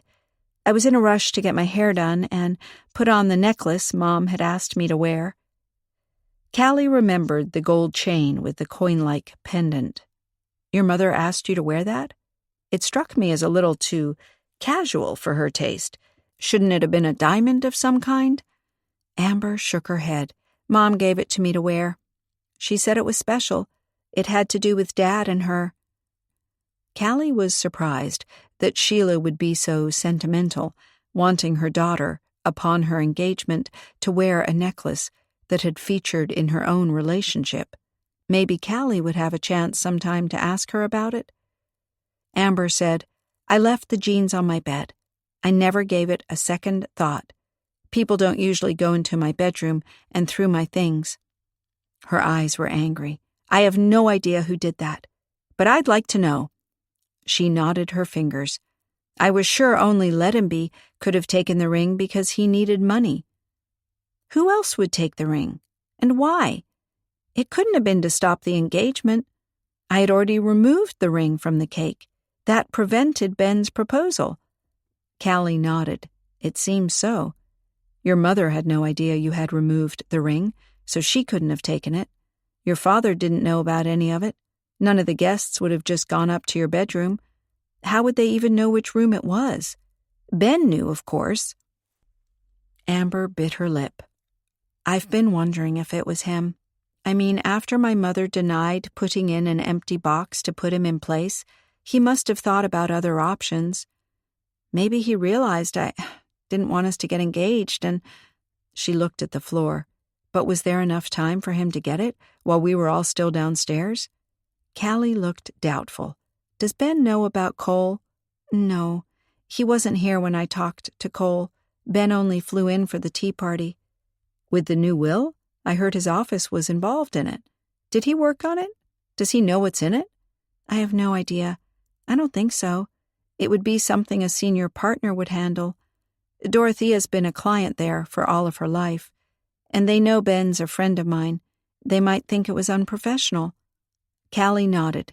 That made perfect sense. Still, I'd like to talk to Ben. He's dropped into the background of this whole thing somehow, and he's not here. I think he said something about needing some file information and going to an internet cafe. Callie hitched a brow. But you have an internet connection here, I presume. Amber shook her head. The hall doesn't have internet. Dorothea never wanted anything modern to invade her home. No television either. We're lucky we have cell phone service here. Callie nodded. I see. Her mind was processing the information Amber had just provided. She tried to see the jeans on the bed, and Amber quickly putting the last touches to her looks. The necklace, maybe a touch more lip gloss. Then she left the room, and the door closed. The jeans lay on the bed. The door opened again, and who came in? Someone who knew their way around the house. Someone who would go into one of the family bedrooms. Someone who would feel entitled to interfere in the family situation. Suddenly words came back to her, a remark Sheila had made the other day. She has always protected this family like a lioness. Mrs. Keats, the housekeeper, someone who could walk about and barely be noticed, someone who would feel at ease entering rooms, even bedrooms, someone who would not even get a suspicious glance if she was seen coming out of a bedroom. She worked here. She took care of things. Had she taken the ring? Trying to prevent an engagement she thought all wrong? For Amber? For Ben? Had she witnessed Amber getting closer to Cole again? Had she drawn her own conclusions? I think I'd like to talk to Mrs. Keats alone. I'll catch up with Ben later. Amber didn't seem to draw any conclusions from this sudden announcement. Sure, she'll be here with the tea any minute now. There was something of relief in Amber's voice. Satisfaction that she could get away from the questions and the embarrassment of having lost the family heirloom, or from the confusion about her own feelings, torn between two men who were important to her, each in his own way. Mrs. Keats entered quietly and put the tray with the tea things on the table. Amber said, I'll be back later. Come on, Daisy. Want to play? She left the room with the dog in tow. Mrs. Keats's blue eyes searched Callie's expression. I thought you wanted to speak with Amber.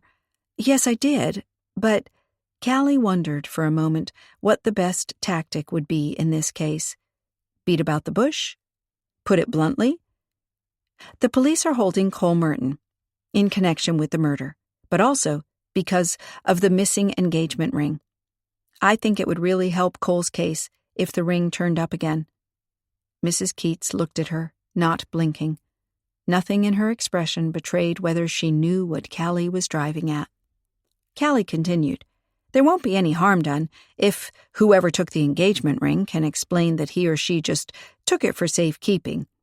I'm sure that charges of theft can be avoided altogether. Maybe charges are not what the person who took it is worried about." Mrs. Keats spoke calmly, as if hypothesizing about a fictional case.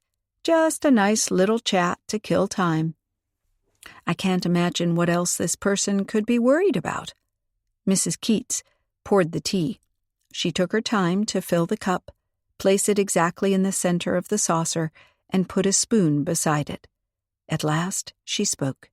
Perhaps it would be better for the object in question not to be studied too closely. Callie was stunned.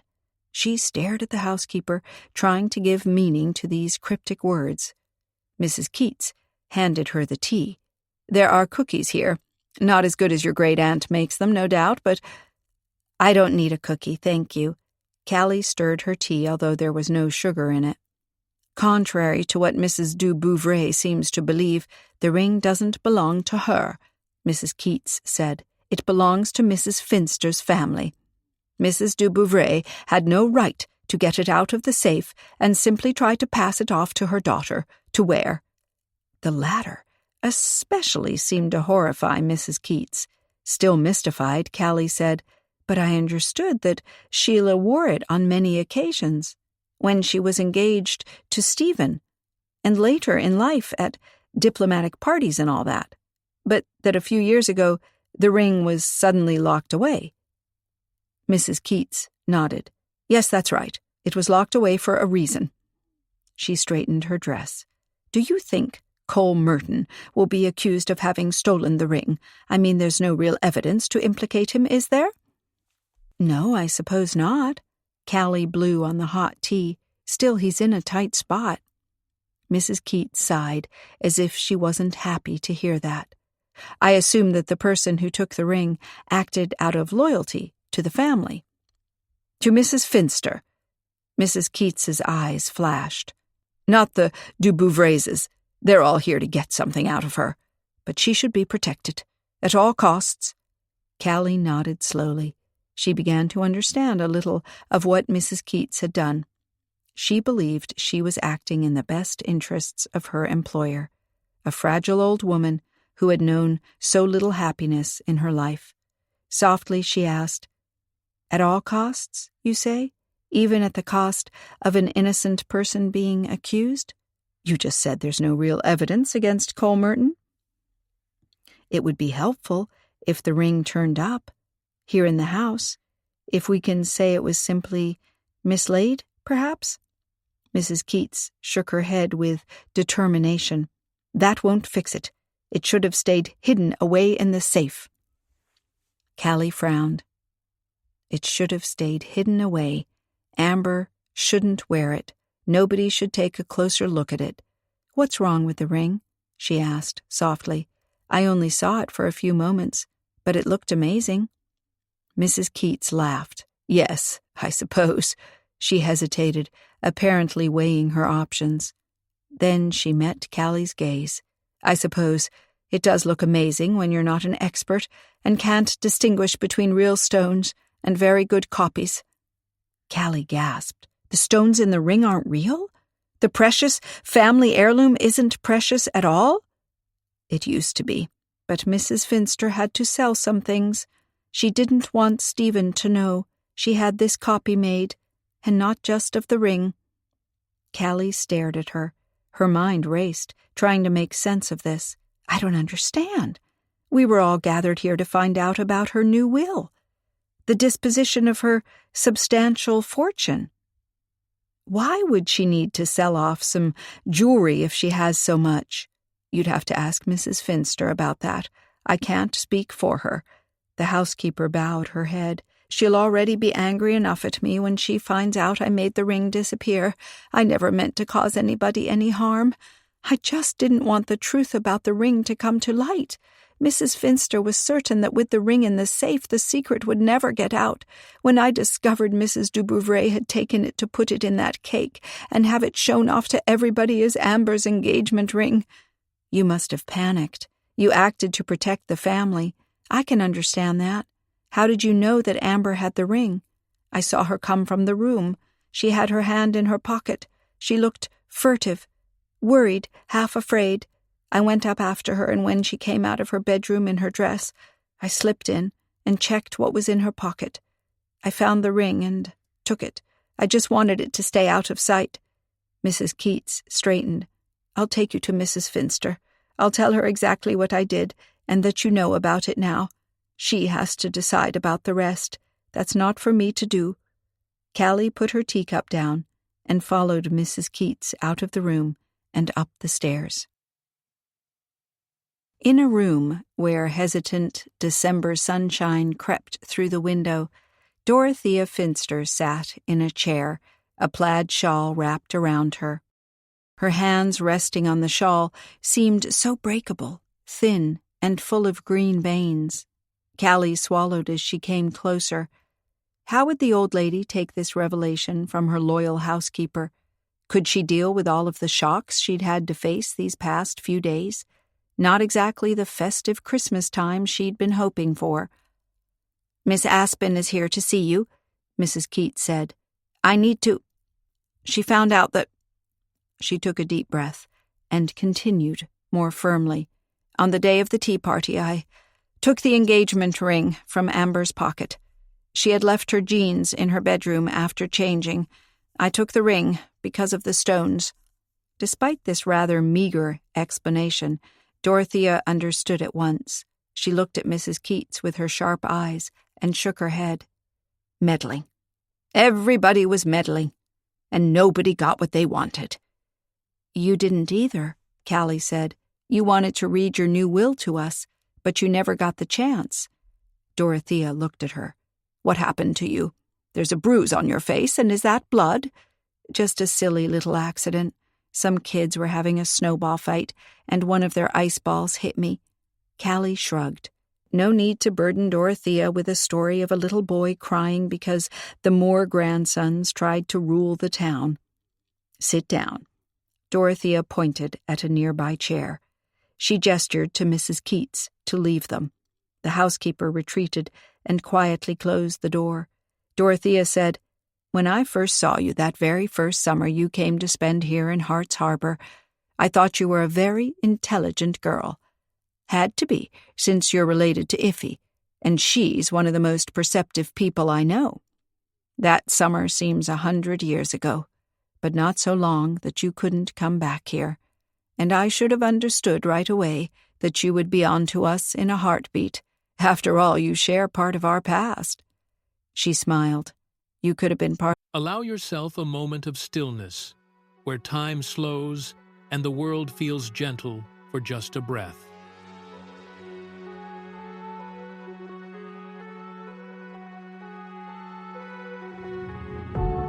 Heart racing, we're on the prowl. In the dark, we're not backing down. In the dark, we're not backing down. Whispers in my ear, you're taking control. I can't resist, you got me in a hole. I can't resist, you got me in a hole. Fingers tracing, you're leading the way. I love this feeling. I can't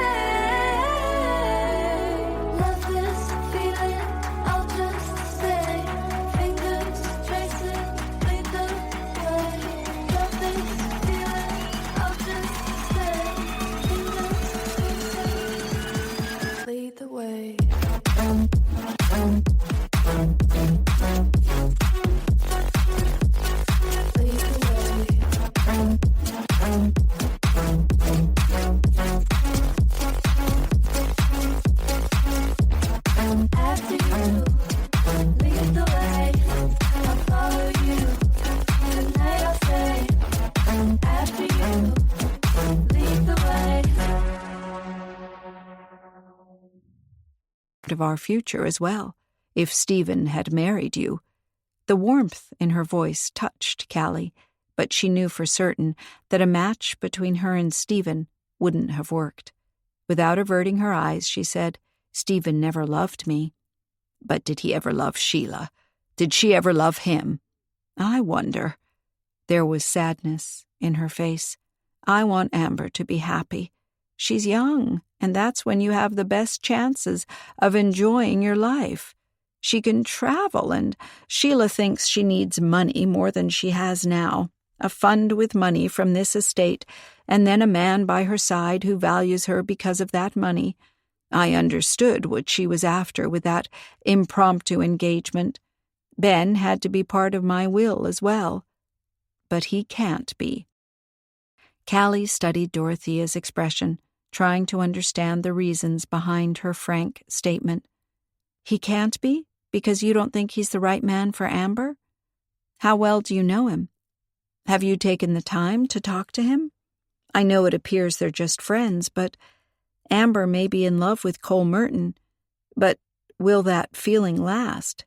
Do we know he's the right man for her?" In asking this, she was also phrasing her own thoughts and questions aloud. Dorothea smiled softly. She stared into the distance, her hands patting the shawl covering her legs. "It's not because I know Ben isn't the right man for Amber. I don't know any such thing. It's because there's nothing to divide." The words lingered in the room, hovering in the sunshine. Callie tried to process them. "Nothing?" She repeated that rather final word. "They all came out here for the will reading, hoping I had left the majority to them. Moore wants it for the town. Smith does too, in his own way. Lamp posts on Main Street, I think. Miss Brink wants a playground with a climbing wall, even though she said she wanted nothing from me. Almost like I had done her harm. Like she disliked me.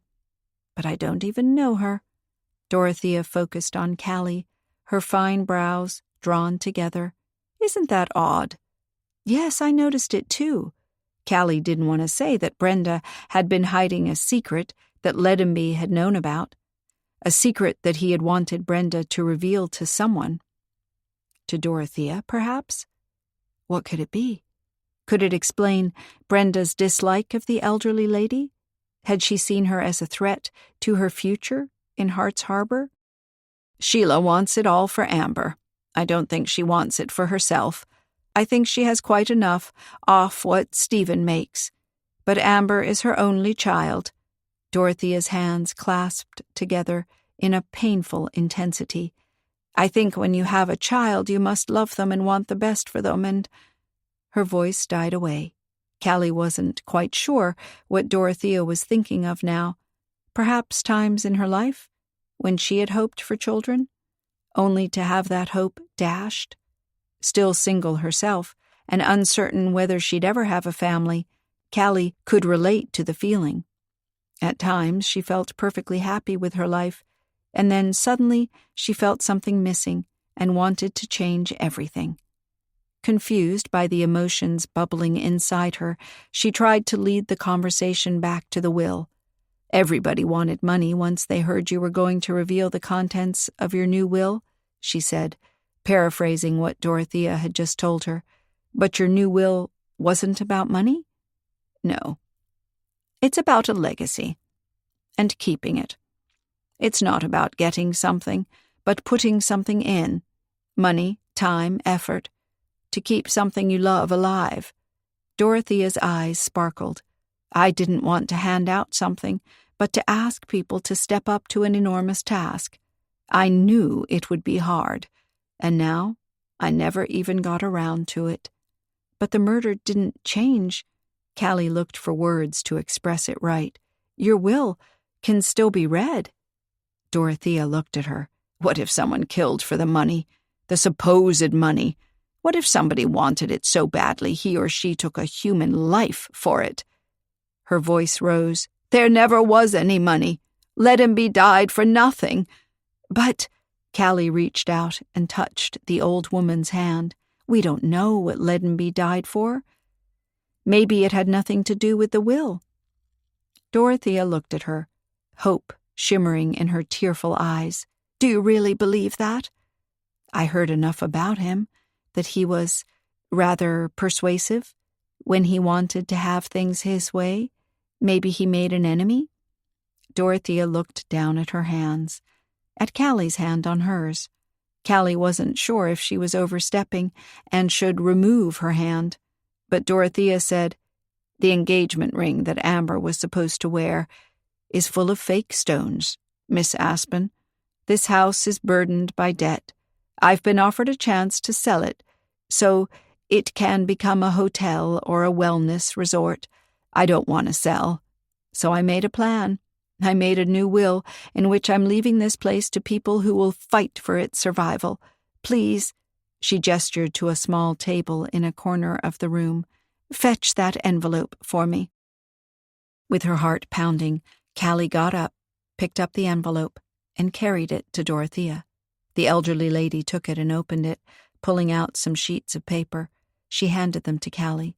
"Read it. Are you sure? Don't you think that others are more entitled to know?" Despite her reluctance, her eyes glanced down at the first sheet. Dorothea declaring she was of sound mind, her eyes fell on something familiar, and her heart skipped a beat. She read, barely knowing if she was seeing it right. If it could be. Dorothea Finster was leaving Haywood Hall to Iffy, and to her, Calliope Aspen, to care for and conserve as a venue for parties, a place where history will be retold, a museum perhaps, where old times are kept alive, and the library, so carefully built over the years, will always have pride of place. Callie looked up at Dorothea with a start. "You can't do this." "You've loved Haywood Hall ever since you were a girl. You came here every day to read and to walk the grounds and to play until the sun went down. You loved it but Stephen loves it too. And Sheila, you can't just exclude them to— How can I face them?" Callie's voice rose in panic. "How can I tell them I'm taking their family legacy away from them?" Dorothea shook her head. "You're not taking it away from them. They can join in to keep it up. I just didn't want to burden them with the debts, and Stephen is a diplomat. He lives abroad. He needs to travel. He needs change. He doesn't want to sit around here but I have a life too. I'm a travel guide. I can't just stick around here and—" Callie's head spun. She thought of Daisy and how the dog had attached herself to her and how hard it would be to leave her behind as January rolled around. About Iffy and book tea and how at home she felt there. About Falk, who had told her she was a great cook. She shook her head to refocus. "You can't just change somebody's life completely. How is this different than what Sheila did, trying to marry Amber off to Ben, not even asking her if she agreed? You could at least have gauged our interest in taking care of Haywood Hall before you put our names into your will just like that." "Sheila's plan failed," Dorothea said with a sad half-smile, "and so did mine. The will was never read. You're holding it. You can destroy it, and no one will ever know what was in it." Callie took a deep breath. She stood here in Haywood Hall, a place that had always been like home to her, a house she had loved and had never stopped loving.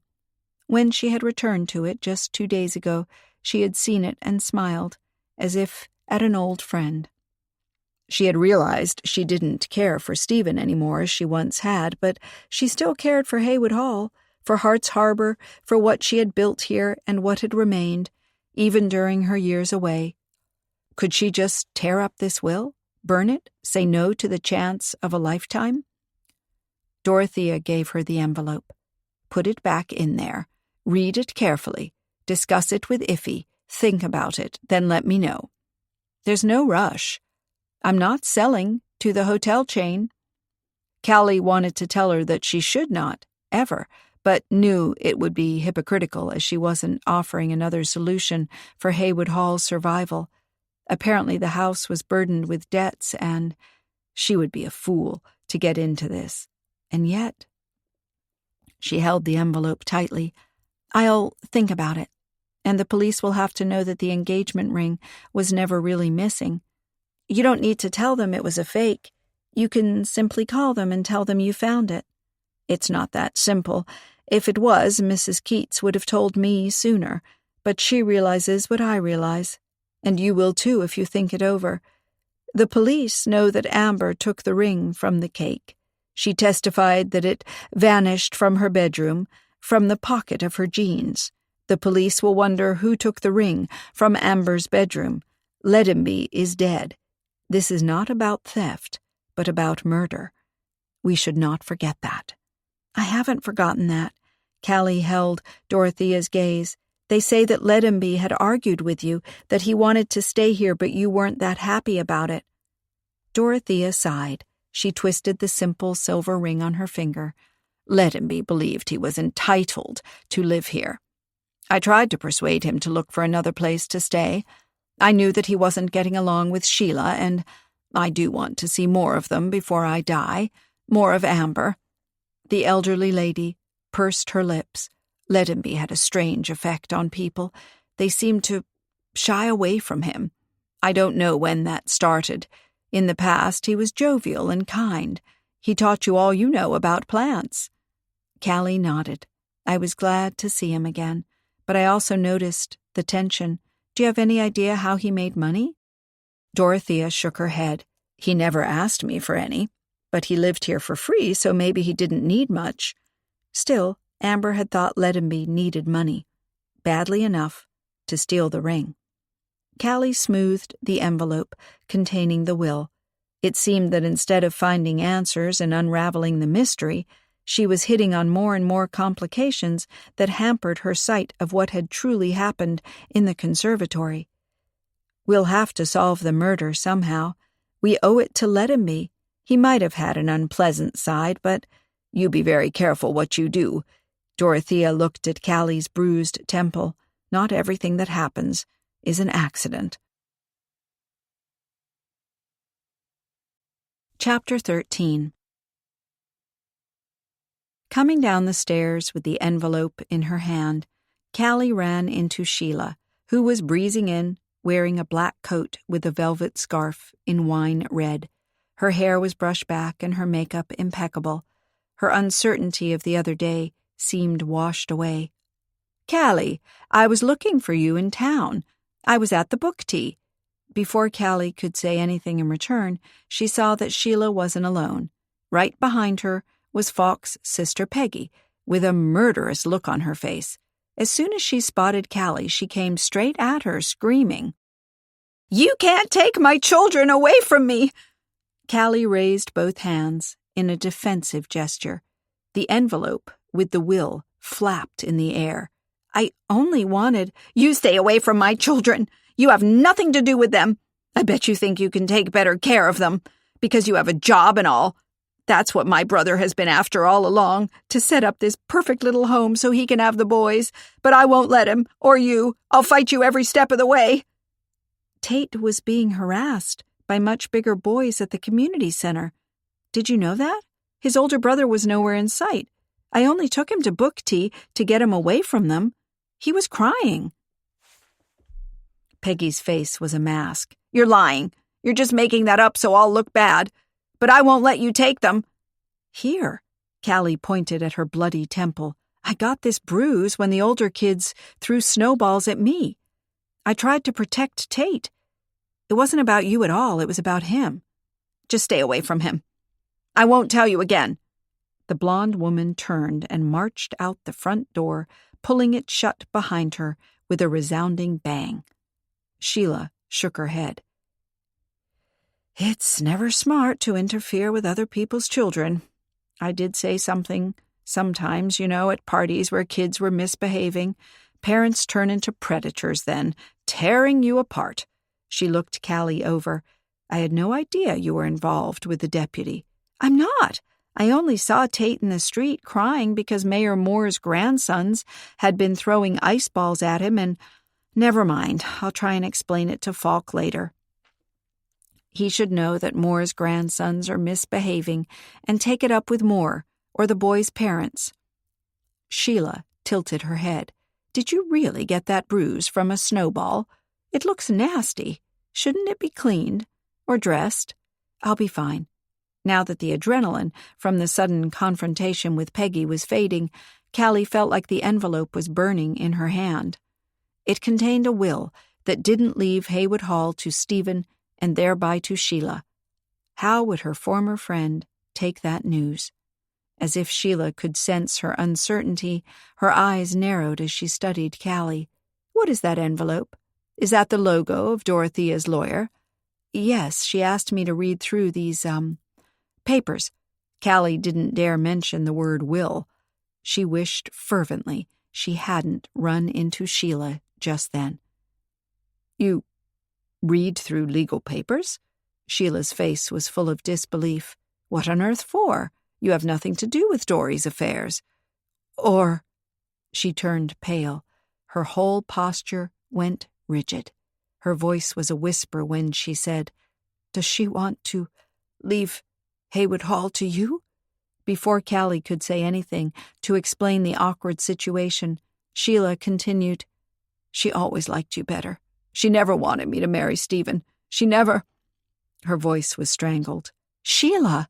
Callie wanted to catch her arm, but Sheila pulled away. Her nostrils flared as she visibly struggled not to burst into tears. It's not what you think. Dorothea only wants to protect you. The Hall is in trouble, and it will take a lot of effort to save it. You have your life abroad, your friends, your charitable activities, and... Sheila didn't seem to be listening. She walked to the stairs with stiff, mechanical movements.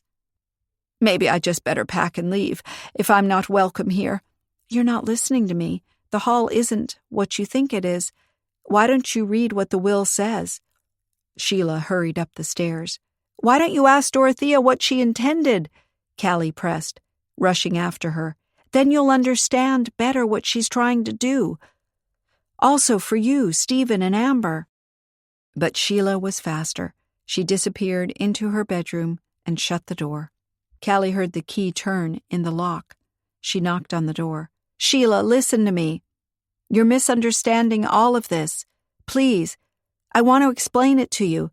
Open the door. But there was no reply. Callie rested her forehead against the door a moment.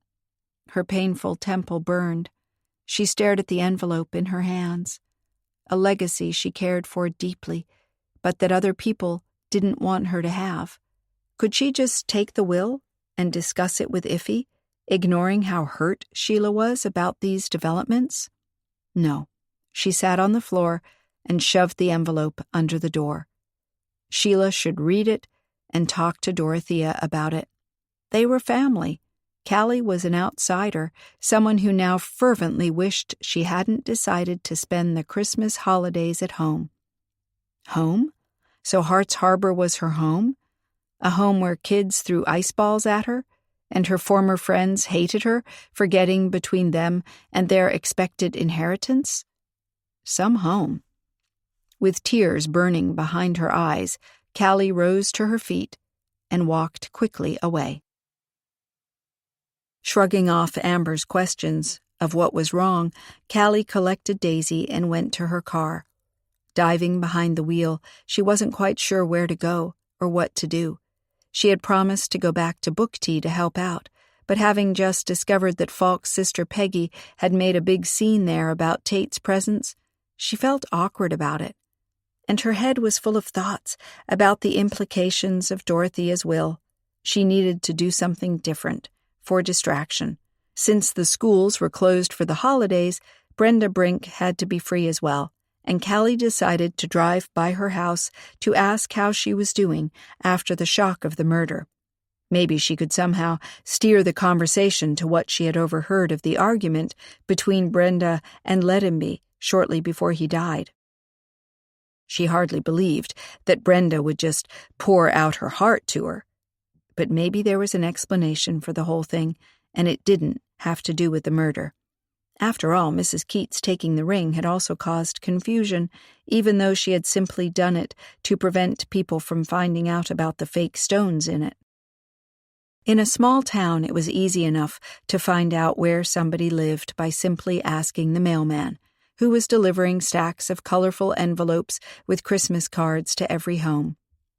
He gave her directions that she could easily follow, sending her past houses with reindeer on the roof, shooting stars attached to porch pillars, and wreaths of evergreen and golden bows on garage doors. Everybody seemed to have made an effort to sprinkle holiday cheer everywhere. Brenda's home, made of brick with a roof that was completely covered with snow, also had a beautifully crafted wreath with small felted foxes, and Callie wondered if Brenda had made those herself. As a teacher, she might always be on the lookout for new crafts to try in class with her kids. That might be a nice way to start a conversation. But nobody came to the door. Callie rang the bell again and knocked. Still no answer. Maybe Brenda was out shopping? But wouldn't she have taken her car then? The red compact sat snugly in the icy drive. Surely it was too slippery and cold to go out on a bike, if Brenda even had one.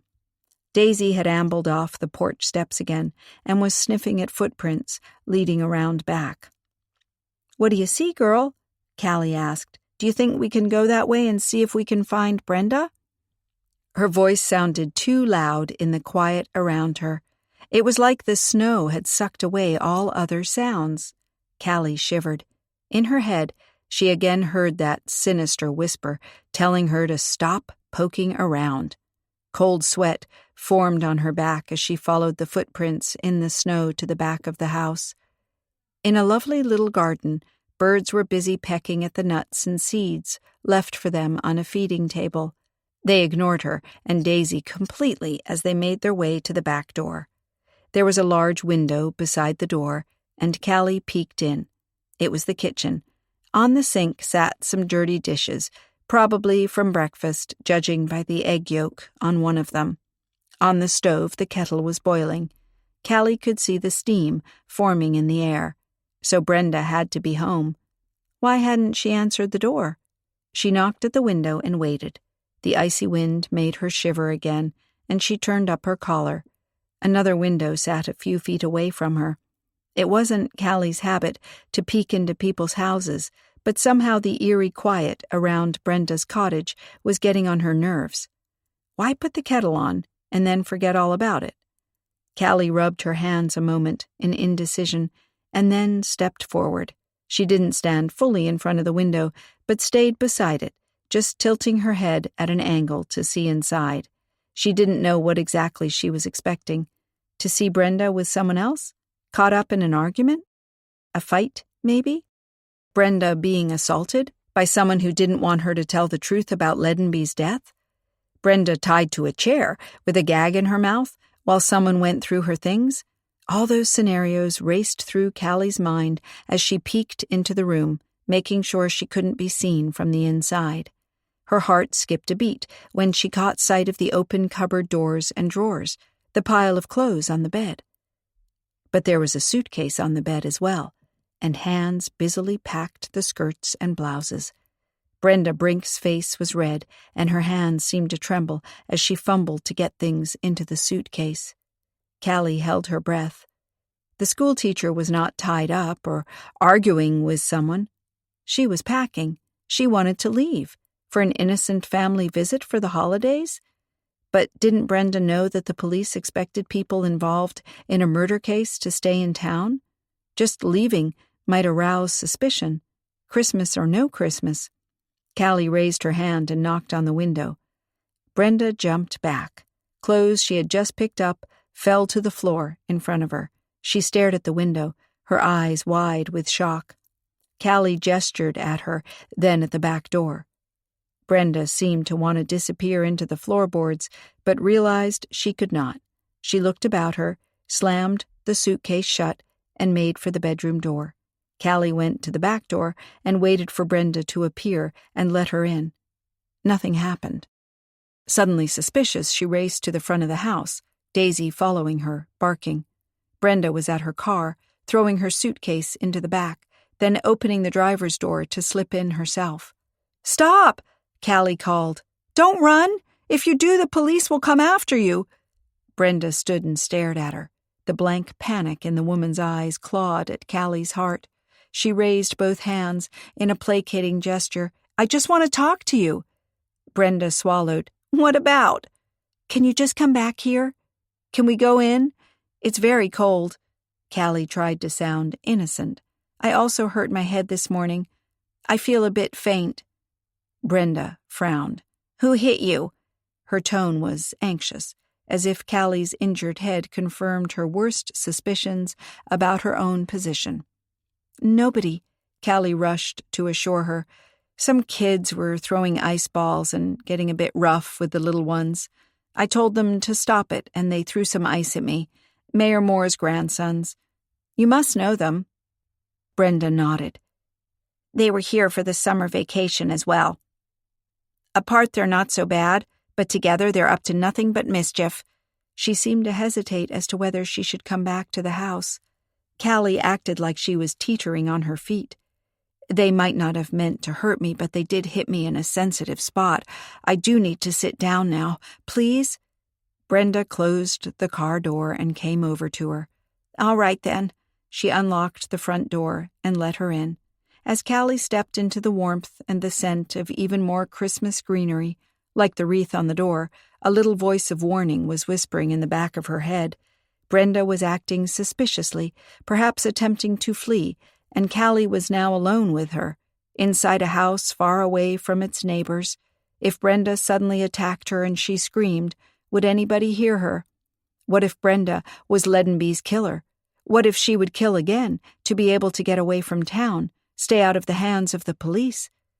But if that was the case, why had Brenda not left town right after the murder? The police had been busy looking elsewhere, going after Sheila first for the bloodstain on her dress, then Amber for the fingerprints on the murder weapon, then Cole Merton because it had been his screwdriver. Why wait until they had eliminated others and came knocking on her door? "Sit down." Brenda pointed at the couch. "Your head does look nasty." She was the second one to say so, and Callie now really did feel a bit faint. She sat down quickly. "Thank you so much. Those ice balls are harder than you'd think. Kids can be wild when they're on vacation. They sometimes don't understand the results of their own actions." "I think they do understand when they call Tate a crybaby." Brenda's expression tightened. She lowered herself into a chair and pushed a pillow behind her back. "Tate was really upset after his dad died. He started crying in the classroom. The other kids talked about it and word got around." She shook her head. "Kids can be cruel. They have no idea what it means to lose your father. They just want to fit in with the group and chant along." Callie looked Brenda over. Maybe she had lost her father too, and felt for little Tate? Brenda said, "If you're here to talk to me about this incident, I'm afraid I can do very little about it. I notify the parents when their children misbehave, but sometimes they don't take it very seriously. They think kids just like to play, and boys can be rough, that sort of thing. They don't understand the impact of name-calling or pushing and shoving. And Mayor Moore's grandsons don't even live here. They're not in my class. And what can you do about it even when they are in your class? I mean, in the classroom or the schoolyard?" Brenda sighed. She huddled in her chair like a cold little bird. "Not much, really. Maybe I'm not cut out to be a teacher." Callie studied her. "How did you end up here?" Brenda shrugged. "Just got lucky, I guess. I had been applying everywhere and got turned down everywhere. Then they hired me here." "Still, you were about to go away." Callie held her gaze. "Just a family visit for the holidays. You're aware that you're still part of a murder case? You can't just leave town. Does Deputy Falk know of your plans?" Brenda sat up. "I told them everything I know." "About Ledenby's threats to you?" Brenda's eyes went wide. "Falk told you about that? Why? I thought information in a case was treated confidentially." Her indignation was evident. and Callie rushed to explain. Falk didn't have to tell me. I overheard something. I came looking for you when the tea party was about to start. I overheard Leddenby threatening you that if you didn't tell something, he would. You said he'd ruin your entire life. Brenda was deathly pale now. She leaned forward with her elbows on her knees. "And?" she asked in a trembling voice. I told Falk what I overheard. I felt I had to. That was it. But he'll want to know what it's about. Yes, he asked me. I said that Leddenby had told me before that I was a bad teacher and I should resign. I didn't want to. Callie narrowed her eyes. That didn't ring true. How would Leddenby know if you're a bad teacher? He doesn't have kids at your school. I think it was about something else. You think, but you don't know. So stop interfering. Stop poking around. Callie sat up. Did you call me last night and threaten me? Did you say I had to stop poking around or I would be sorry? Brenda now looked like she was about to faint. No, of course not, she whispered. I was with Falk when the call came in. Callie pressed to gain ground now that Brenda was overtaken. He'll look into it to find out who it was. The police can trace calls. It wasn't me, honest.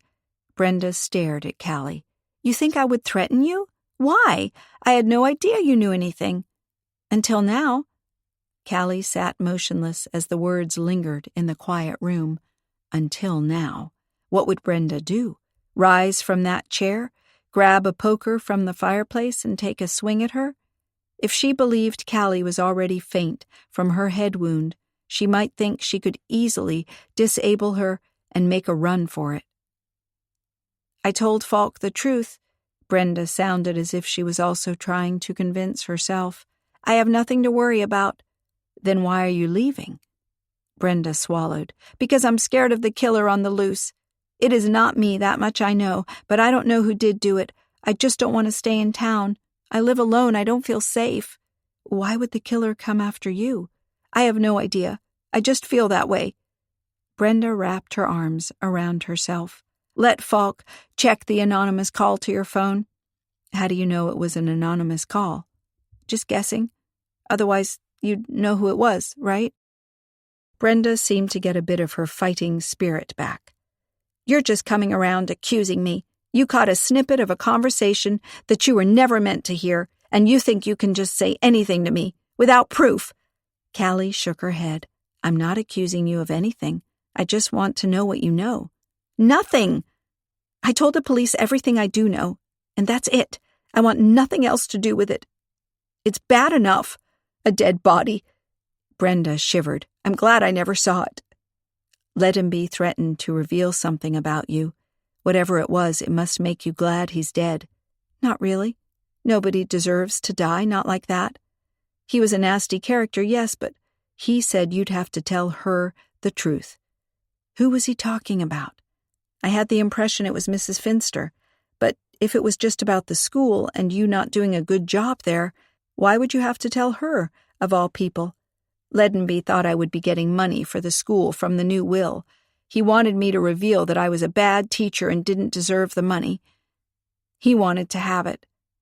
Callie tilted her head. And why would Mrs. Finster leave anything to him? I don't know. But he said he was entitled to it. Callie shook her head. That doesn't make sense. Her phone rang, and she pulled it out of her pocket. Keeping her eyes on Brenda, she answered, Yes? Callie, it's Amber. I'm so happy. The girl's voice danced across the line. Cole is off the hook. The police established that he has an alibi for the time of the murder. He was at another job. Several people can vouch that he was there or that they saw him driving over there. He couldn't have killed Leddenby. I'm mad that Falk actually put him in a cell overnight. But now he's free to go, cleared. I still can't believe it. I'm meeting him for coffee. Amber sounded like a teen going on a first date with her crush. I just wanted to tell you, Mom's not interested. She claims she has a headache and has to lie down, but I bet she's just mad because things didn't work out the way she wanted.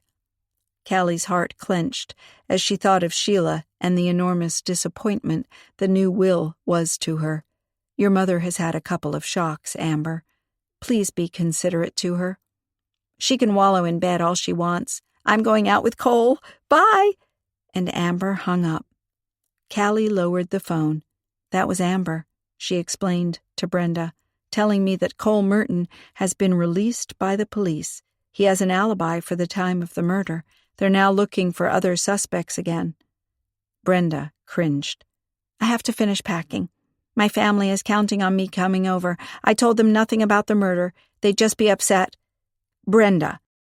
Callie put force and conviction into her voice. They will be coming after you. Do you want to be hunted down? You have to talk to them. You have to tell them what Leddenby was accusing you of. Then Falk will think I killed him. Brenda's eyes were frantic. Falk is running out of suspects fast. She covered her face. I wish I had left town right away when I had the chance. Daisy came to sit at her feet and pressed her head against Brenda's leg as if to offer her support. Callie asked softly, Why didn't you leave? I had hoped. Brenda's voice faded. That Cole Merton would be accused? While he's innocent? I didn't know if he was innocent. All I know is I didn't kill Leddenby. Brenda groaned. Everything is just going to get even worse. Callie rose and came to stand beside the teacher. She put a hand on her shoulder. Brenda, listen to me. If you didn't kill Leddenby, you have nothing to worry about. You have to tell the truth about what happened, and then Falk will sort it all out.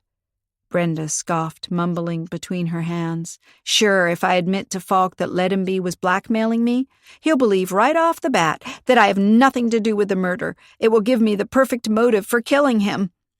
Blackmail is a terrible thing. But it's over now. No, it's not. Brenda pulled her hands away and lifted her contorted face to Callie. Leddenby may be dead, but I'll have to tell the police why he was blackmailing me. The story will get out anyway, and she took a deep breath. I'm not worried about me so much as the others involved. What others involved? Callie asked in surprise. She hadn't thought that Brenda's secret would touch more people than just Brenda herself. Brenda took another deep breath. She held it, then released it in a long, low hiss. Your friends. The Dubouvreses, Mrs. Finster, everybody at Haywood Hall. Callie felt her legs go wobbly. What secret could Leddenby have known? He had lived there for so long. He could know painful secrets. She said slowly, Still, you will have to tell. There's no other way. Leddenby is dead now. I can't prove he thought it all up. I'll be blamed for starting this story. They'll think I'm after money, but I never wanted anything from her. Honestly. Just tell me the story. I'll help you figure out what to do. Brenda held her gaze a moment, as if to determine if she should go along with this. Then she nodded and began. I was desperate to find a job as a teacher. When this opportunity here in Hart's Harbor came up, I grabbed it with both hands. But Leddenby soon appeared at my door. He said that he had a proposition. He had forged some documents that could prove I was Mrs. Finster's granddaughter. Granddaughter? Callie echoed. But Dorothea never had any children. I know. Leddenby said that he had forged paperwork to prove she had a child when she was very young, before she ever met her husband and got married. A child she abandoned because she couldn't take care of it at the time. I was supposedly that child's daughter. I had to ask the Dubouvreses for money to keep my past a secret. Leddenby said that they would be desperate to keep me away from Dorothea so they could inherit everything, that they would pay me a large sum so I wouldn't talk. He said they had plenty of money since Mr. Dubouvre is a rich diplomat. He said Mrs. Dubouvre hated scandal and would pay up just so the story would never get out. He said they'd never even check if it was true, and that if they did, he had it all covered with his fake paperwork. I refused to do it, but he kept harassing me about it. Even before the tea party started, he wanted to tell her if I didn't. Her being Sheila? Callie asked. Her bet had been on Dorothea all this time. But why couldn't the her mentioned have been Sheila? Brenda wrung her hands. I was desperate. I didn't want to tell people lies for money. Let them inherit the hall. It was never mine to begin with. She brushed a strand of hair away from her face. I couldn't get Lettenby to listen, though. He was dead set on using the tea party to tell all. I walked out. I was completely devastated at the idea that he would go through with it. He had always emphasized to me that he couldn't blackmail the du Bouvraises himself because they wouldn't believe him, that it would only work if I, the alleged granddaughter, contacted them myself. I think he was also afraid that word of it would get back to Mrs. Finster somehow, and she'd turn him out of the hall. He always seemed to genuinely love that house. When he threatened to reveal all at the tea party, I reminded him that he had said he couldn't reveal anything himself because Mrs. Finster would turn him out. But then he said that he didn't care anymore, that he would do it, at all costs. Brenda swallowed hard. I think he meant it. I ran off in a panic. But I left him alive. I didn't kill him. I just left the conservatory while he was still alive and well. When Dorothea began her speech, I was waiting for him to come in and speak up. I was so scared, I can barely remember what she said. Callie nodded. Brenda had indeed looked very frightened and emotional, struggling for control. And have you ever seen those forged documents? I heard Lettenby had a safe deposit box at a bank. He must have kept his blackmail material in there. The police are onto that? Then they'll find out anyway. Brenda exhaled as if it was a relief that this decision had been made for her. I'd better go see them. No, not yet. You have to do something else first. What? Brenda asked, perplexed. See Dorothea. Find out if there's any truth in Lettenby's claim. Brenda's jaw dropped. What? He told me he had forged the paperwork. That means it was a lie, right? I'm not her granddaughter. Maybe not. Callie looked her over, but you deserve to know the truth. And so does Dorothea. I doubt Lettenby would just have made up some far-fetched story. He knew things. He might have known enough to be fairly confident he would get far with this story. Yes, he might have forged the paperwork, but what if there's some truth in it? What if there was a child in Dorothea's younger years that she parted with? Brenda stared at her. You think she'd want to know? She's old and close to death. I think that's a time in life when people want to set things straight. Her new will was her way of trying to restore things. And now that you tell me this, we have to at least tell her before you go see Falk, so she knows what's going to be said about her. Word will get out and...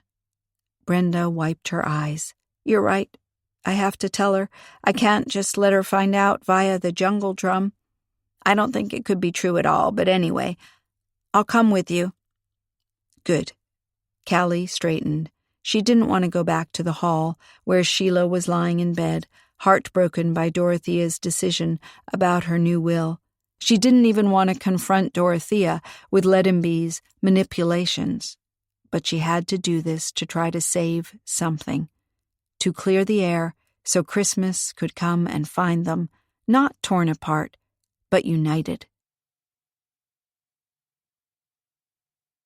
Chapter 14. Parked in front of the hall's stately steps was a police car. This time, no curious boys' faces peeked out through the back seat window. The blue lights weren't flashing either. Still, the car's solemn presence made Callie's stomach contract. Why was Falk here? Who had he come for? Brenda nodded at the car, her eyes wide. I can't go in now. Callie took her arm and pulled her along. We're going to talk to Dorothea. I'm sure Falk isn't going to arrest her. Come on. Stephen opened the door and said in a low voice, Falk is here to talk to Mrs. Keats about the ring. It seems he's suddenly quite eager to clear this Cole Merton of all charges. Amber rushed off to meet him for coffee. He rubbed his forehead. But there's also bad news. When Falk is done with Mrs. Keats, he wants to take Ben to the station. Why? Something about footprints outside the conservatory door and traces left inside. Snow, water, mud, I'm not sure. Callie's heart skipped a beat. Had Ben entered the conservatory from the outside to kill Leadenby? The possibility had occurred to her earlier. But why would Ben have wanted to kill the old man? Just a flash of anger? Somehow it didn't seem to be enough. But then Callie didn't know how hot-headed Ben might be. A door slammed, and Falk appeared, walking fast. When he spotted Callie, he froze. His gaze scanned her face, then rested on the bruise on her temple. Did Peggy do that? No. I heard she made a major scene in the book tea. I wasn't there at the time. Wait a minute. Stephen stepped up to Falk. You think someone hit Callie? What for? Falk gestured with his hands. It's a private matter. Not when people get hurt. Just look at her. Nobody hit me, Callie said. Some boys were throwing snowballs, and one hit me. I heard from Brenda that the mayor's grandsons have caused trouble before during summer vacations. We should really do something about their behavior. She hoped this would explain Brenda's presence by her side, and Falk's attention wouldn't fall on her in relation to the murder case. Stephen looked like he didn't believe her story, but Falk said he was taking Ben along and looked into the sitting room, calling, "We can go now." Ben appeared, in a neat suit, his chin up as if to defy any of them to have an opinion about him. As the deputy and the young lawyer walked out of the house, Callie went after them quickly. "Can I talk to you for just a moment?" Falk sent Ben ahead to the police car and asked curtly, "What is it?" "Peggy seems to think you want to take Jimmy and Tate away from her. Is that true?" "Of course not. I'm a bachelor. What would I do with 2 small kids? I just want to help her care for them." "That's not how she sees it." Callie held Falk's gaze, trying to read the full story in his eyes. "There must be reason for her to think you don't trust her." She had begun to suspect that Peggy was overreacting to things because she had the impression people didn't believe in her abilities as a mother. On top of the loss of her husband, that had to hurt bad. Falk sighed. "Peggy is just... she's taking risks, and I don't like it." "Who is this guy she's seeing? What is she doing at night when I call her and she doesn't answer the phone?" Aha! So Falk was keeping tabs on Peggy, and Peggy didn't like that. Maybe she doesn't answer the phone because you're checking on her. She's a grown woman. She's the children's mother. Have a little faith in her. Falk looked her over with a puzzled frown. "You're telling me that? After the scene Peggy made? Why on earth would you defend her?" "I'm trying to put myself in her position. She lost her husband. She must feel completely abandoned." "Abandoned? Greg would have done anything for his family. The guy was selfless to the core. He even died saving others." "Yes, saving others.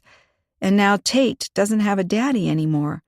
Do you have any idea what it's like for Peggy to see her son upset all the time when she can't do anything about it? I held him this morning while he was crying. It broke my heart, and I'm not even his mother. I can't imagine how Peggy must feel. She doesn't need you or me or anybody to tell her to do better, Falk. She just needs you to be there for her." Falk looked away. "I'm not good at this psychobabble stuff.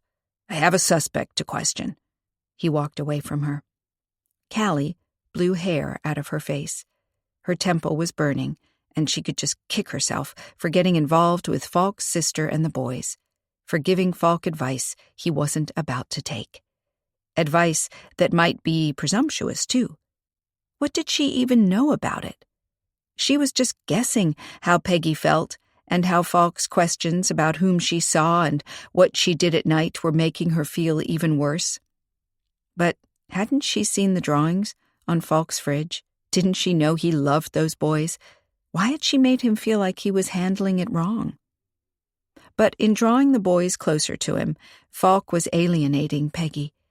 And Peggy might need him just as much as Jimmy and Tate did. Callie shook her head and went inside, where Brenda was nervously waiting for her. Dorothea was no longer seated in her room, but had gone into the library. She looked very frail standing in the middle of the large room, the ceiling-high rows of shelves towering over her, full of their leather-bound volumes with gold lettering on the spines. She turned to the door when it opened, surprise in her features as she recognized Brenda. "Miss Brink, what are you doing here? If you want to know how I am after the shock of the murder, I am fine." Dorothea sounded a little agitated. She pulled the colorful silk scarf around her thin shoulders. "The new will doesn't benefit the schoolyard, I'm afraid. But then, you had already said you wanted nothing from me." Brenda cringed when her own curt words at the tea party were flung back at her. She glanced at Callie and whispered in an agonized voice, "I can't do this." Callie said, "Dorothea, I think you should listen to what Brenda has to say. It could be important. In any case, you should be the first to know." "Very well, then." Dorothea walked with her back painfully stiff to the large leather chair behind the desk in the center of the room. She sat down and leaned her hands on the desk. The position of power, the seat of the lord of the manor, gave her a regal bearing. She waved a bony hand to the hard-backed chairs in front of the desk. "Sit. I'm listening." Brenda walked over and sat, just as upright as Dorothea. "I didn't want to come here and tell you. I'm certainly not after money. I refused to cooperate all this time because I didn't want the money. But the police will have to know now, so I'm telling you first. Leddenby was blackmailing me." Dorothea's eyes flashed a moment, but Callie couldn't make out with what emotion. Surprise? Anger? Fear? "He came to my house when I had just moved here. He claimed to have paperwork that proved that I'm related to you." Again, there was a response in Dorothea's face. Callie held her breath. Did this mean it was somehow true? Had Dorothea had a child? "He claimed to be able to prove through paperwork he had forged that you had a child in your younger years and that child was my father. I don't know what exactly he had, as he never showed it to me. But as Miss Aspen here told me that the police have found out he had a safe deposit box at a bank, I'm sure they'll gain access to the papers soon." Dorothea's hands on the desk were very still. "He wanted me to approach Mr. de Bouvray or his wife and ask them for a large sum of money to keep it a secret that Mr. de Bouvray isn't your only relative and therefore not your only heir. If they wanted to get Haywood Hall, they had to buy me off. I refused to do it. Leddenby approached me again and again, wanting me to send emails to them or call them. Then, when they came to stay here for Christmas, he said I had to do it now. We fought about it right before the tea party started. Miss Aspen overheard something and told the police. I lied and said that he was blackmailing me about something having to do with the school. But the truth is that he was holding these papers over my head. I refused to go along with his scheme. But I left him alive. I have no idea who killed him." Brenda sat and waited, apparently done with her story. "What is your father's name?" Dorothea asked. Brenda looked up. "Brink, of course, like mine." "I mean his first name." "Oh, that's rather unusual." Brenda shifted her weight in her chair. "He told me it was because he was born in Switzerland when his parents were on vacation there." "Gentian," Dorothea said. Brenda blinked. "Yes, how do you know that?" "Gentian. Like those flowers that grow high up in the mountains and weather every storm. You need to be able to weather something when you're abandoned as a baby." Brenda sat motionless. "I never thought I'd hear anything about him again," Dorothea said in a whisper. "You know my father?" Callie's heart beat fast under her chest bone. She saw the old woman behind the desk and the younger one in front of it through a haze. Dorothea's knowledge could mean only one thing. Dorothea said, looking at Brenda, "Gentian is my son." Brenda sagged back against the chair. That can't be. Ledenby said the paper was forged. He made it all up. Dorothea shook her head. He might have told you that because he wanted you to be afraid of the power he had, to create false leads, but it's true. When I was a girl, I was in love, and I had a baby. I was still in boarding school, and my parents thought me too young to marry and raise a child. They wanted me to study and travel and see the world, and I let myself be talked into it. I gave up Gentian. He was such a pretty little boy. But his father had turned his back on me by then, and friends of my parents in Switzerland took care of everything. Because it happened abroad, they were confident nothing could ever be proven later on. My reputation would be safe. She laughed softly. How sorry I was later. I wanted to know what had happened to Gentian, but it was impossible to find out. Nobody wanted to talk about it, and there was no paper trail, at least not via any official channel I could appeal to. I listened to all the people who said it was better this way. And who knows, perhaps it was better. I'm sure his adoptive parents loved him very much. I loved going to my grandparents. They're no longer alive, but we were so close. I can't believe they knew this and never said. My father doesn't even know. He's still alive? Dorothea's eyes lit. Yes. Brenda's gaze wandered through the room. I can't believe this. I thought Ledenby was lying. I was so sure it couldn't be true. He wasn't lying. I'm sorry he harassed you. If I had known... Dorothea wrung her hands. 2 years ago I asked Ledenby to help me look for Gentian one more time. Ledenby had told me that he had friends who could ferret out information, even illegally. I wanted one more chance to find my son. Ledenby took a lot of money to conduct his search and then reported to me it had been fruitless. I had no idea he lied. You did know he could be nasty, Callie said. He forced you to let him stay here. He could be persuasive. But I never hated him, nor did I think he hated me. What you're telling me now is a low trick. I can't imagine why he did it. Lie to me that he hadn't been able to find Gentian, when he really had all along. I wish I could tell him off about it now. But he's dead. Dorothea sighed. You must forgive me, for you'll think I pity a man who deserves no pity. But I am sorry for my old friend. He was bitter about how life had turned out for him. He was jealous of people who had more than he did, and who, to his mind, didn't deserve that. I try to imagine how afraid he must have been of having to leave Haywood Hall. I can only guess that was the reason for his lie to me. Why else not tell me about Gentian and about you? Why not reunite me with you? His fear must have changed him. He made mistakes, yes, but don't we all? I still cannot hate him. I didn't hate him either, I just wanted it to stop. Brenda hugged herself. I just wanted him to let me live my life here. At last I had a job and kids to care for, and I won't tell a soul about it, if you wish. Dorothea smiled sadly. You see, there is no big inheritance to give away here. I just revealed to Callie today that Haywood Hall is in debt. I'd have to sell it unless someone can turn it around, organize parties here and make it a museum, to save it for the generations to come. I cannot make you my heir and leave you my house and my wealth. I never wanted any house and any wealth, Brenda cried. I just wanted to be happy here in this nice little town.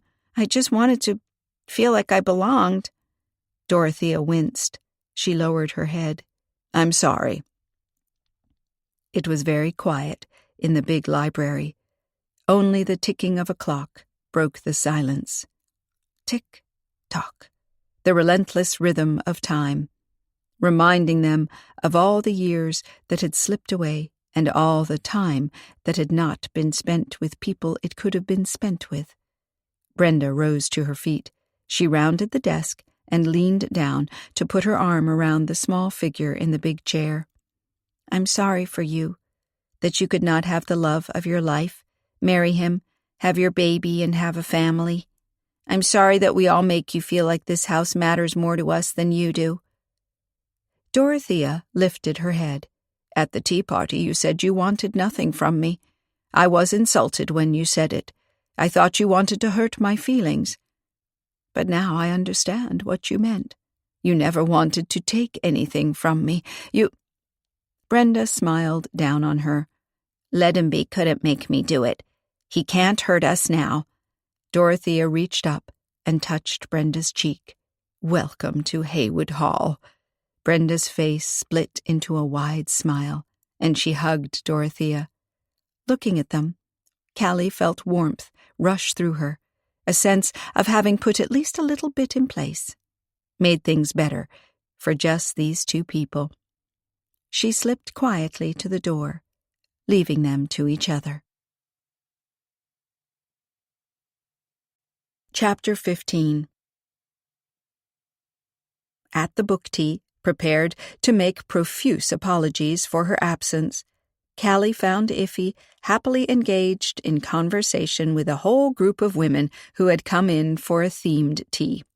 She whispered to Callie that she should take some time off and go skating. "You can rent skates at the rink," she said, patting Callie's arm. "I know you used to be so good at it. You never forget, you know. No objections. I'm sending you off. Here's a late lunch. I bet you didn't eat a bite running after all this murder business. You need to unwind.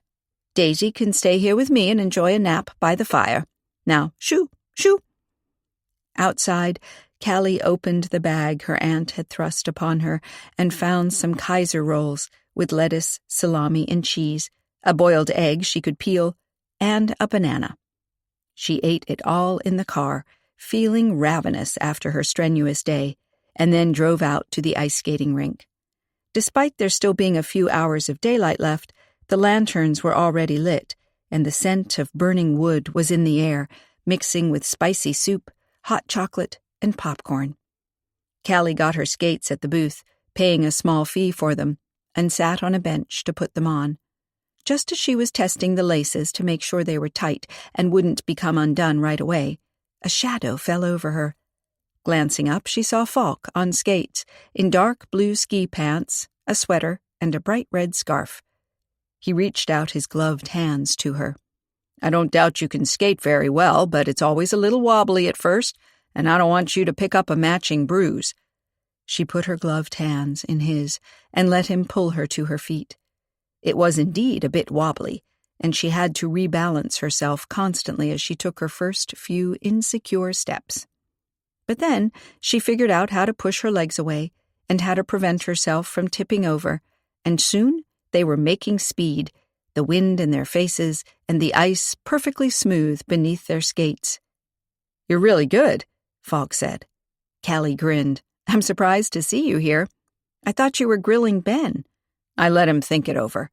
He hasn't been forthcoming with information. I'm somehow sure he knows something. Maybe he also saw Amber beside the body?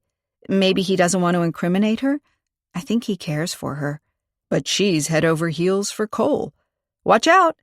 Falk steered her around a fallen child and his mother, who was trying to get him back on his feet again. The boy was wailing that he never, ever wanted to skate again. "Where are Tate and Jimmy?" Callie asked. "Peggy took them to some meeting. I have no idea where." Falk looked uptight. "I think she's planning something insane, like moving away from town." "Why would she? She knows everybody around here. She wants to prove something to me. I don't know what. Maybe that she's a good mother." "When did you last tell her that?" Falk didn't say anything. Callie focused on her skating. The wind was less chilly, it seemed, and the sun had come out to play across their faces. Children laughed, and a girl did a spin and got a round of applause. Callie had skated on much bigger and better rinks all across the world as part of her traveling, but she had never had quite this feeling.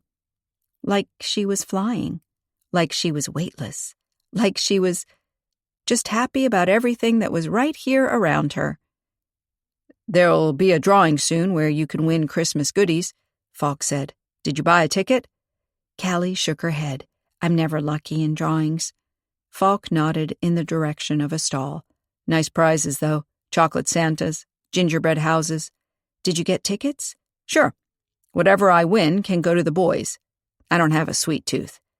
After another trip around the rink, the announcement was made through a megaphone that the drawing was about to take place, and everybody gathered around the stall in question. Callie rushed back to the bench to take off her skates and put her boots back on. Sticking her left foot into the boot, she felt some resistance. What was that? She pulled out her foot and reached in her hand. It was a ball of crinkled, glossy paper. She smoothed it and saw it was a colorful advertisement for the book tea. The flyers were posted at the local library and in the community center. Someone had written across the photo of the shop in red felt tip, "Love this? Then quit poking." Callie stared at it, not quite able to grasp what it meant. Then, as the words began to sink in, her heartbeat sped up. This was a threat, possibly from the same person who had called her last night. The word choice seemed about the same. Her stomach tightened. Whoever had done this had walked past her boots and dropped the ball of paper inside. He or she had walked right past the ice skating rink where Callie had been doing her rounds with Falk, with a police officer, and still the killer hadn't cared. And he or she had gotten away with it. Callie hadn't seen anything. "Are you coming?" Falk stood beside her, a carefree smile on his face. Then his gaze dropped to the paper in her hands. "What's that?" "Nothing." "Give it to me." Falk took it out of her hands, his fingers brushing hers. He studied it with a frown. "Where did you get this?" "It was inside my left boot. I noticed it when I tried to put my foot in." Callie leaned down and put said boot on her foot so she didn't have to look at Falk. "We'd better hurry. The drawing is about to begin." "This is a threat." "I'll have to see if I can find any fingerprints on it." "Not a chance. First of all, I smoothed it out to read it, so any prints must be smudged.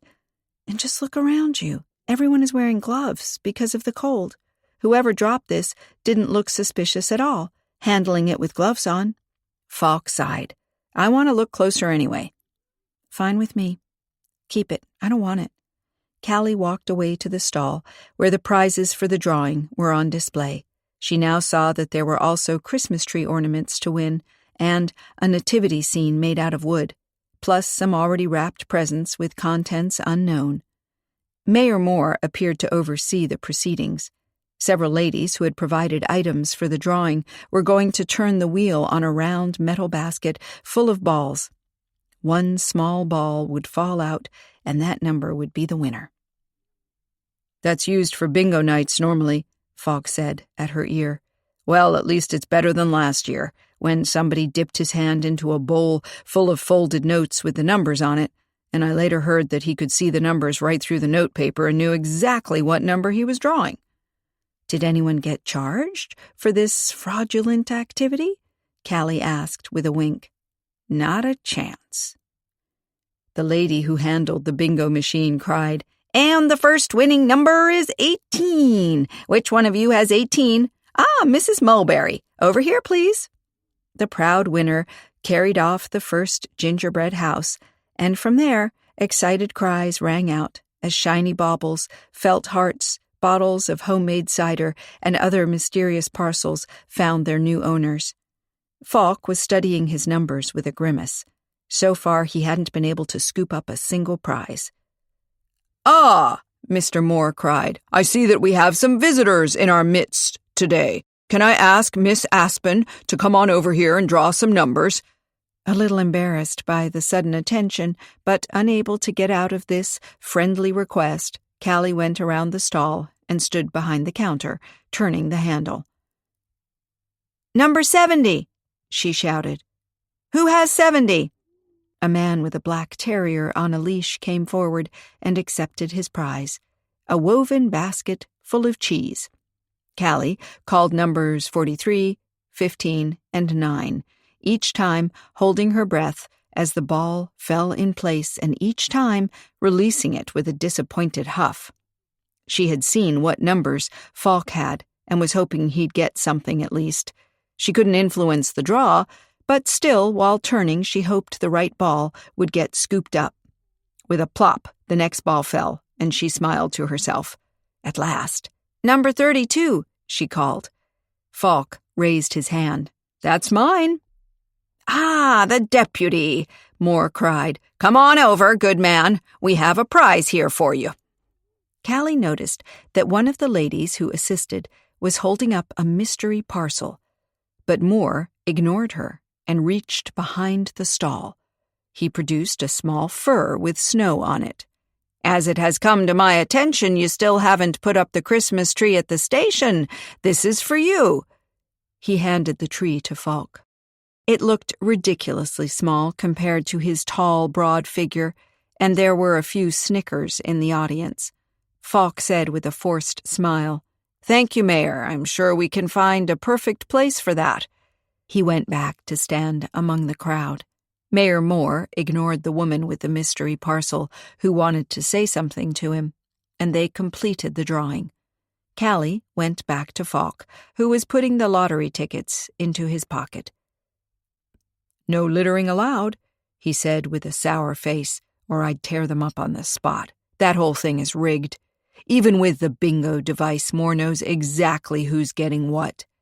He enjoyed making me look silly with this pitiful excuse for a fir tree.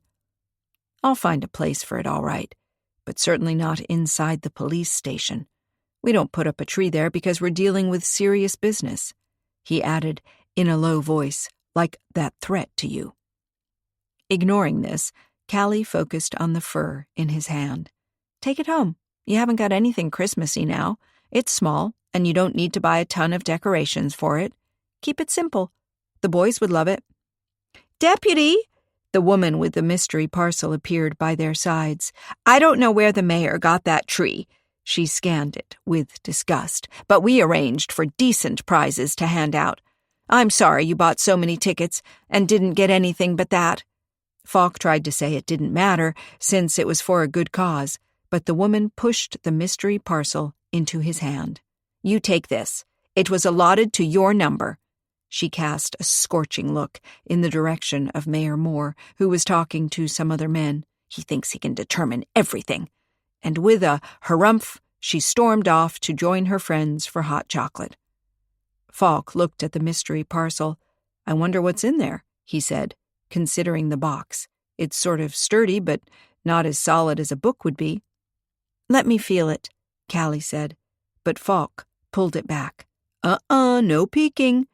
I'm saving this for Christmas Eve, and I'm not saying I'll open it myself."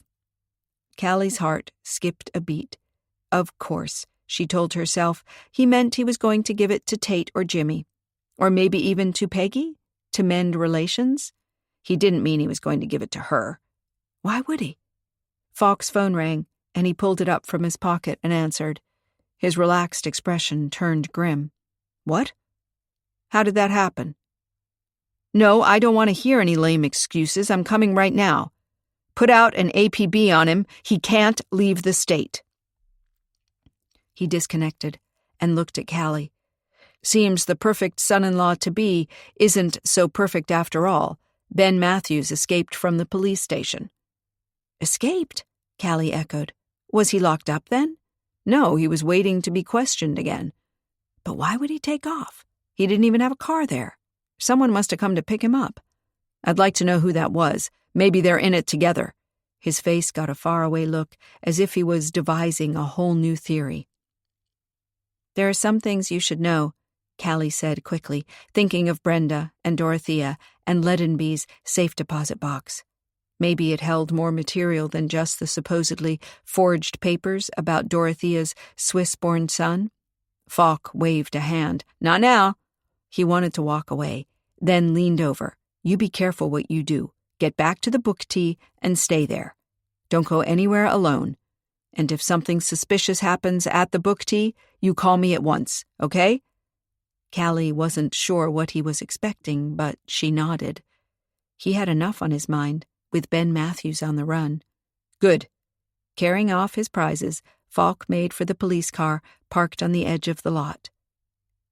Problems? Moore appeared by Callie's side, his tone just a little too eager. Nothing special. Callie wasn't about to reveal that a suspect had slipped away from the police station while Falk wasn't around to prevent it. He and the mayor didn't seem to be the best of friends. She focused on Moore. I was at your house yesterday and saw your Christmas village. So lovely. You must put so much time and dedication into that. It's my little hobby. Yes, a passion, so to speak. The eye for detail, making it as true to life as possible. Your wife mentioned to me that Dorothea's husband left a fund for the town. I was wondering if I was going to stay around, she was making this up as she went, and wanted to start my own little business, if you could help me out with some initial investment? Money? You're more than wanted at the book tea, I'd think. Moore rubbed his hands. If he isn't getting any younger. But there is money for starting businesses, I suppose. The fund was quite substantial, I gather. My wife often talks about things she knows next to nothing about. Moore waved at someone. Excuse me, I must go and say hello to a few people. But a few minutes later, Callie saw the mayor standing alone, talking into his cell phone. He seemed angry and trying to make a point. Was he reprimanding his talkative wife? Or warning an accomplice that their deceit was about to become public knowledge? Thinking of the bright red words written across her great-aunt's beloved book tea, Callie pulled her coat tighter around herself, but couldn't lock out the cold that seemed to seep into her very core. Chapter 16. Callie lowered the last plate into the dishwasher and stood up straight. Her muscles were aching from the skating. She had to do it more often. Her gaze strayed to the kitchen clock, 6:30, and she wondered how Falk was getting on with his search for Ben. Her stomach rumbled, and she tried to remember what was in Iffy's fridge that could be turned into a quick dinner. All this washing up after the guests left the book tea took longer than you'd think. Iffy had to be aching for a hot bite and a quiet evening as well. The swinging doors burst open, and Iffy ran in, holding her phone.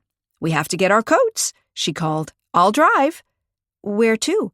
Callie asked, in bewilderment. Suddenly her quiet evening seemed to fly out the window. "Dinner, my treat, the Golden Chef along the highway." It sounded quite inviting, but Callie wasn't eager for a venture into the snowy world. Can't we just stay in and pop a pizza into the oven or something? I'm bushed." "Nonsense, wrap up warm. I'll ask a neighbor to look after Daisy. It'll be far too crowded for her there." Callie sighed as her overactive great-aunt scooped up the Boston Terrier and carried her off, cooing to her. But crowded sounded good. At least Callie wouldn't be breaking her promise to Falk, as she wasn't going anywhere alone. In the car, Iffy said in a confidential tone, "I'm sure that a public place is perfectly safe for it." "For what?" Callie asked, not understanding. The word safe sent her heartbeat skittering. What was her great-aunt up to? More than just dinner, it seemed. "A meeting with an informant. He claims to have the skinny on the case." Callie sat up. "Wait, what? Can you just speak plainly?" Iffy pulled a face. "Can't I have fun at my age? Can't I go out and play detective for an hour or two? You've been at it all day, leaving me to serve muffins and cakes. I mean, they are my own muffins and cakes, so I don't hate them, but still, there are other priorities in life. You get all the excitement." "Yes, like getting hit in the head by an ice ball," Callie said with a sour expression. "That didn't happen because of the case," Iffy corrected her cheerfully. "You're just too kind-hearted for your own good." "No, I'm too interfering for my own good. I should never have started to dig into the case or Peggy's relationship with Falk, the boys, everything that was complicated." And she hadn't told Iffy about the threat to the book tea yet. Her great-aunt had a far too simple view of the whole situation. "I intend to change my ways and stay away from trouble from now on, And if you don't tell me right away what's up at the Golden Chef, I'm getting out of this car right now." "How? We're doing 50 on solid asphalt." Callie sighed. "I mean, what are we getting ourselves into? This so-called informant could be the killer wanting to silence us for what we know." Iffy glanced at her. "First of all, we know precious little. You've been busy clearing the suspects one by one until there's no one left." The indignation in her great-aunt's voice riled Callie. She countered, "I wouldn't say no one. Mayor Moore has been acting very secretive. I'm sure he's hiding something. And Frank Smith isn't even being considered a suspect. Falk refused to check on that call Smith received when he had to step out, away from the Tea Party guests. And second," Iffy continued, as if she hadn't heard Callie list the suspects that had been ignored so far, "I don't think anyone is going to kill us in the Golden Chef tonight. It's the trial run night for Christmas dinner." "What do you mean, trial run for Christmas dinner?" "Well, suppose you have no talent at all for cooking. Or you have in-laws coming who are super critical, or you just don't want to spend all your time in the kitchen when you could be spending it with your grandkids playing some game or watching a cute movie. Then you can order everything you need ready-made from the Golden Chef. They deliver it the day before Christmas, and you can simply keep it fresh in the fridge and heat it when you need it." Callie clicked her tongue. "Sounds like a winner in the city. But I think in a small town, your cranberry sauce would have to be homemade or they'd run you out of town." Iffy laughed. "How old-fashioned. We have many young families here who love to use the Golden Chef services, and even some of my friends get the meringues because they're simply better than they can ever make them. It's an art to make good meringues." "I suppose so," Callie said with a sigh. "So we're going to eat at this Golden Chef place while it's stuffed with diners trying out what dishes they're going to purchase for their Christmas guests? How are we even going to recognize this informant? He said he'd recognize us." Iffy poked an elbow at her. "Isn't this exciting?" "It would be if there wasn't a very real dead body involved." Iffy looked at her. "I do realize that, and I would never have agreed to meet in a lonely place. I'd never put you in danger." "Oh, I know that." Callie patted her great-aunt's arm. "You're just trying to get to the heart of the matter. We all are." The Golden Chef's parking lot was so full they had to drive through it a couple of times to find an empty space. From the warm car into the chilly air was quite a change, and Callie wrapped her scarf around her head and half of her face. She wasn't keen on this informant saying he'd recognize them. Who could it be? Iffy strode ahead of her, waving at someone she knew who was just leaving. "Going already? Only had soup?" "Only thing worth eating," the answer came back briskly. Iffy shook her head. The entry doors had been decorated with lots of cotton ball snowflakes, and inside Christmas music played. Not on a sound system, but produced by a real man behind a piano. Callie glanced around at the many booths where diners were sitting with tall red and gold candles lit between them, glasses full of bubbly liquid being raised to drink to the occasion and the happy days ahead. Waitresses in stylish black dresses with silver sparkles carried plates full of roast beef with rosemary potatoes or turkey and gravy to the tables. Iffy spied around. "There, in the back," she pointed. Callie followed her gaze, not sure what she had spotted. She did see Moore and his wife, with another couple, sampling the roast beef with a critical expression as if it wasn't up to par. Fortunately, they didn't seem to see her. Callie almost slunk after Iffy, hoping they could sit down quickly and vanish into the background. In a booth, a man was sitting on his own. He had a baseball cap on and wore dark glasses. He sat hunched over the table, a beer in his hands. Iffy slipped into the booth opposite him. "Hello, Ben." Callie's mouth fell open. "Ben?" she echoed. The figure looked up. "Not so loud. Sit down and don't look conspicuous." "You're not exactly blending in yourself," Callie whispered as she took her seat. "You're the only one here alone, and you're not eating. And that outfit! Where did you learn how to disguise yourself? Ben pulled the glasses down his nose so he could look across. I'm running from the police. That's not funny. Callie held his gaze. No. Are you running for a reason? I don't know. What do you mean you don't know? Ben sighed. He took off the glasses and put them on the table beside his beer. I have nothing to hide. Honestly, I wanted to cooperate with the police. But someone called me while I was waiting at the station and said there's something in the safe deposit box Ledenby had that incriminates Amber, that proves that she had every reason to kill Ledenby. The only way to save her was if I ran away so the police would think I was the guilty party. And you believed that? Callie asked, glancing at Iffy. I don't know what to believe. I also thought she loved me, and now it turns out she wants this guy Cole. Ben's shoulders slumped. Iffy said, you thought if you ran away and the police came after you and Amber heard about the reason for it, she might care for you again. You want to win her back. Ben nodded. I just want to show her how much she means to me. I think she knows that, Ben, but she's just in love with somebody else. You can't force feelings. Ben sagged even more. I know. What now? I'm on the run, and the police will never believe this insane story. They won't even believe I got a call. And they can't trace it either, I bet.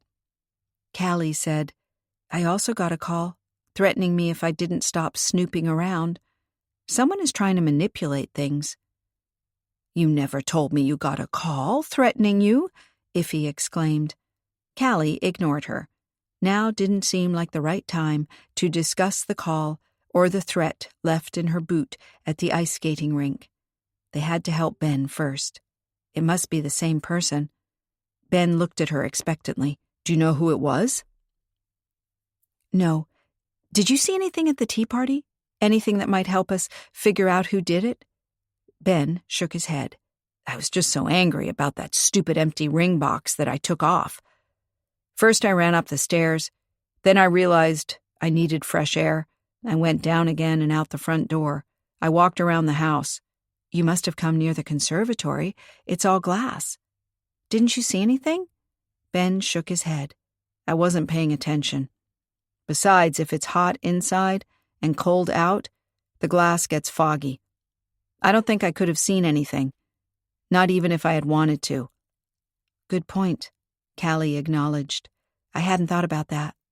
The killer must have realized that, too, and felt perfectly safe as he was about to deal the final blow.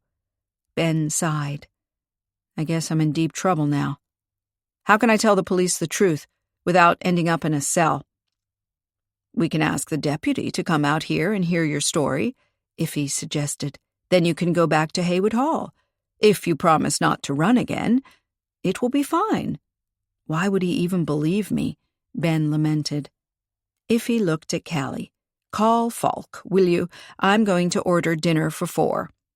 Callie raised a hand. Wait a sec. Falk isn't going to have dinner here with us. Why not? I bet he isn't going to cook anything special for himself this Christmas. He could try out the food here and see if he wants to place an order.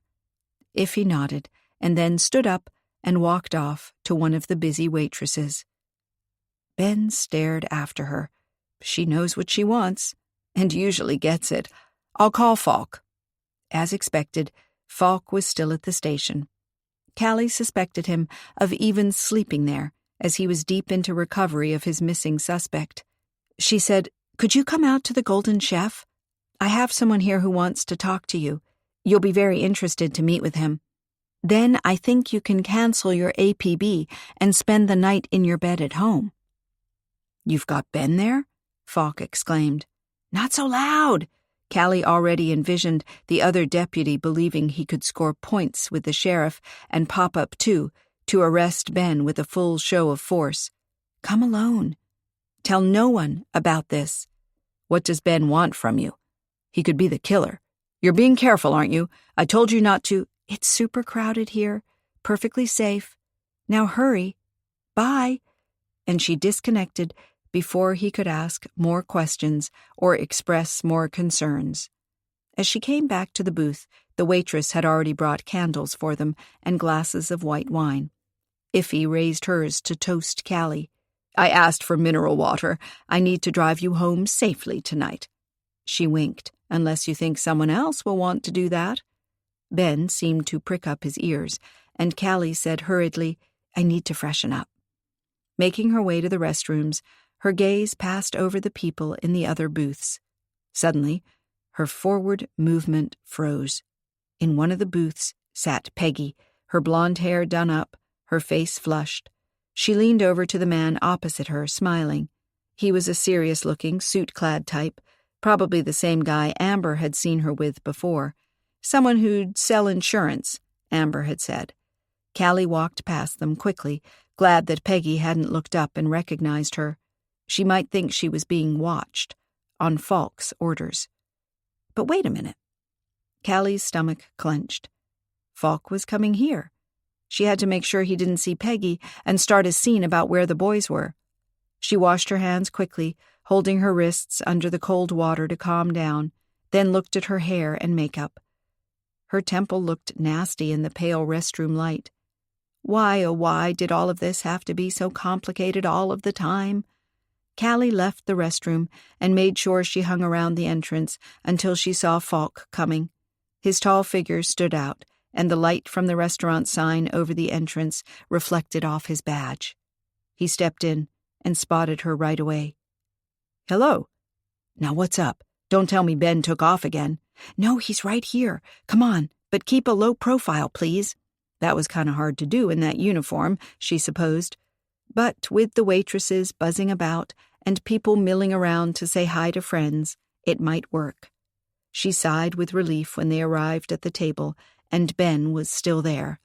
Falk cast a suspicious look at the candles and the wine glasses. Iffy said innocently, "Just a little cover, Deputy. We're innocently sampling Christmas dinner options. I hope you don't mind. I ordered roast beef for you." "Not at all. I hate turkey." "Me too," Iffy sympathized. "Often it's so dry." Iffy gestured that he should sit beside Ben. Ben wasn't happy to now be locked into the booth by a policeman, and Callie felt a little uncomfortable taking her place opposite Falk. The table seemed to have gotten smaller, and the candlelight reflecting in his brown eyes made them look far too considerate for her liking. This was all business, she had to remind herself, clearing up a difficult case. "So, what's the story?" Falk asked Ben. "We have an APB out for you. That's not good news for anybody involved. We use manpower to look for you. You're at the risk of being apprehended by force." "I'm not dangerous." "Why on earth did you put out that APB about me? Because I might resist arrest?" "I'm only trying to help Amber." "Amber? Did she do something then? Did you see her attack Ledenby?" Ben shook his head. He told Falk about the call he'd gotten about evidence in the safe deposit box Ledenby was supposed to have at the bank. Falk laughed softly. "You've been had. I've been to that bank and I had a look inside that box. There was nothing worthwhile in it." "What?" Callie said. "Not even paperwork about—" She gave him a significant look. Falk nodded at her. "I talked to Dorothea and the other party involved, but whatever Ledenby claimed to have, it wasn't in that box." "Did anybody else have access to it? Could that someone have emptied it right after Ledenby died? I thought of that myself and asked the bank employees about it, but no one has been there for the box."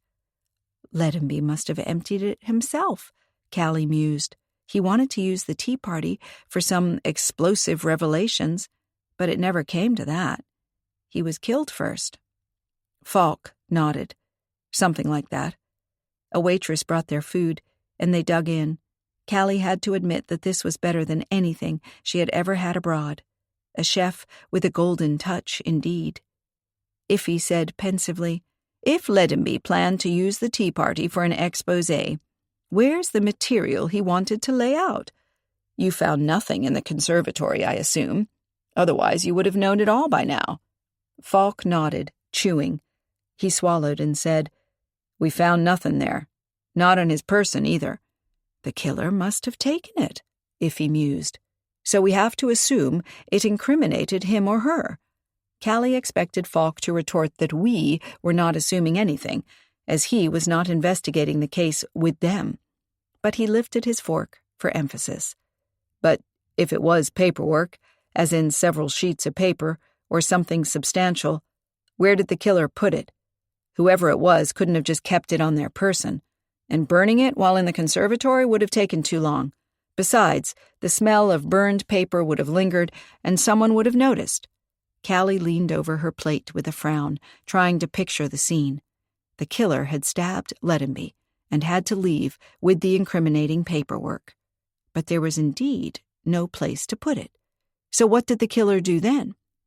Didn't you say there were wet spots in the conservatory? Snowy bits? Water? Mud? Callie asked.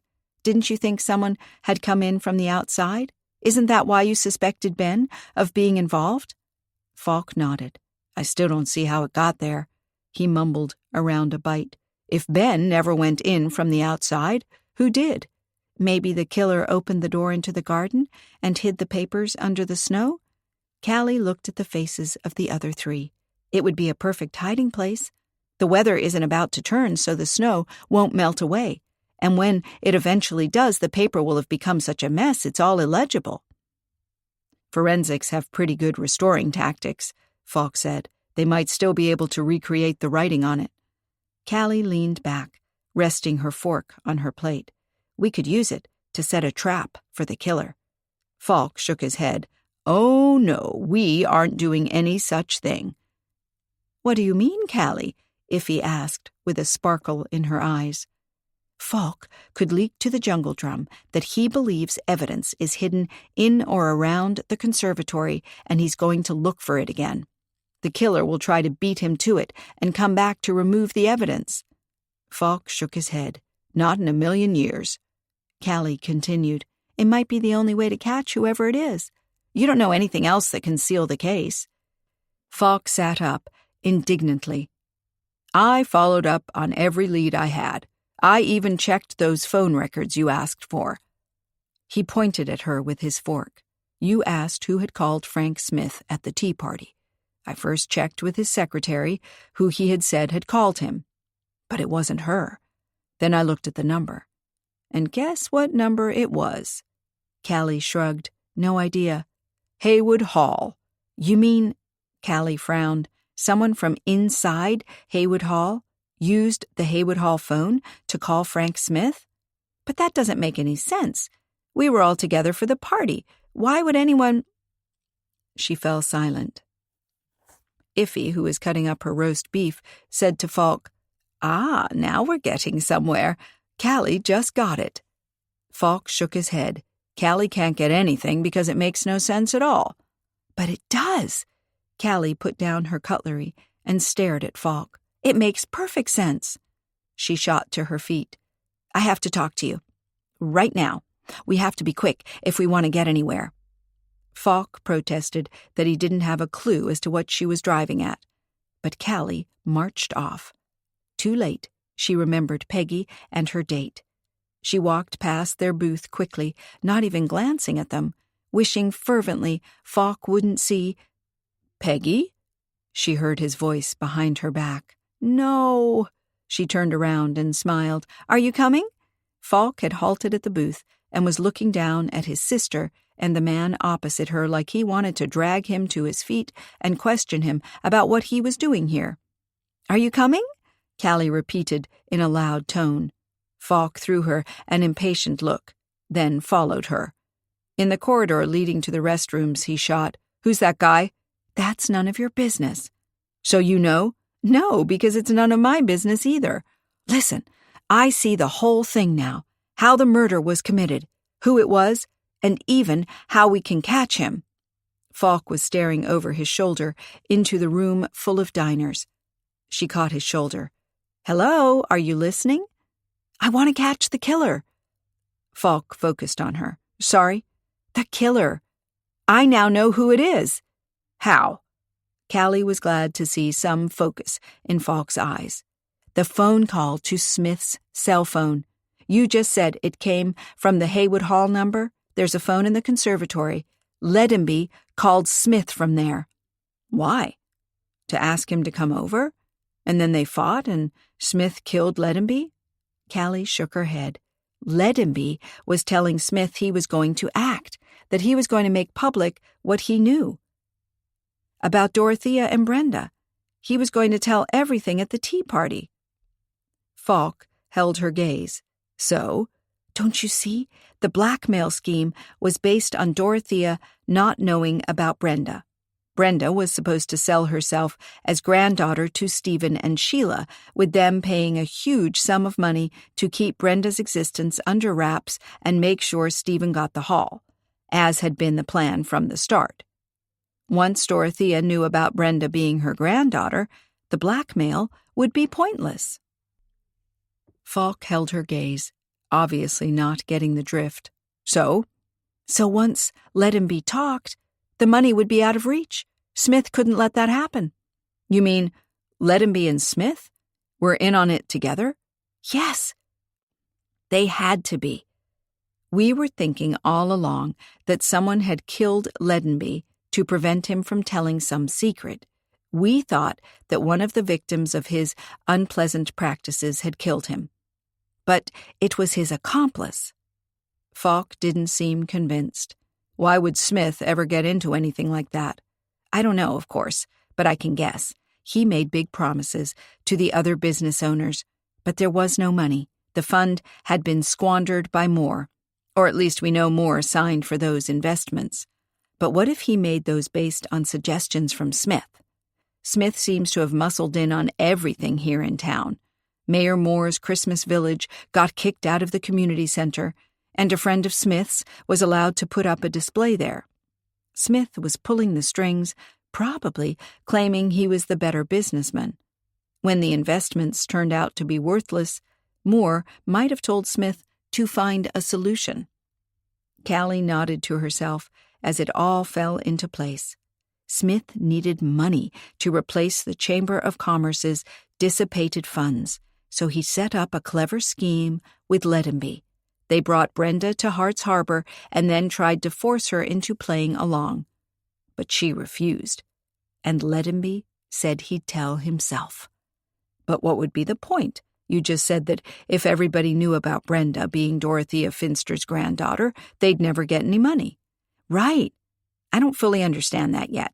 I also don't see why Ledenby would first lie to Dorothea that he hadn't been able to find her son, and then used her granddaughter to get money. Money he then had to share with somebody else. I mean, I assume Smith would have wanted to get most of the blackmail money to pump into that empty fund. Why would Ledenby cooperate at all? How did he benefit? But I'm pretty certain I'm right about Smith's involvement in Ledenby's death. He got a call that surprised him, probably because he realized it came from within the hall. He left the tea party at once. He was away long enough to have killed Ledenby. I even saw him rubbing his hands like he had just washed them and needed to dry them off. I just thought he had been to the bathroom, but that's all a very nice theory. But we can't prove any of it. Just the phone call, and Smith can always just make up a story of what was being said. But there's the missing blackmail material. Smith might suspect it can also point the finger at him, if Ledenby made notes about their agreement, what they were going to do. If he had more than just paperwork, maybe a recording? If you leak to Moore that you're going to search again, his wife will tell everyone. It will also get to Smith. He'll come to the hall to look for it before you do. I'll be there waiting for him. I can talk to him and get him to confess. Then you can arrest him. Wait, what? I'm not letting you wait for him. What if he hurts you? He won't have a chance. We need to know if there was evidence and where he hid it. It can hurt people. Falk sighed. He thought for a few moments. If I'm going to do this, I'm doing it alone. Smith doesn't take me seriously. If he's confronted with me, he'll think he can outsmart me. Please let's give this a try. We'll never clear it up any other way. Christmas is coming and people want to be together. Dorothea and her granddaughter. Falk held her gaze. Why do I sense that I'm going to let you win me over? He leaned back on his heels. How am I going to leak this to Moore, anyway? He's here sampling dinner options. Just stop by his table and tell him of your intentions. His wife is sitting right beside him, and will hear every word of it. She'll start calling people as soon as they get home. And then we spend the night at Haywood Hall, in the conservatory, waiting to see if Smith got the message and turns up. I suppose there's nothing else to do. Falk shook his head. I don't like it. He wanted to say more, but Peggy appeared and came at them. Thanks a lot. Her voice was strangled. Thanks to you, the whole thing is ruined. Why did you have to come over to the table in uniform? Now I'll never get the job. What job?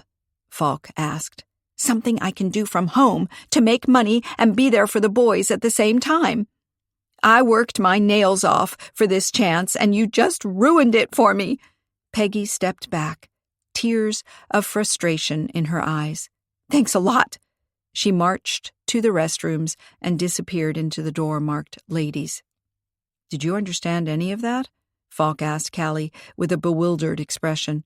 Apparently that man can offer her a job, and with you appearing at their table, he got the impression Peggy is somehow in trouble with the police. Callie tapped his arm.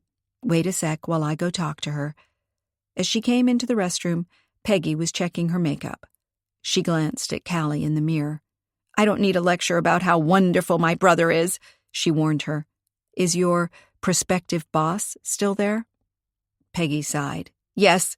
He didn't run screaming because a deputy stopped at our table, but he did look at me strangely, and I don't want to tell him that the deputy is my brother. It will only look worse, like I can't take care of my own life. I think you're doing a great job raising 2 boys on your own. Yeah? If I'm doing such a great job, why did you have to interfere with Tate this morning? Peggy nodded at Callie's face. Your forehead is turning purple now.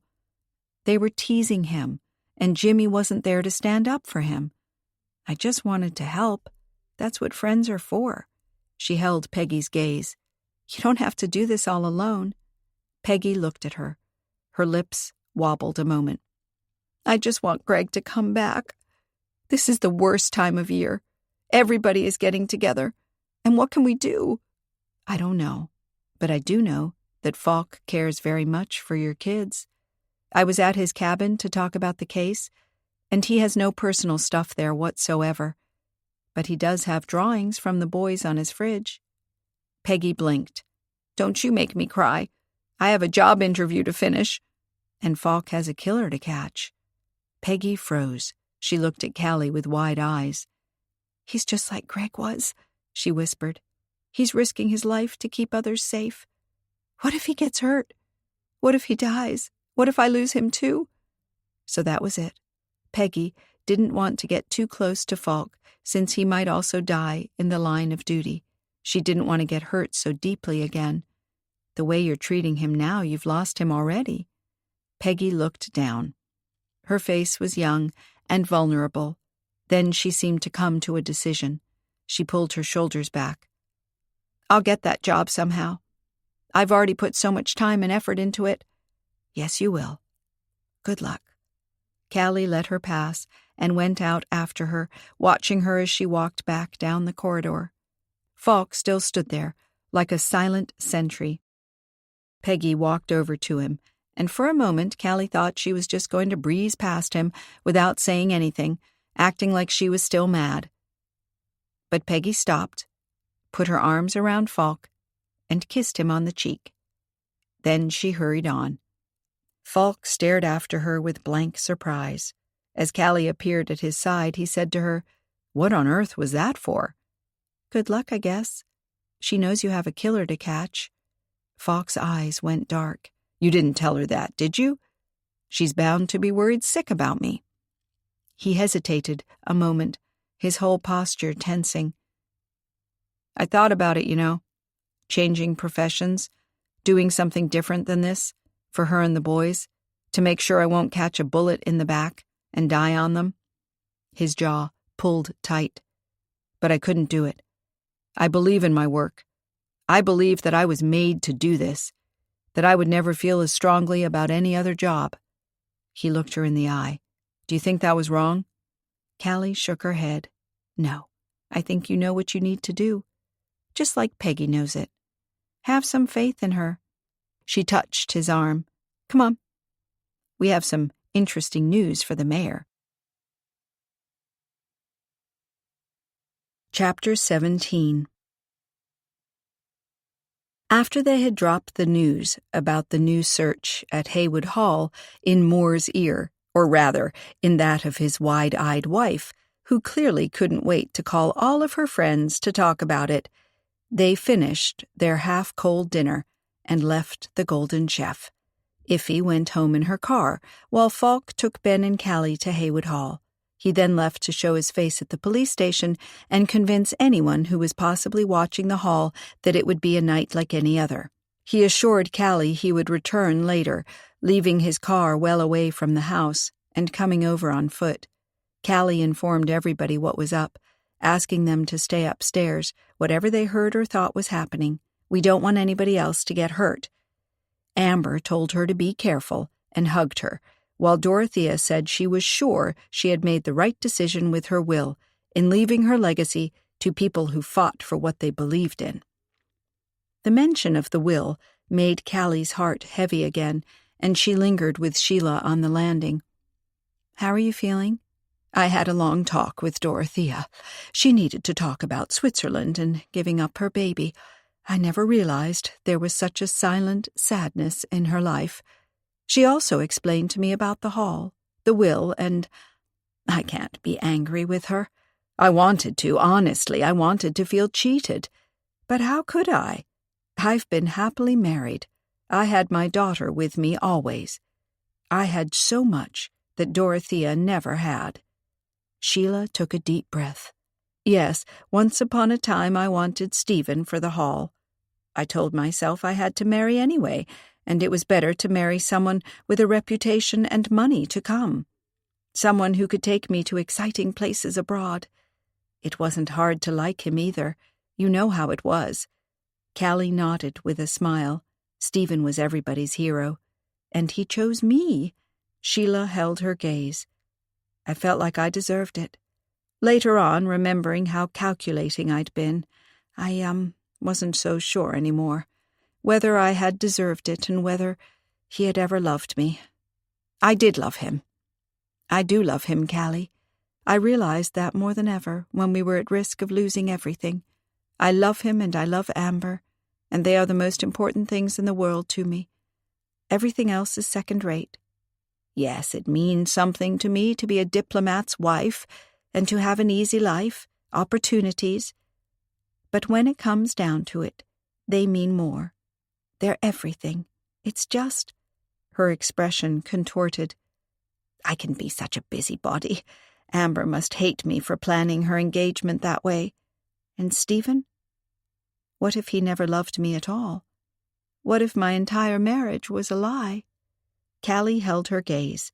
You asked Amber to wear something at the tea party when you planned to have Ben propose to her. A pendant. It looked like a coin. It wasn't very grand, and I was a little surprised Amber was wearing it. She told me because you asked her to. Sheila smiled sadly. When Stephen asked me to marry him, we were in Athens.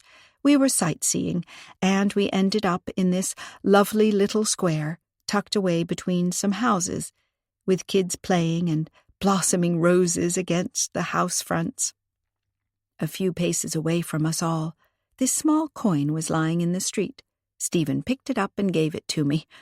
As our eyes met across our hands, he asked me to marry him. Just like that. Sheila swallowed. It wasn't planned. It wasn't a big affair like I tried to set up for Ben and Amber. It was summertime. We were enjoying ourselves. We made this find in a beautiful place, and it just happened. She blinked, and her eyes shone with tears on her lashes. I always kept that coin. Had it turned into a necklace. When I decided to have Ben propose, on impulse I wanted Amber to wear the coin. You're right, that it didn't really fit her dress, but I just wanted her to be connected to that moment when Stephen asked me, and a tear ran down her cheek. Amber never loved Ben. and maybe Stephen never loved me either. Maybe I just thought he did. Everything I believed during 22 years of marriage might be lies. You'll have to talk to Stephen about that. He can tell you. He's been so cold to me. I think he blames me for setting it all off, the tea party and the murder. Callie grabbed her friend's hand and squeezed it. She remembered how anxious Stephen had been about the new will, claiming it had the power to change their lives. Had he sensed Dorothea wouldn't leave Haywood Hall to him? Had he been afraid that it would also mean the end of his marriage to Sheila who had always dreamed of being mistress here? She said to her friend, "No, I bet you he's worried you won't stay with him now that Haywood Hall is no longer part of the deal." How silly! Sheila looked down the corridor to where the door to the library was. I suppose he's hiding among the books, like he used to. I'll go talk to him. Do that, but stay up here whatever happens. And don't interfere with catching the killer. Let Falk and me handle that. Falk is a trained policeman, and he has a gun. You have nothing. I can't imagine why he's letting you do this. I made him. I want to do it. Once upon a time, Ledenby taught us all about plants and regional history, and we cared for him. He belonged to Haywood Hall, even with his quirks and his manipulations. He has been stolen away from us, and we have to set that right. Go to Stephen now. It will all be fine. Callie walked downstairs and stood in the empty sitting room for a few moments, trying to prepare herself mentally for the hours ahead. Maybe nobody would come. Maybe she was wrong about Frank Smith. Maybe the killer was somebody else, somebody they would never catch. But as she thought of Ledenby and her promise to him, here in this room, that she would come see his orchids, a promise she had never been able to keep, she knew she had to find his killer. Like she had just told Sheila, Ledenby had been part of their story at the hall. No matter what he had turned into as he had become older and more manipulative, once upon a time he had been a part of their childhood here, of everything she had been with Sheila and Stephen and Dorothea, along with the tall trees and old books and secret passageways they had invented. She closed her eyes a moment and indulged in the warmth of those memories. A knock on the window made her snap her eyes wide open. Although she knew Falk was coming, her heart pounded, and she had to force herself to go over, push the curtain aside, and open the window so he could climb in. Falk's leather jacket was covered in snow, and small flakes rested in his hair and even on his eyelashes. His breathing was ragged as if he had walked fast, or perhaps even run. "I came as quickly as I could. I was worried the killer would be ahead of me." His hand touched hers. "Is everything all right here?" "I told everybody else to stay upstairs. They're slightly worried about this whole enterprise." "Then they're not alone." Falk sounded stern. "I like it less and less." "Still, we're going to do it," Callie said before he could try to talk her out of it. "I figured out exactly how it can be done. I'll be in the conservatory with a flashlight. I'll turn it on Smith when he comes. We'll argue about him paying me money to keep silent about what I know, or something along those lines. Then, once he's confessed enough to be charged, you'll jump him." "Just like that, huh?" Falk said in a sour tone. "You suddenly put your life into the hands of the man you didn't think could lead a murder investigation." "I already said I was sorry about that. Aren't you flattered I changed my mind and became convinced of your qualities so quickly?" Falk shook his head. "I was at the station, and I considered simply arresting Smith and keeping him in a cell until he talks." "You know he's too smart to talk. He can guess we have nothing to go on, especially now that you told Mayor Moore that you're still looking for evidence." Falk sighed. "I wish I had never said that."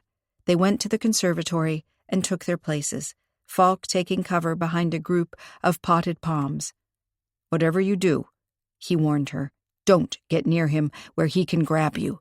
Once he's holding you hostage, I won't be able to jump him. And if he should manage to move you away from the house, anything can happen." In the darkness, The ensuing silence seemed deeper than Callie had ever experienced. Then Falk said, "Haywood Hall needs you. Keep that in mind." Callie sat on the floor, her knees pulled up, her chin resting on her knees. Her right hand closed around the flashlight. She had lost all track of time. Sometimes when she opened her eyes wider to stay awake, she wasn't sure she hadn't been half sleeping and was just waking up. Maybe Smith had come and gone already, outside the fogged-up windows.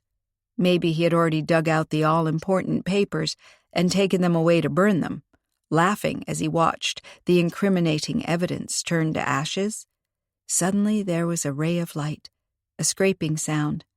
Callie sat up straight, her neck hairs standing up. This wasn't a creaking beam that woke her in the night, maybe the rustle of a critter. No, it was a human being searching for a way in. A way into the room where he had killed a man by digging a screwdriver into his chest. Callie tried to move. Her legs were so stiff that she could barely push herself up. She rose, wincing as her knees locked. Sitting like that had been stupid. She couldn't move freely, let alone quickly. Clutching the flashlight, she rubbed her wrist over her upper leg to warm the muscles, at the same time flexing her toes and tensing her calves to get the feeling in her feet back. A cold draft across her face told her that the intruder had managed to open the door and was on his way into the conservatory. She listened to his careful footfalls, his subdued breathing. The ray of his flashlight played through the room, slipping over the tiles, the workbench, the many flowering plants. Callie held her breath, as if he might suddenly see her. But he was still on the other side of the conservatory, close to the doors through which he had entered. He was now moving something, dragging it across the tiles. She had decided to wait a little and see what he was doing. He might actually find some evidence that Ledenby had stored away and which they could then use against him. Standing there, she wasn't sure that even catching him in the act would be enough to get him convicted. It felt like he was too cold and ruthless to go down. There were soft sounds, as of earth hitting the tiles. He was emptying pots to search inside them. Ledenby might have hidden something among his beloved orchids. That made perfect sense. Callie tried to register everything the intruder was doing, as if she could see it clearly, knowing her testimony would be all-important later on. She wished they'd had time to install a camera of some kind, to ensure they had footage of his careful search. He wouldn't be leaving any fingerprints. She was sure he would be wearing gloves. He muttered something under his breath. Was he calling Ledenby names for having dragged him into this mess? Or was he just telling himself to be careful, to take his time, since he had only one chance to outwit the police? Callie's left foot started to feel numb, and she moved it. Something ticked in the silence. The shuffling noise stopped. The intruder had become fully alert and was listening for what had disturbed his quiet probing. She could just kick herself for this, and at the same time, she was glad. He had to discover her presence sometime and start talking. He continued working. More earth piled up. She could hear more pottery being moved. If she waited too long, he might slip out again, a shadow into the night. Then she'd never be able to prove he had been here. With her free hand, she dug into her pocket and produced a nail. She had picked it up off the floor earlier for this express purpose. She held it tightly, her throat constricted with fear, counting 1, 2, 3. She didn't do anything. "You coward," she goaded herself. "Count again, and this time do it." 1, 2. She imagined Falk waiting in the darkness, as tense as she was, as reluctant to have a confrontation, yet as desperate to get it over with.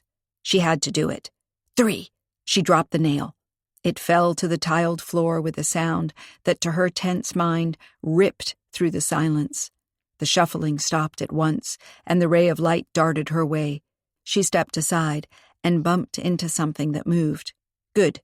Now he would really be spooked. The ray danced closer to her. She could hear his breathing. Then the light found her feet, her legs, her upper body. It shone full in her face, blinding her. She squeezed her eyes shut and turned her head to the side. If he had a gun, he could just shoot her. But he wouldn't risk the sound of a shot in the quiet night, waking up the entire household. Still, Callie stepped out of the ray into the protective shadows of a potted plant with large yellow blooms. Its sweet scent enveloped her. "I have what you're looking for," she said. "I found it in the snow right after the murder. I want to give it to you, for the right amount of money." There was a tense silence. Would he buy it? "How much?" the voice asked, sibilant and almost unrecognizable. Was that Frank Smith? Or was it somebody else? 50,000. "Ha! Do you think I can just produce that kind of money? If I could, Leadenby wouldn't have had a chance of pulling me into his dirty business." Was it his dirty business, or was it your plan from the start? "It was his. You know that. If you saw the paperwork, you know that he found out about the girl years ago. The old biddy asked him to look into her long-lost son." His voice dripped with disdain. "Leadenby found him and found the girl, but he was worried Mrs. Finster would take them into her home and heart, not caring for him anymore. He was a frightened old man, drank too much, got all sentimental. In such a state, he told me about the son and the girl. Then I decided to get her a job here. Leadenby didn't know that. He didn't agree either, I suppose. But he had to play along. I threatened to reveal everything to Mrs. Finster. How he had betrayed her, lying to her that he hadn't found her family, when in fact he had. You don't need to feel sorry for any of them. Leadenby was nothing but a pathetic loser. And dear Brenda is a terrible teacher. She should be glad I got her a job here. Nobody else would ever have given her one." "You only wanted to use her. What kind of life is that?" "She could have cooperated and earned some money too. We could all have been the better for it. You're smarter than she is. You see the value of money." "I don't want to be a tour guide all of my life," Callie said. "Cater to people who don't speak the language or can't find their way around a foreign city. It's worse than working with toddlers." She silently asked forgiveness for talking about her clients this way, but she had to sound like Smith, certain she was so much smarter than the rest of the world. "Show me what you have," he said. "Not until you give me the money. What about Falk?"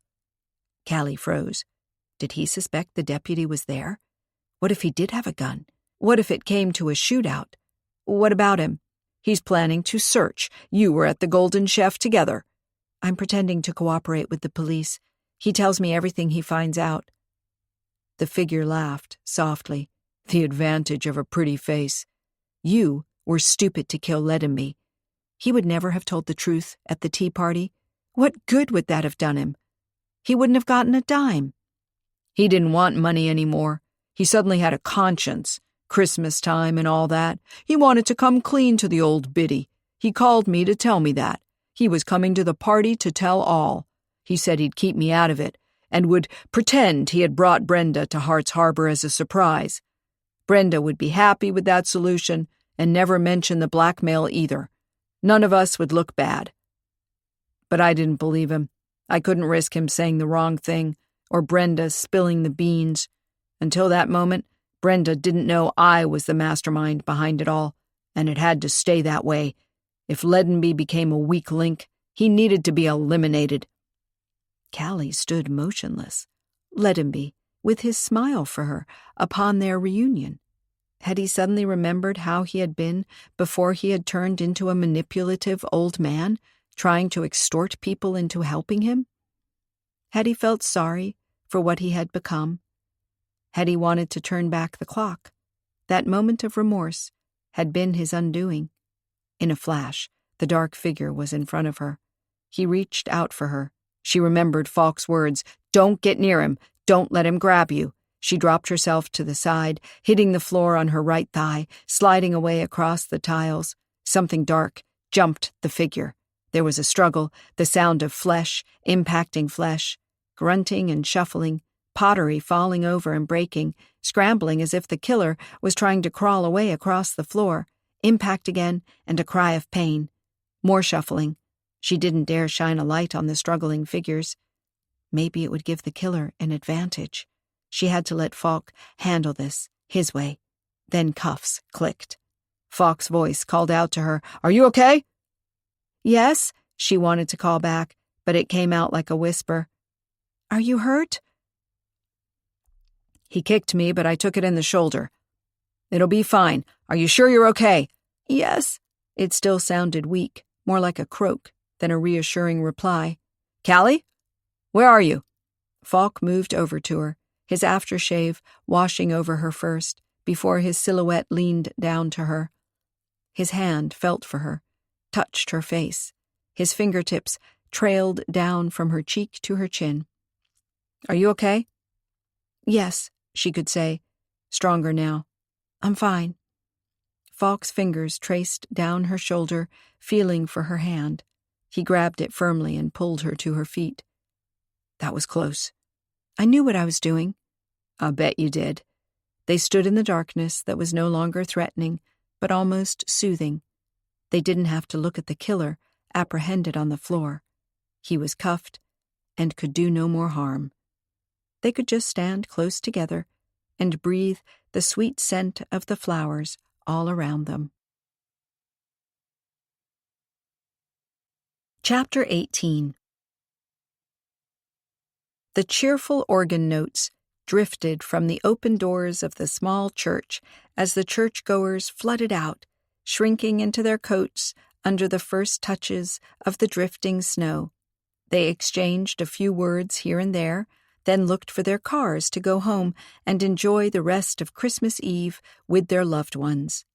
Dorothea Finster stood straight up, Mrs. Keats by her side, tilting her head.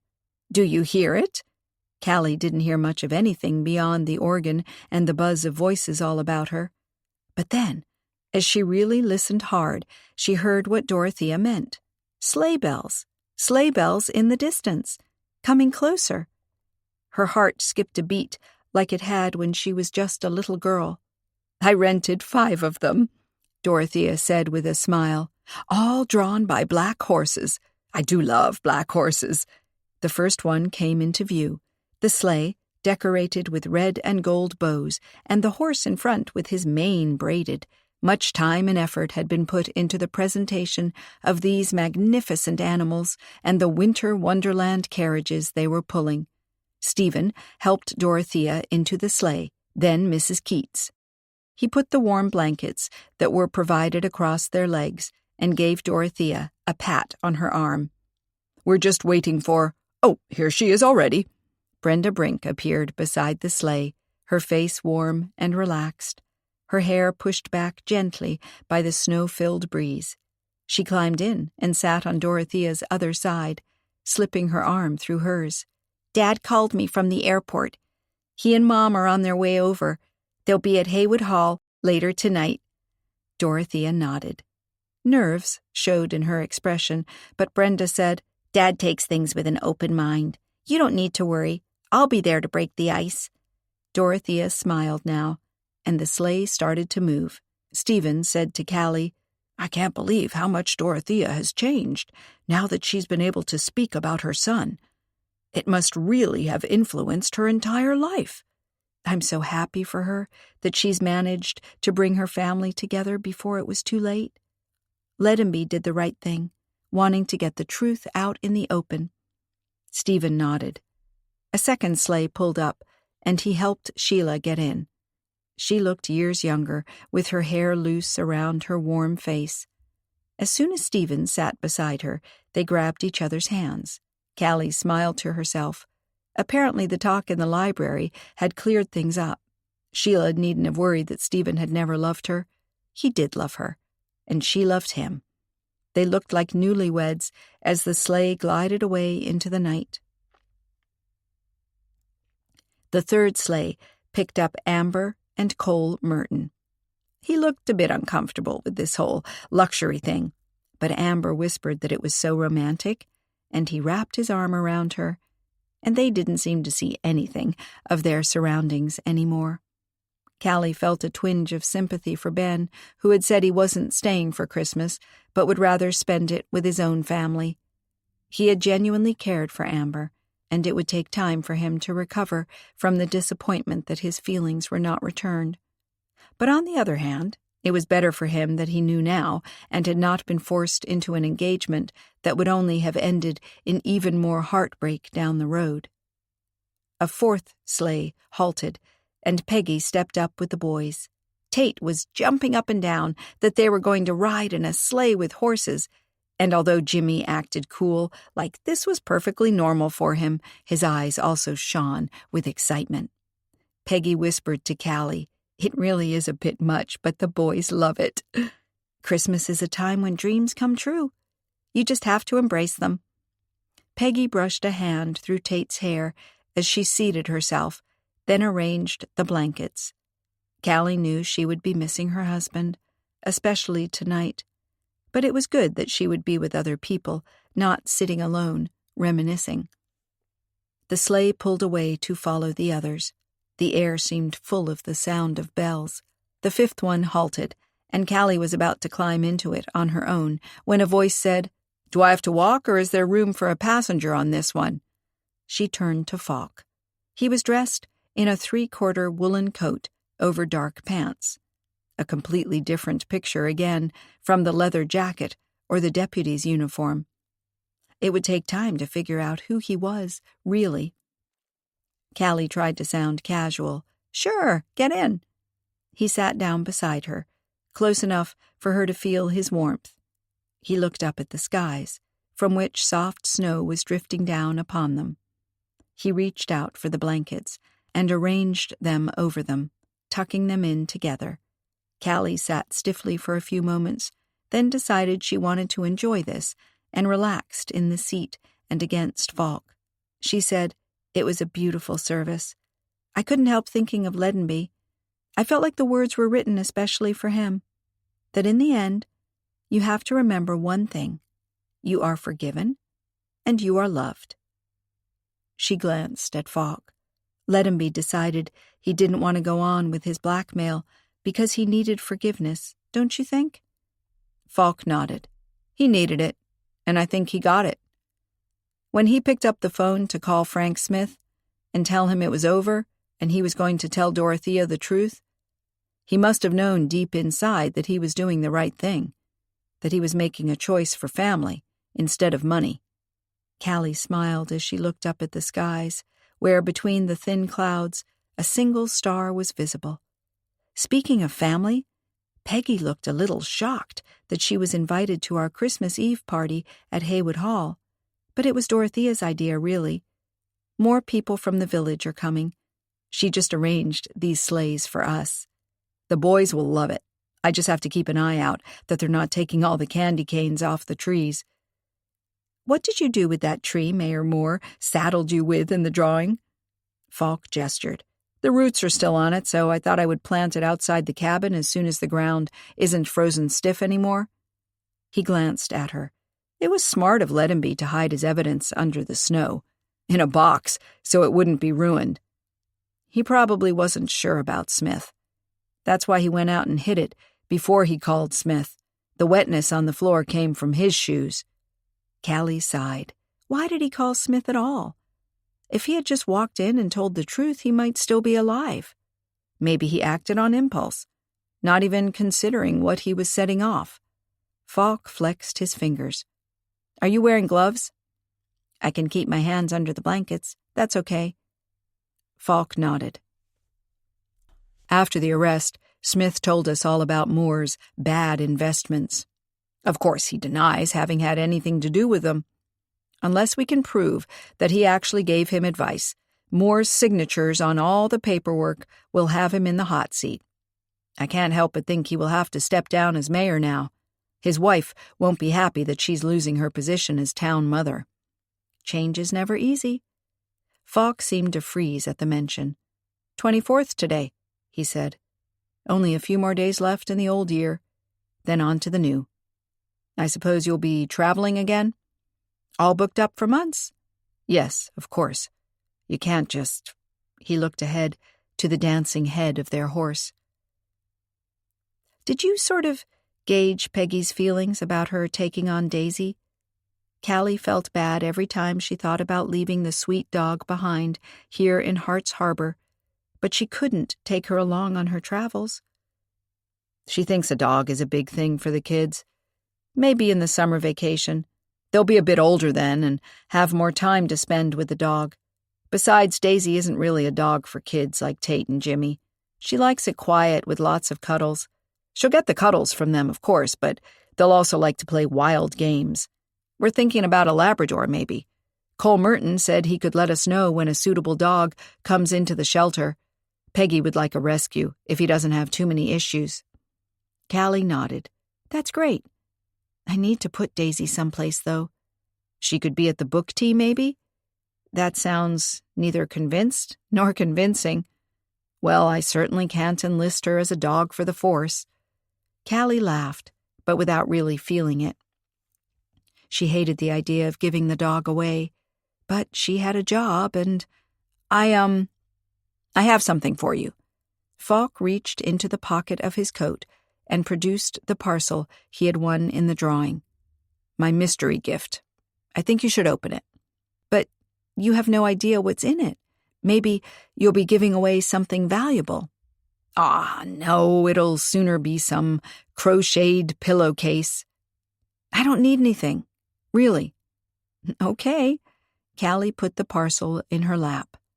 Here she was, traveling in a horse-drawn sleigh through a fairy-tale landscape on her way to the house she had always loved, with a new friend beside her and a present to unwrap.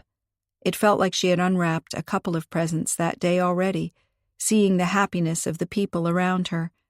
Dorothea and her newfound granddaughter, Stephen and Sheila in love all over again, Amber and Cole reunited. She fumbled with the red ribbon, then the amply applied tape to open the paper. Her heart was pounding, as if Falk had picked this present especially for her. It was just a thing he had won, she reminded herself, nothing special. She folded the paper back. It was a gingerbread heart, with colorful frosting all around the edges and forming words. She read them slowly.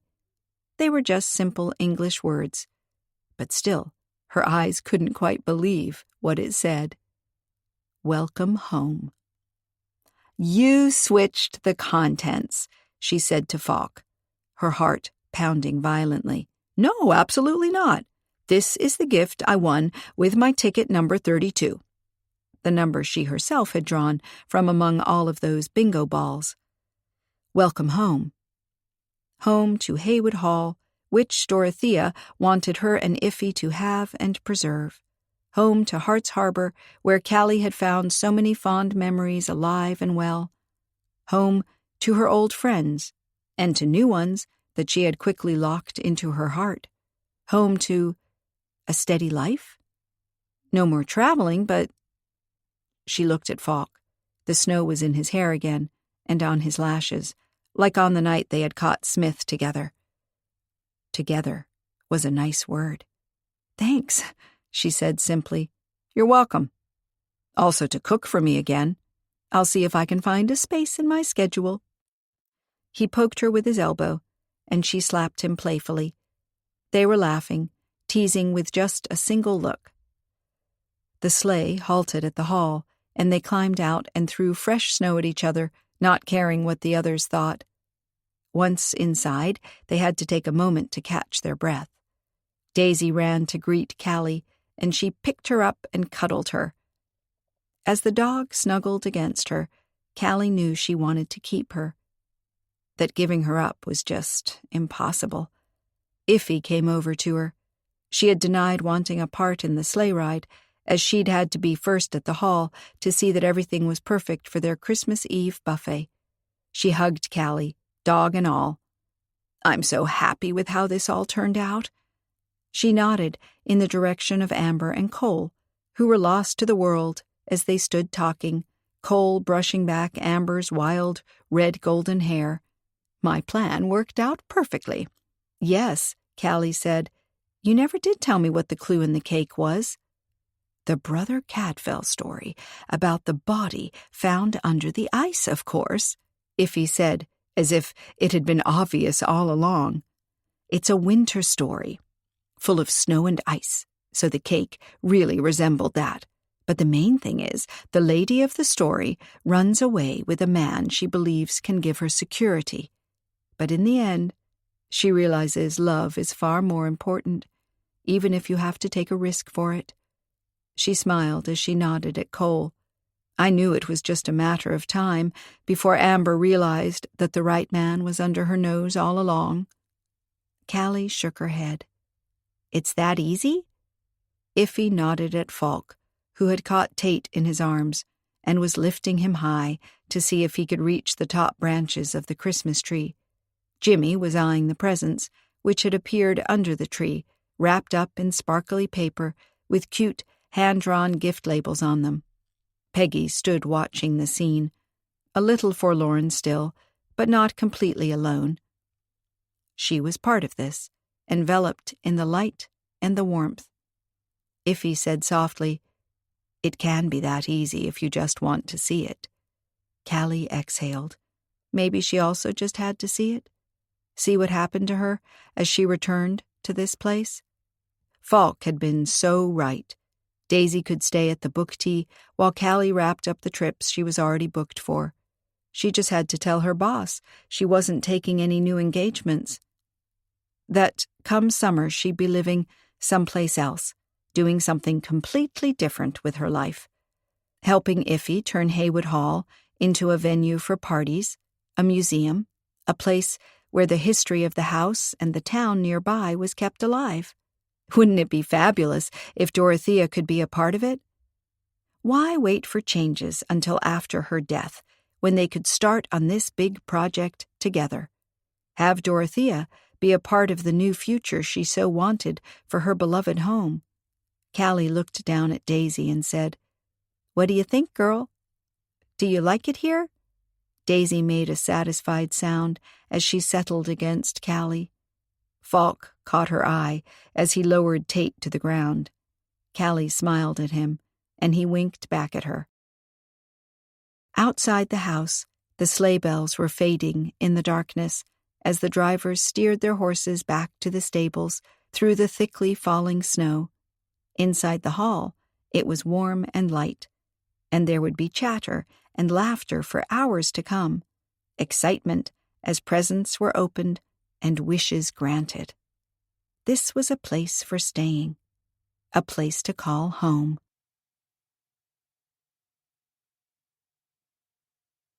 This recording of In Peppermint Peril, a Tea and a Read mystery, was presented by Dreamscape Media, LLC.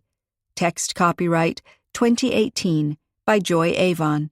Sound recording copyright 2019, Dreamscape Media, LLC. Thank you for listening. Please check dreamscapeab.com for Dreamscape's latest releases.